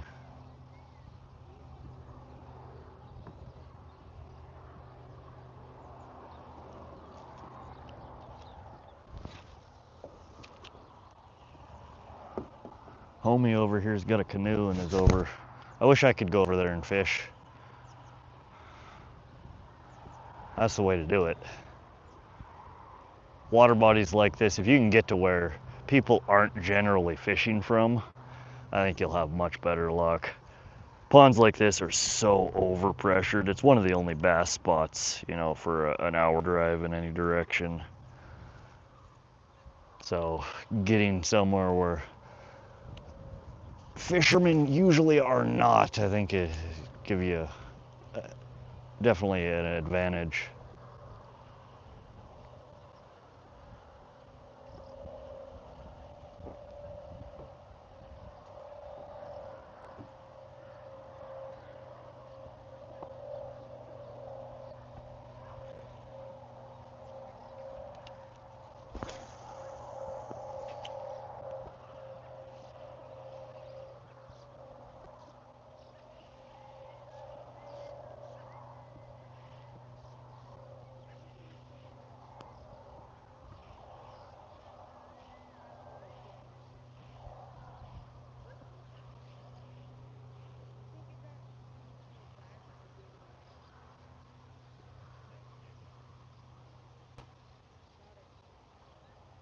Oh, this lure is so cool. You can pull it so slow and it still does like a perfect wiggle.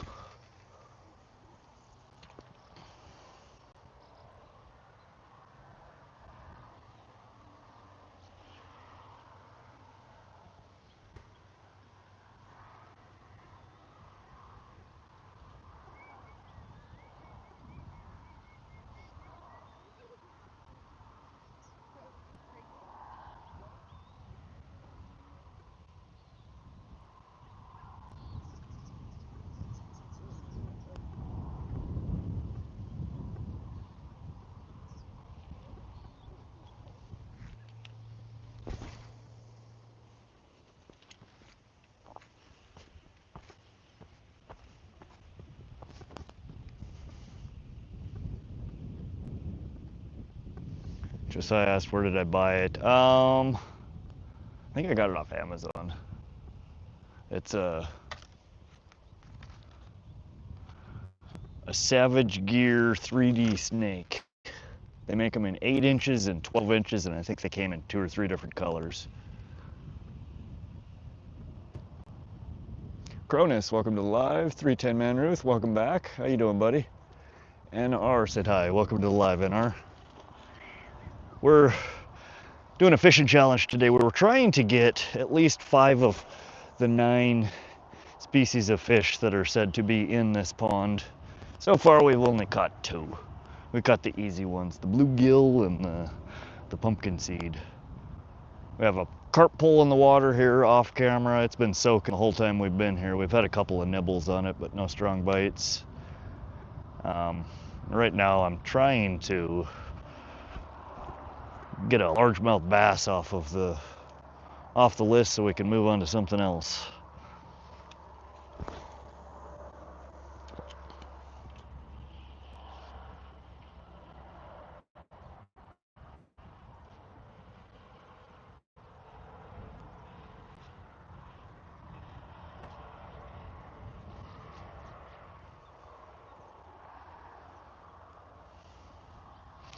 Yeah, this is a brand new lure for me. I picked it up, I don't know, I've had it about a month. I think I threw it one night that I was here. I threw it for about a half an hour.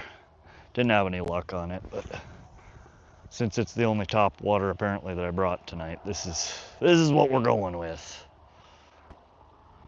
I have had really good luck here with whopper ploppers, like the 90 size, which is one of the medium-sized whopper ploppers. I have a whole bunch of them though. I have them all the way from the tiny to the giant. I got like the 130 or 150. Those things are redonkulous. But I bought those for pike and muskie fishing. But I did, there's one of the Fish, Wildlife, and Park agents here, the game wardens that I was talking to. He was talking my ear off about bass fishing. And he had recommended that if you're fishing in really highly pressured ponds like this for largemouth, to bust out, you know, the most obscenely large and redonkulous lures you have in your tackle box. That oftentimes just getting a presentation in front of them that they've never seen before is enough to get the big boys to come out and play. Which makes sense. I mean, this place probably sees anywhere from, you know, 20 to 50 people fishing it a day, and everybody's fishing for bass. So those bigger ones, the 5-6 pounders that have been in the pond for, you know, numerous years and probably caught a few times, I've seen almost anything you can think of. So if you can throw out a unique presentation for them that they just haven't seen before, they're going to be more likely to bite it. He said he's been fishing all the pressured bass spots with all of his big, you know, 10, 12, 15-inch muskie lures lately, and been just whacking them.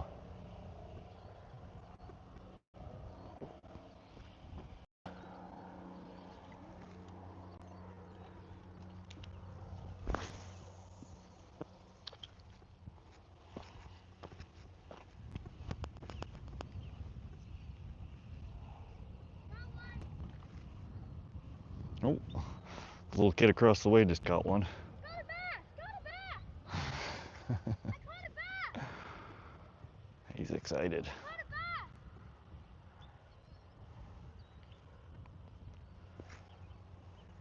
This is about the time I need to start asking the 9-year-olds down the bank for fishing tips. All the little kids seem to have no problem catching the bass here. They don't like me though.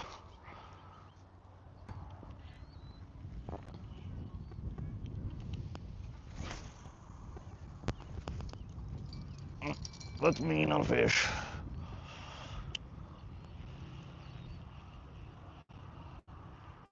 I think he's fishing with a whopper plopper over there. Caroline Taylor, welcome to the live. How you doing? I don't know if that's Chinese, Japanese, Korean, whatever it is. Hello. guy with pink avatar, girl with pink avatar, person with pink avatar. Welcome to the live. How is your Friday evening doing?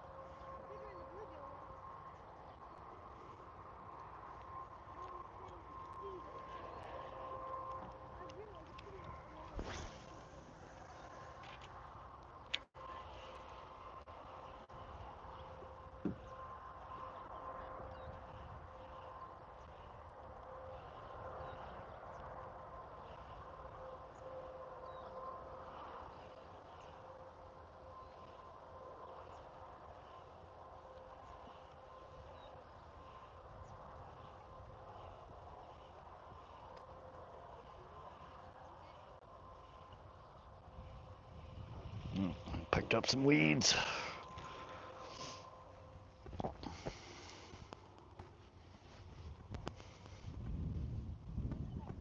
Josiah asked, what kind of lures do you have in your tackle box? Oh, my travel bag that I use, my go bag tackle box. I have a box of my bullshit box, which is just my box of found lures, weights, hooks, etc. I have a box full of spinners, inline spinners. I have a box of spoons, and I have a box of jigs.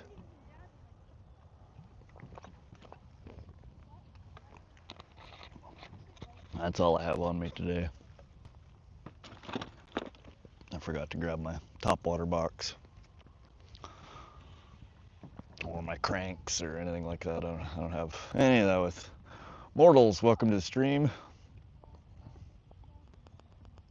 Mary, Google Translate. Masako Kano said hello. Thank you, Mary. Welcome to the stream, Masako. Appreciate that, Mary. Mortals says, catch anything. First of all, welcome to the stream. And yeah, we've had 3 catches so far. 2 bluegill and 1 pumpkinseed. We have a carp pole in the water, and I am running a topwater snake right now, trying to see if we can get a bass to come out and play. This is rather large for this pond, though. Way oversized for most of the bass in here, so it's may not work, but we're giving her a shot.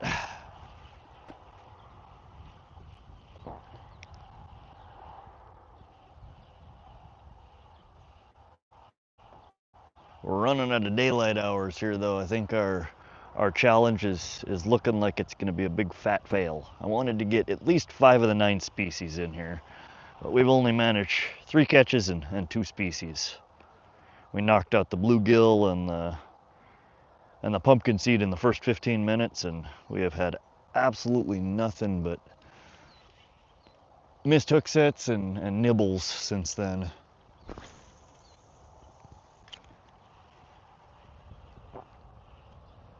We still got some time left. We might be able to get one more. I don't know, we had a few nibbles on the carp pole. I had high hopes for that, but the carp just have not been biting here lately. I don't know what their deal is.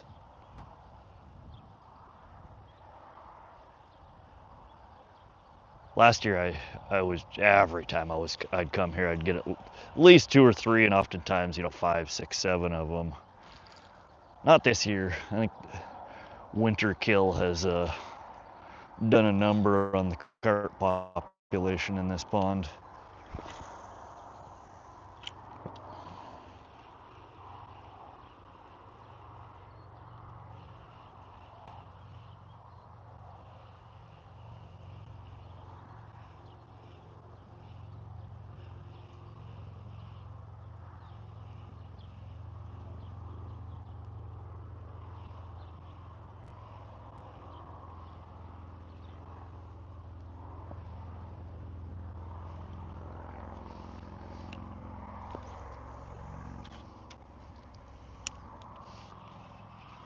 Almost put my snake lure in the tree there.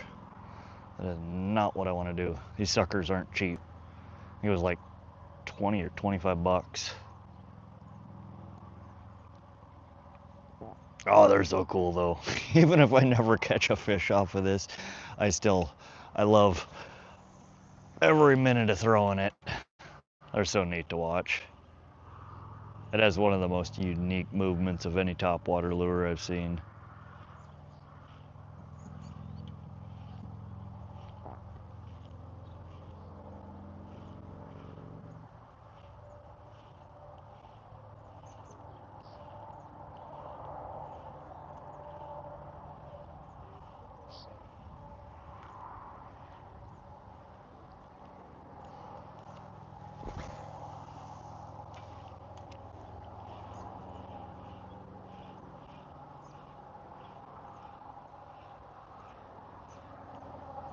Any of y'all in the stream do pike fishing?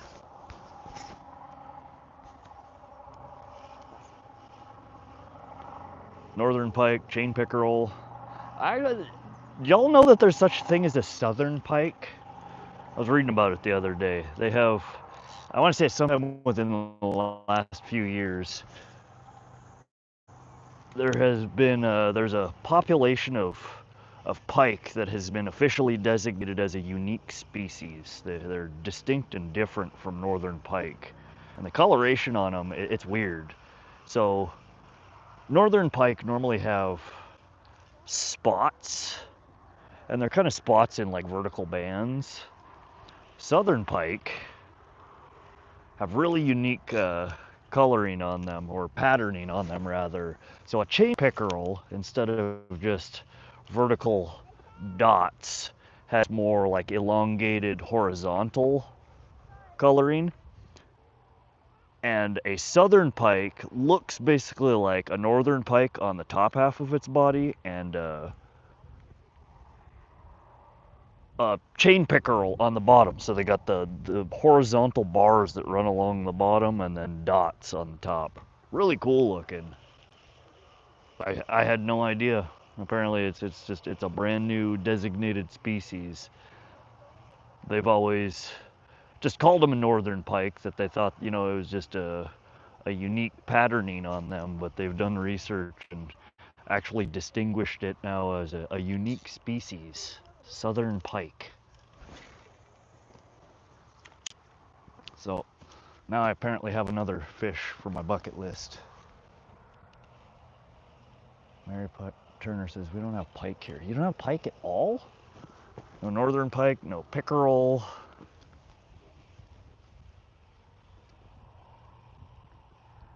Jig, do you have it with you? Yeah, I have a whole box of jigs. I don't have a whole lot of rubbers with me. The plastic's to throw on the end, but I do have some. We can try a jig. I just did. Oh, there. We're gonna give this a couple more casts, and then we'll switch to something. You guys can help pick out a jig head and a rubber from my selection, and we'll try it.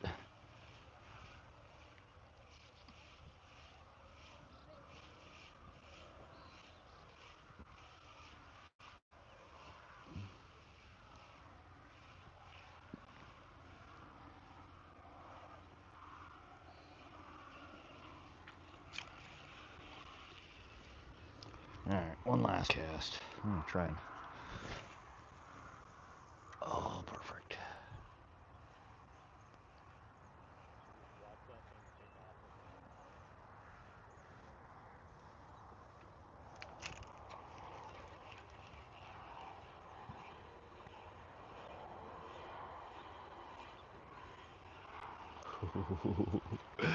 We almost just lost our snake to the tree. Almost. Well, our massive topwater snake did not hit the mark. I've been pike fishing. I was using spinnerbait, but I did not catch a pike. I was in the lake. If you have a jig, you would.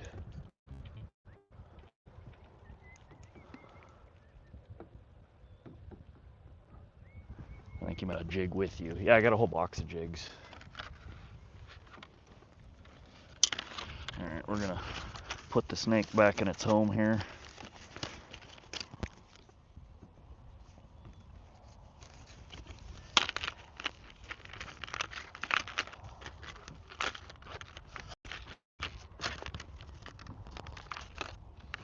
Uh-oh, the beavers are out. I just heard them smacking the water.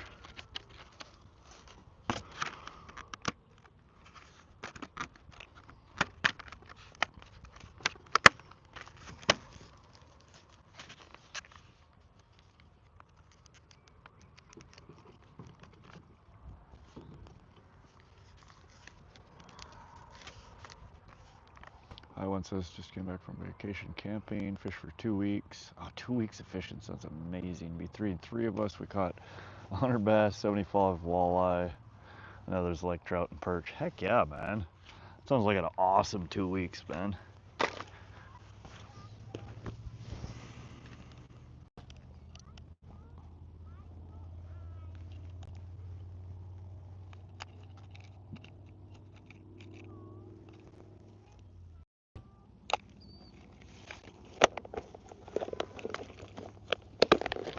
Alright, let's bust out the jig box here and see.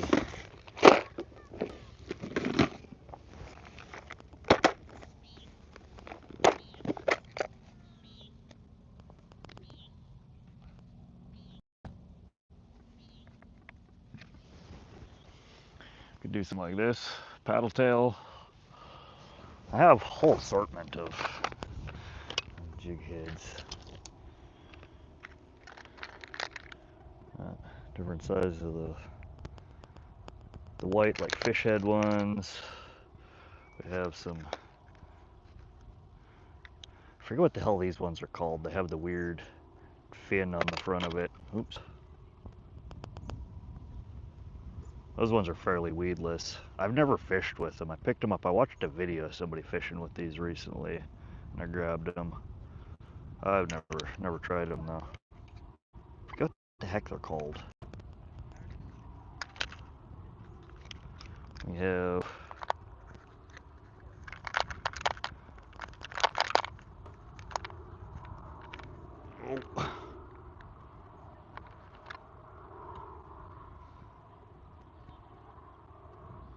fuzzy ones.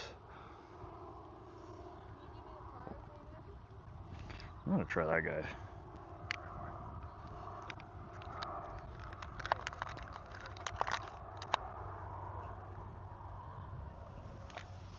Oh, let's see, what are we gonna rig up on him?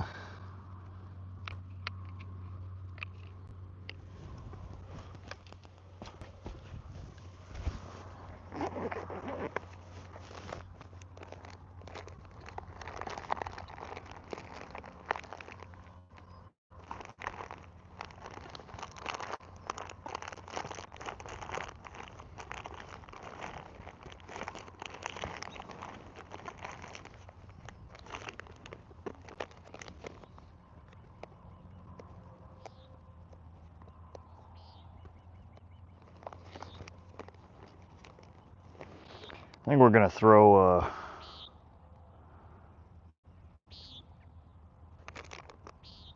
one of these Yum breaking shads on it.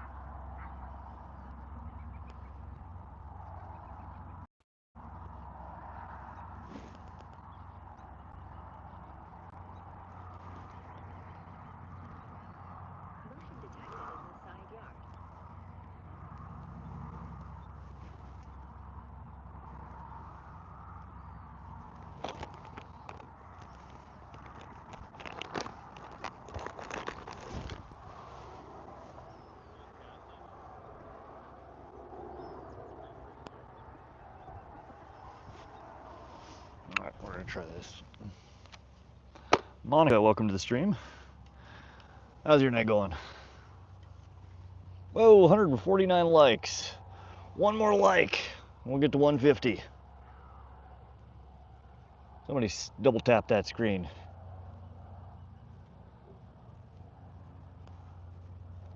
$150. There we go. Thank you guys. Appreciate it. So we're gonna go with a jig and a swimtail. We're gonna see how that works. It's a little bit big rubber for this small jig, but we got what, half an hour. We're running out of time here.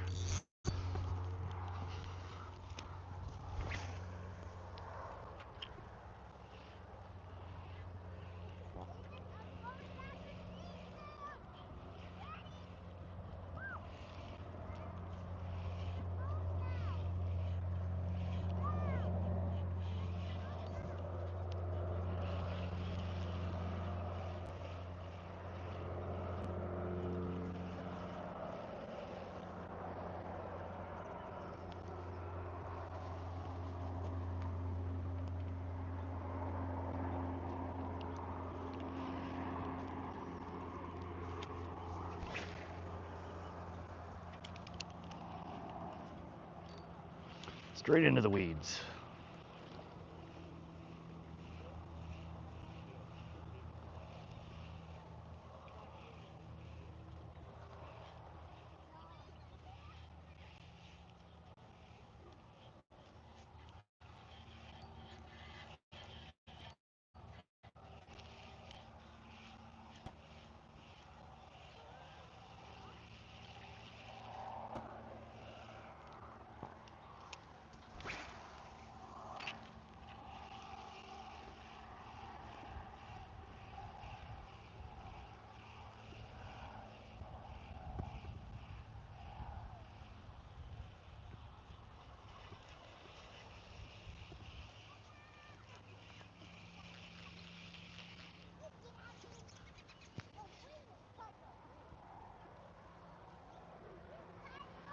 Uh-oh, the skeeters are out.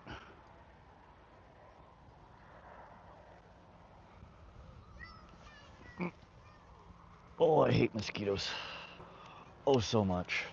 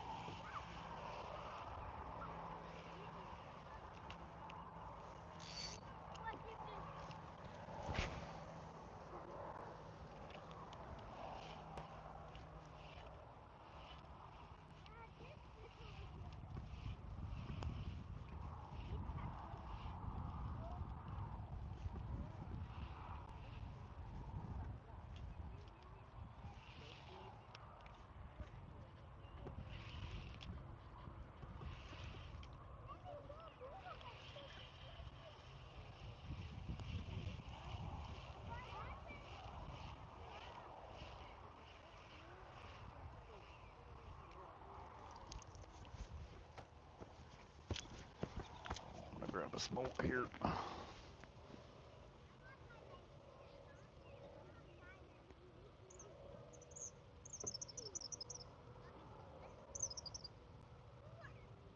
Mary Turner, y'all are awesome. Heck yeah, 152. We are 2 likes away from, I think I had 154 last night or 156 when I ended my stream. Muddy Waters Outdoors, welcome to the live, my friend. How you doing tonight? Yeah, we're almost up to the number of likes from last night's stream. Very close. Oh no. All my cigarettes are in my truck. Which is really cool because we're definitely, we haven't streamed for nearly as long as we did last night. I think I was at like an 8.5 hour stream yesterday. My longest stream so far. Sebastian says, man, I want to go fishing. What are you doing? Are you from Great Falls? I I know I've seen your posts. You kind of fish all over, but you from Great Falls?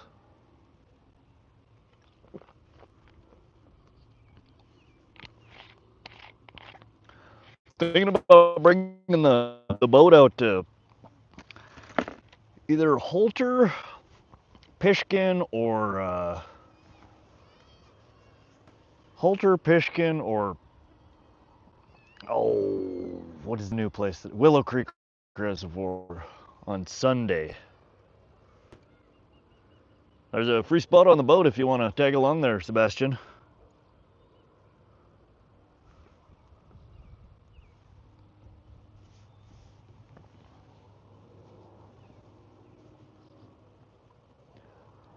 Mehar Ramon says, catch anything? Yeah, we've caught 3 fish so far this stream, within the first 15 minutes of the stream, and then we haven't caught anything since.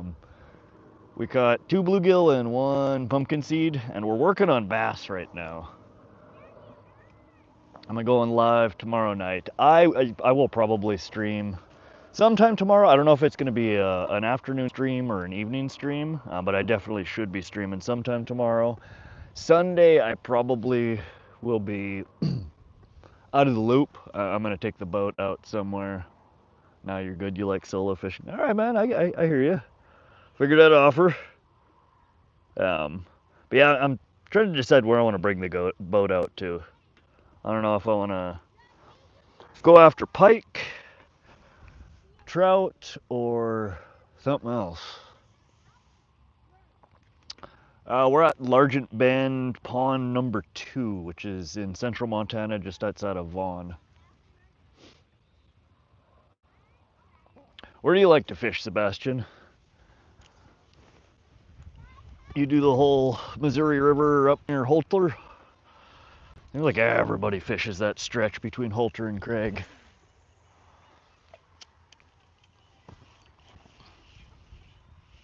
I've never had great luck fishing that area. Josiah, are you from North Carolina? No, I'm in Montana, central Montana.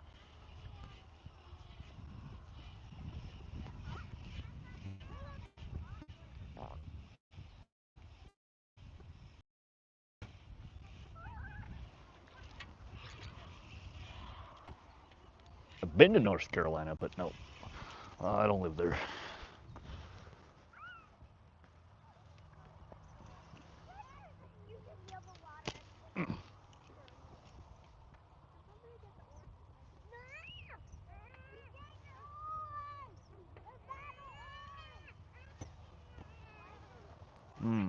Some unhappy children down on the dock. Oh, good God.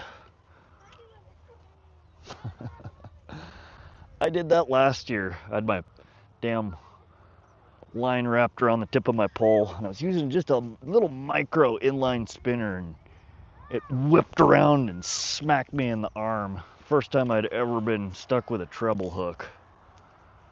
That was not a pleasant experience.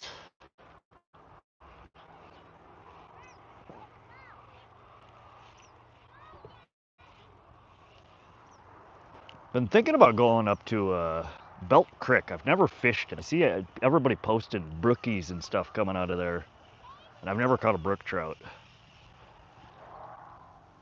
I would love to do a stream from up there, but I don't imagine there's a very good cell service. I haven't checked.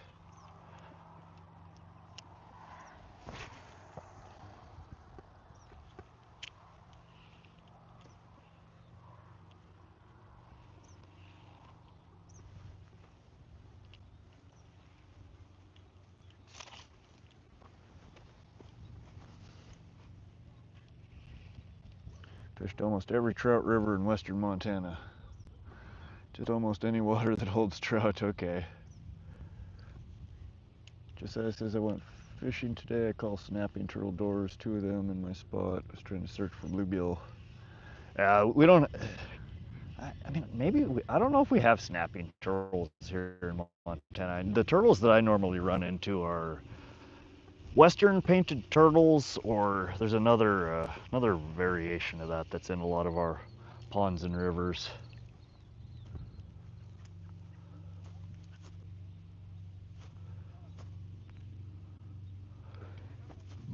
Sebastian, where's the biggest trout you've ever caught in western or central Montana? Anywhere in particular you'd recommend for catching monsters? I know Willow Creek, where I fished a couple of weeks ago, has got some really big trout in it.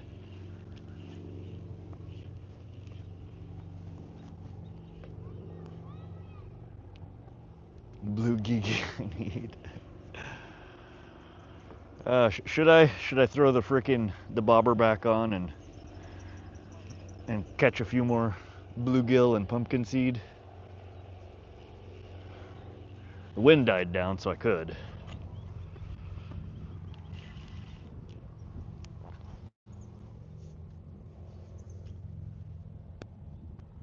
Mahar says yes.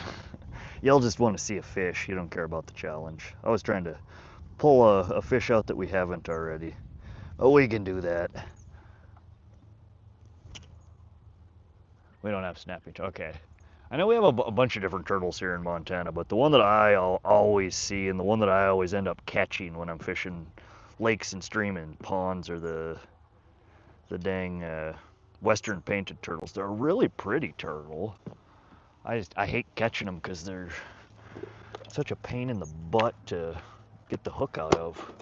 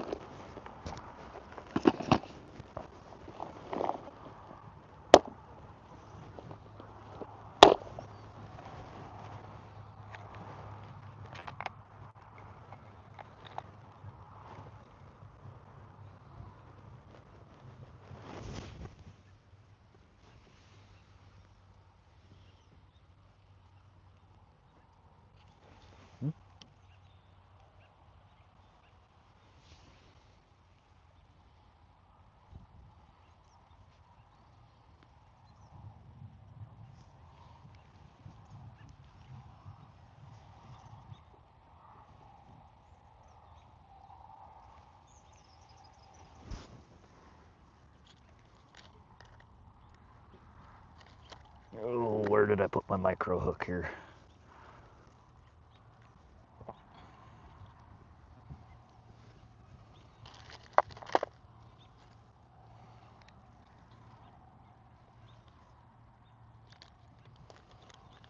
There she is. All right.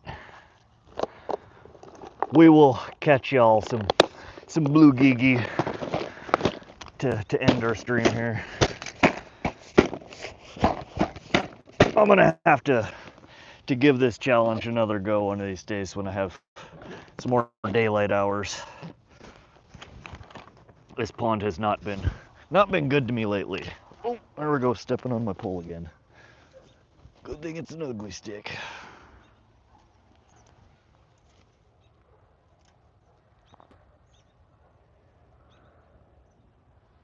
$155 likes, let's go, you guys are awesome. That I think is officially my new high for a stream. You guys are awesome. Thank you for all coming and hanging out with me. We're gonna switch back to our bobber rig and our micro hook, and we'll catch you guys some bluegill.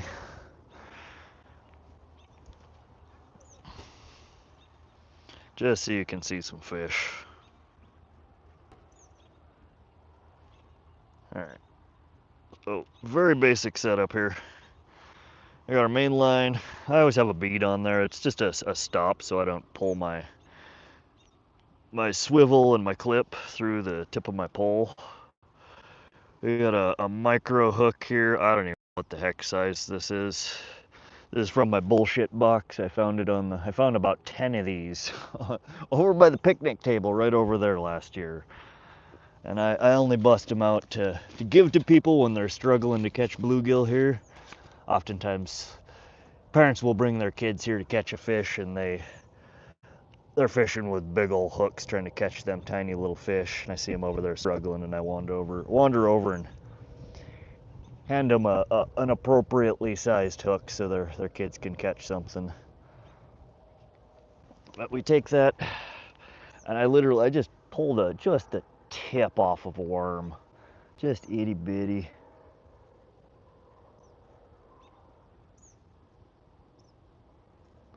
These hooks are so damn small, hard to even get anything on them. And then we're gonna take our way oversized bobber for the purpose and snap her on.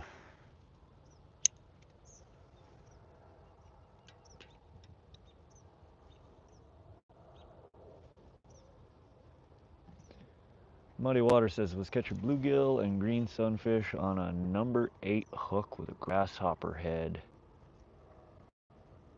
Got a 10-inch bass. Nice. Your bluegill and sunfish must be bigger than what we have here. This pond, they get like, I mean, they're like 3-4 inches. That sounds like, I've caught them. I mean, I've caught them on 1/0, 2/0 bait hooks. But you normally frickin' sever them like through the side of the head. I don't like doing that. So I switched to these little micro hooks.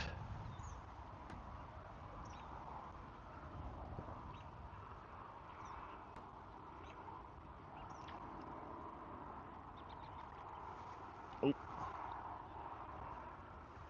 There we go.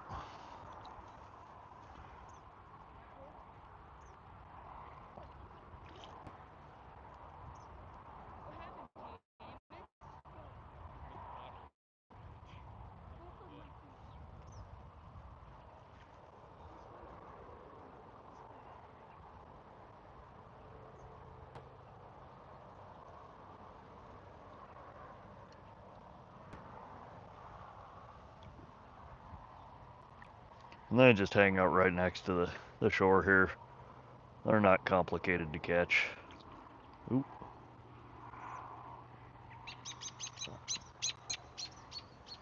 Dang, calm down, bro.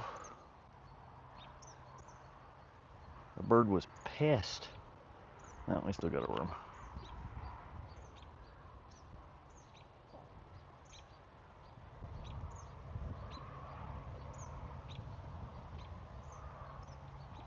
Oh, we missed him.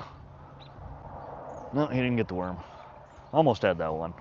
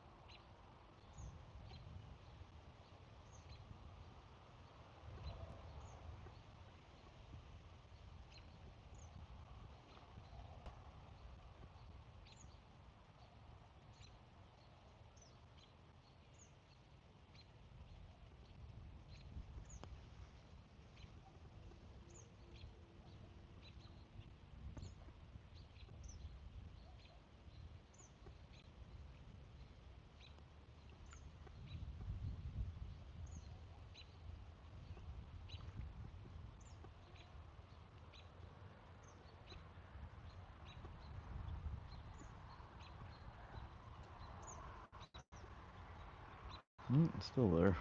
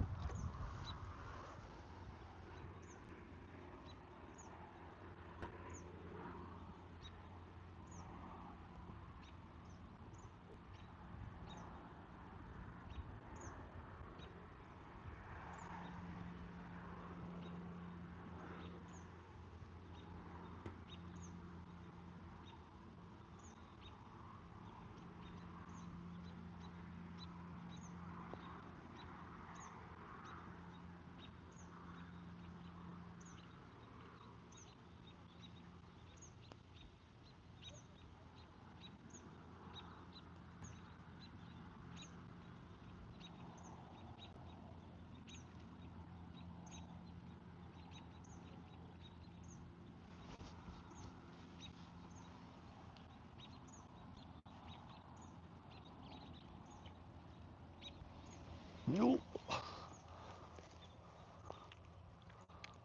What is this? Oh, it's another pumpkin seed. I thought it was a golden shiner for a second. Alrighty, guys. Fish. That is an itty bitty little pumpkin seed. Also part of the sunfish family. Little number 8, not an odd 8, yeah, obviously. This is the smallest fish of the day, and oh my lord, he just engulfed it. Oh, buddy. Oh, I don't like to see that. Hold on, we're gonna get the pliers out here and see if we can do this without taking its brains out in the process. We're gonna do this off camera, folks. It might get a little unpretty.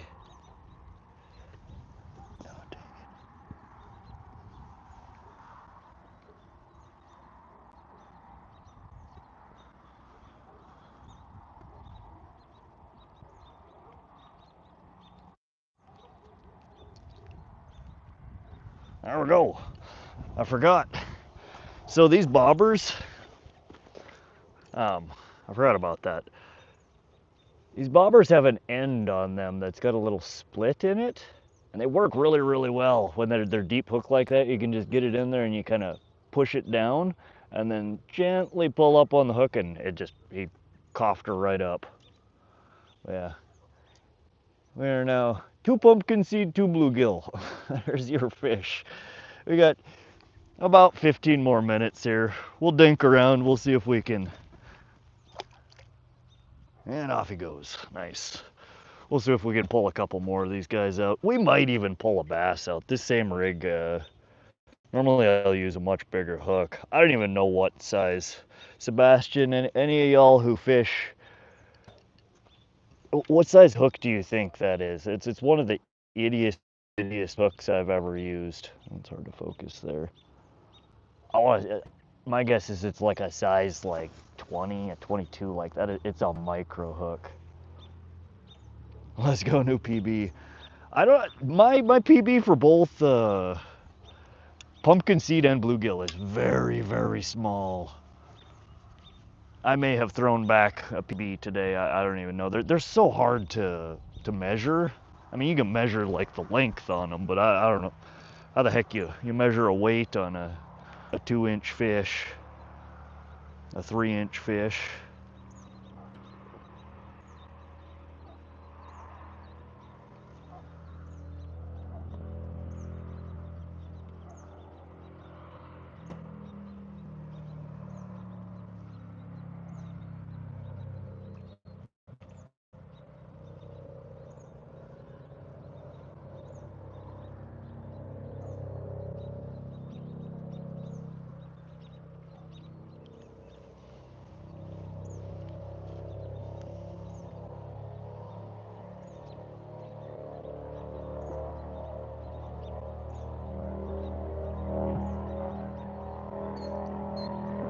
I honestly wish we had bigger bluegill and bigger pumpkinseed in here. Nope, the bats are out. My cart pole over here is probably going to start jingling. The bats like to taunt me.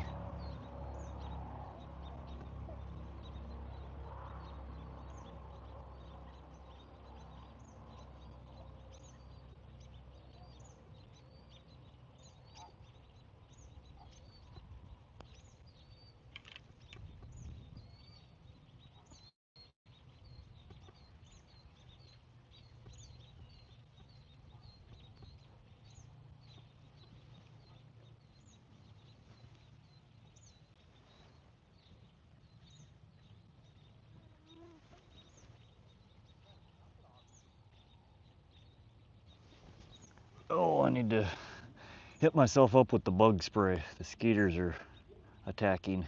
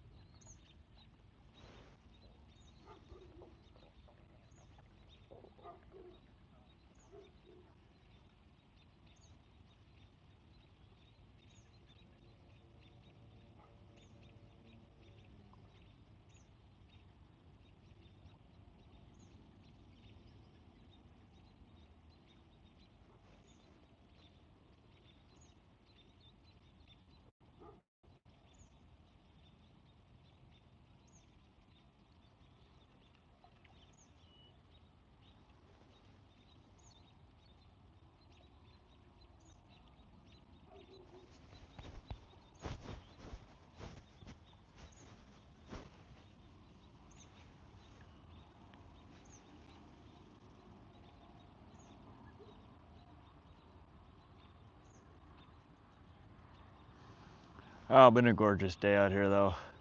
Y'all have been a awesome audience. Thanks for coming to hang out and chill with me. We did not complete our challenge today. We were trying to get at least 5 of the 9 different species that are supposedly in this water body. We ended up with 2. So, big fat fail. But we did not get skunked, and I definitely had a blast. I hope y'all enjoyed watching the stream and hanging out.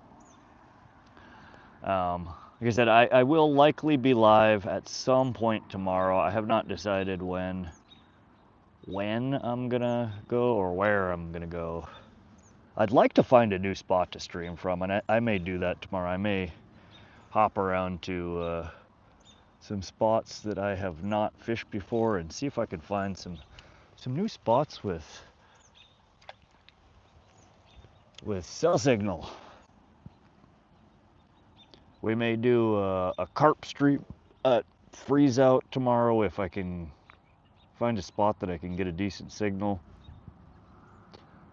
I may pop back over to the Helena area. In fact, that's what I should do. Oh man, that's an idea. So they're about a hour. I don't know. It's a 90-minute drive from here. So or a 90-mile drive from here is the capital of Montana, Helena, and there's a pond just like this one. It's a little bit bigger.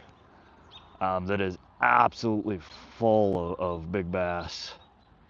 I've seen some on FishBrain. I think there's like some 9 and 10 pounders that they pulled out of there. I've never fished it. The last time I did went through. Oh, it wasn't the last time. It was last year. I went to a prof concert over in the Bozeman area, and I stopped through Helena and swung by the pond. It looked really, really nice. But we may hop over there tomorrow and do a stream, depending on when I crawl out of bed. But we'll try and get one more fish on the stream here for you. We'll see if we pull a bluegill. And then I'm gonna pack up and head out. I'm getting munched on by the skeeters here.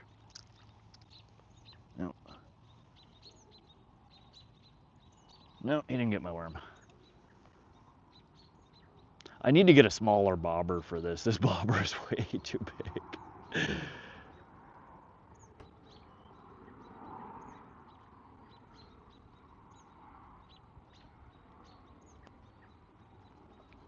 But we'll try and go live tomorrow somewhere that we can, hopefully somewhere that I haven't streamed from before.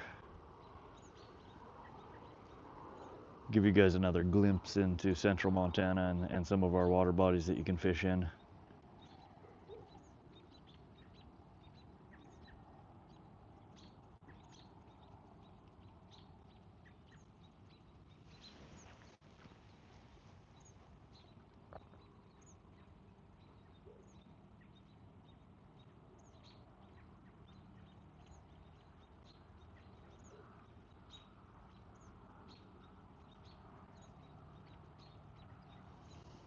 Do y'all see them bats swooping by?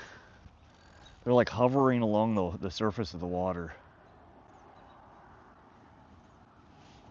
I'm hoping one of them does not accidentally fly right into me.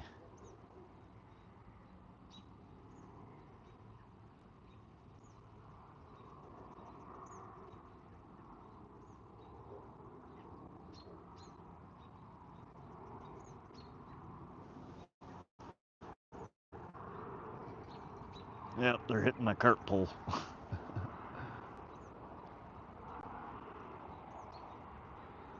Buttheads.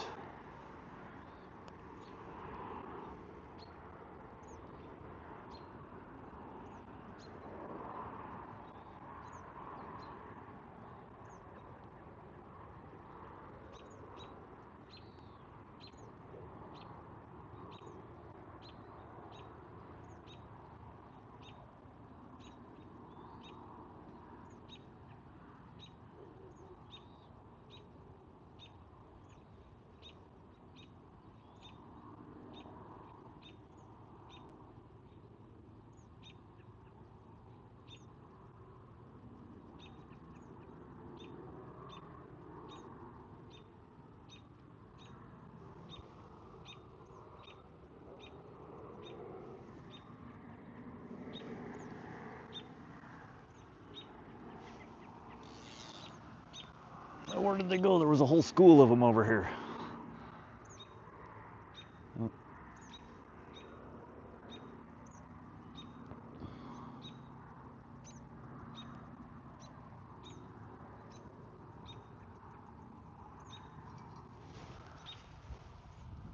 Fish or bat?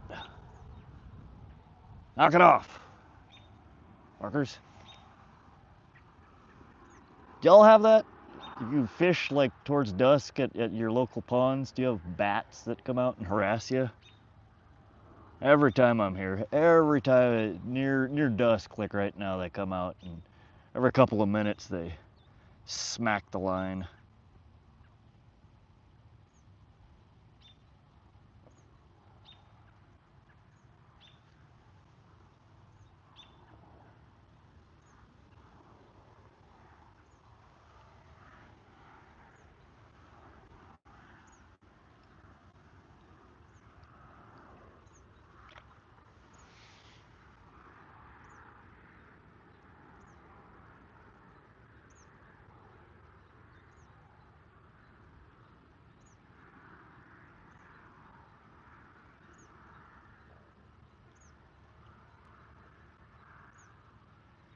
Oh, come on. Well, why don't you eat this?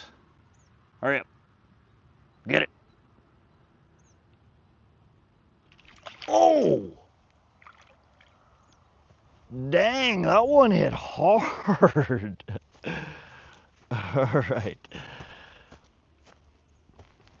This fish thought he's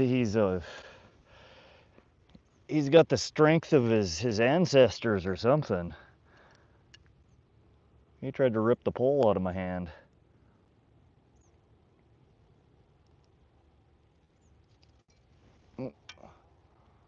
See, they just keep hitting my pole. All right, you guys. There. That's a pretty one. Oh, come on. Why do they always do that? Every time I try and take a picture or show it to the camera, they all gotta make themselves dirty first. Here, we will. We're running out of light here. Siri, turn the flashlight on. It's on now. There we go. Ooh, translucent bluegill. There you go.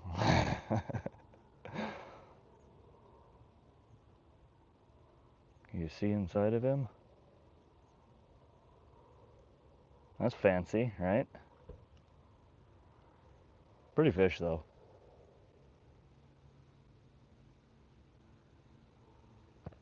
All right, y'all. It has been a wonderful stream today. I appreciate all the company and all the thumbs up. We got 158 thumbs up. That's awesome, you guys. That is the most thumbs up I've ever had in one of my streams. A blast today. We did not complete our challenge, but we did catch with some bluegill, and we caught some pumpkinseed. We've had bats harassing our pole. Unless that's a fish. It'd be awesome if it was a fish. Outro fish? Huh? Outro fish? Pretty sure it's just the bats. Mary Turner says, I can't see them, but I hear them squeaky things. I have the house that I bought a few years back that I moved into. It was an abandoned house, right? So it was in pretty rough shape. But I found out the year after I moved in that there is a whole colony of bats living in the eave by my chimney outside at night. So again, right about now, about half hour or so ago, they start coming out, and I have a ring camera that every time there's motion out there, the light kicks on, and so the bugs start swarming, and so I go out my back door and frickin' there's a whole swarm of bats flying around, eating the bugs. Really cute little things, but definitely an odd housemate. They're cool though. We have I have fun going out there and watching them. They swoop around and they squeak, and in fact, on 2 occasions now, we've actually had them fly into into my basement. I've had them in my house, which is not ideal.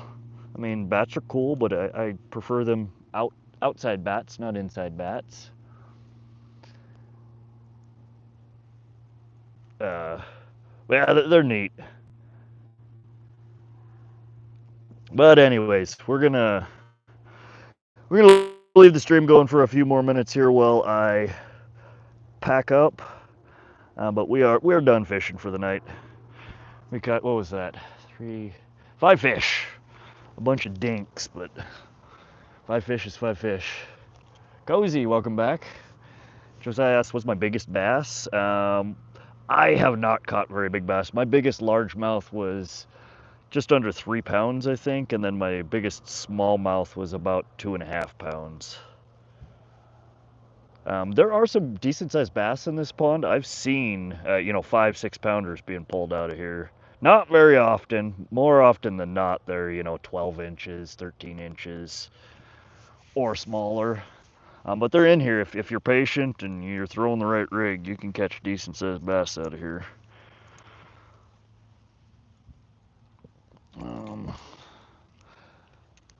But I'm hoping to improve on that. One of these days I'll pull one of the chunkers out of here. I fish this pond often enough that it's bound to happen sooner or later, right?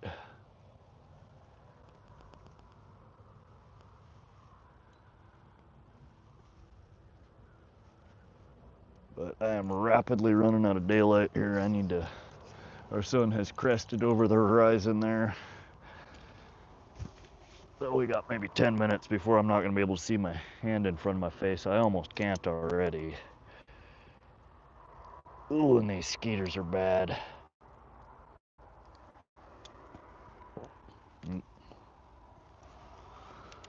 Let's get cleaned up here before I start losing stuff. There's my bobber. Oh, all right.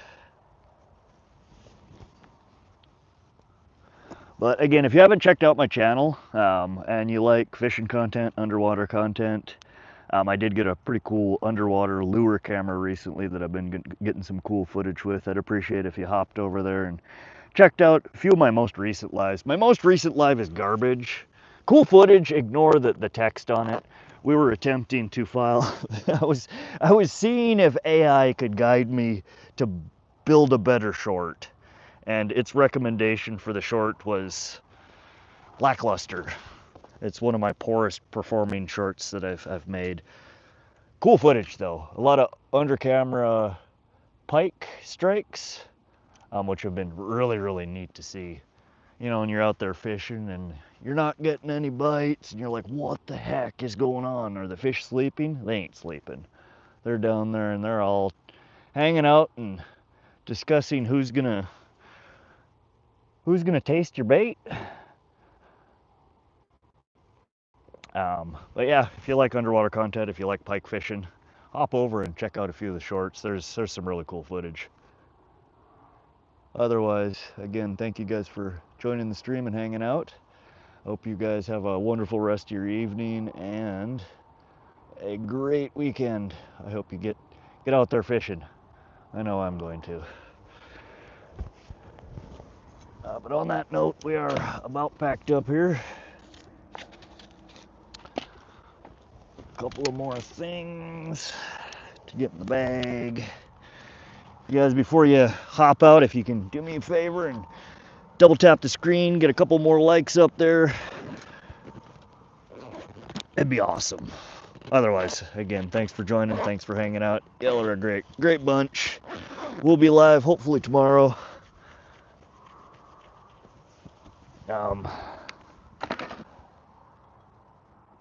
And we'll probably have some more content for either trout or pike Sunday or Monday. We'll be doing some fishing from the boat this weekend. Oh, did I put 2 pole holders? I only put 1 pole holder down. All right. I hate leaving fishing spots like this when it's dark because I never know if I'm leaving stuff. Muddy Waters, have a great night. Thanks, Muddy Waters. Mary, thank you. Mary, you're awesome. You always come in. You're here like almost my entire stream every time I stream. You're one of the diehards. Thank you. Appreciate the help modding and definitely appreciate the company as well. Tell Crappy Man I said hi. Hope he had a good stream too. I don't know if he's still streaming. He normally cuts off his stream fairly early. But anyways, tell him I said hi, and y'all have a great night. Tight lines, good luck fishing. Maher, you going home? Yeah, it's dark here. I haven't eaten yet. Mosquitoes are eating me alive. Technically, this pond is closed at I think 10 p.m. They never really check, but I don't have any lights, and I'm hungry, and we failed our challenge. We'll try it again here. One of these days, I'd like to run through and catch at least 5 of the 9 here, and maybe more. I think when the temperature cools down a little bit, the water temperature get a little bit cooler, we'll have better activity here. But anyways, tight lines, y'all. Enjoy your weekend. Goodbye.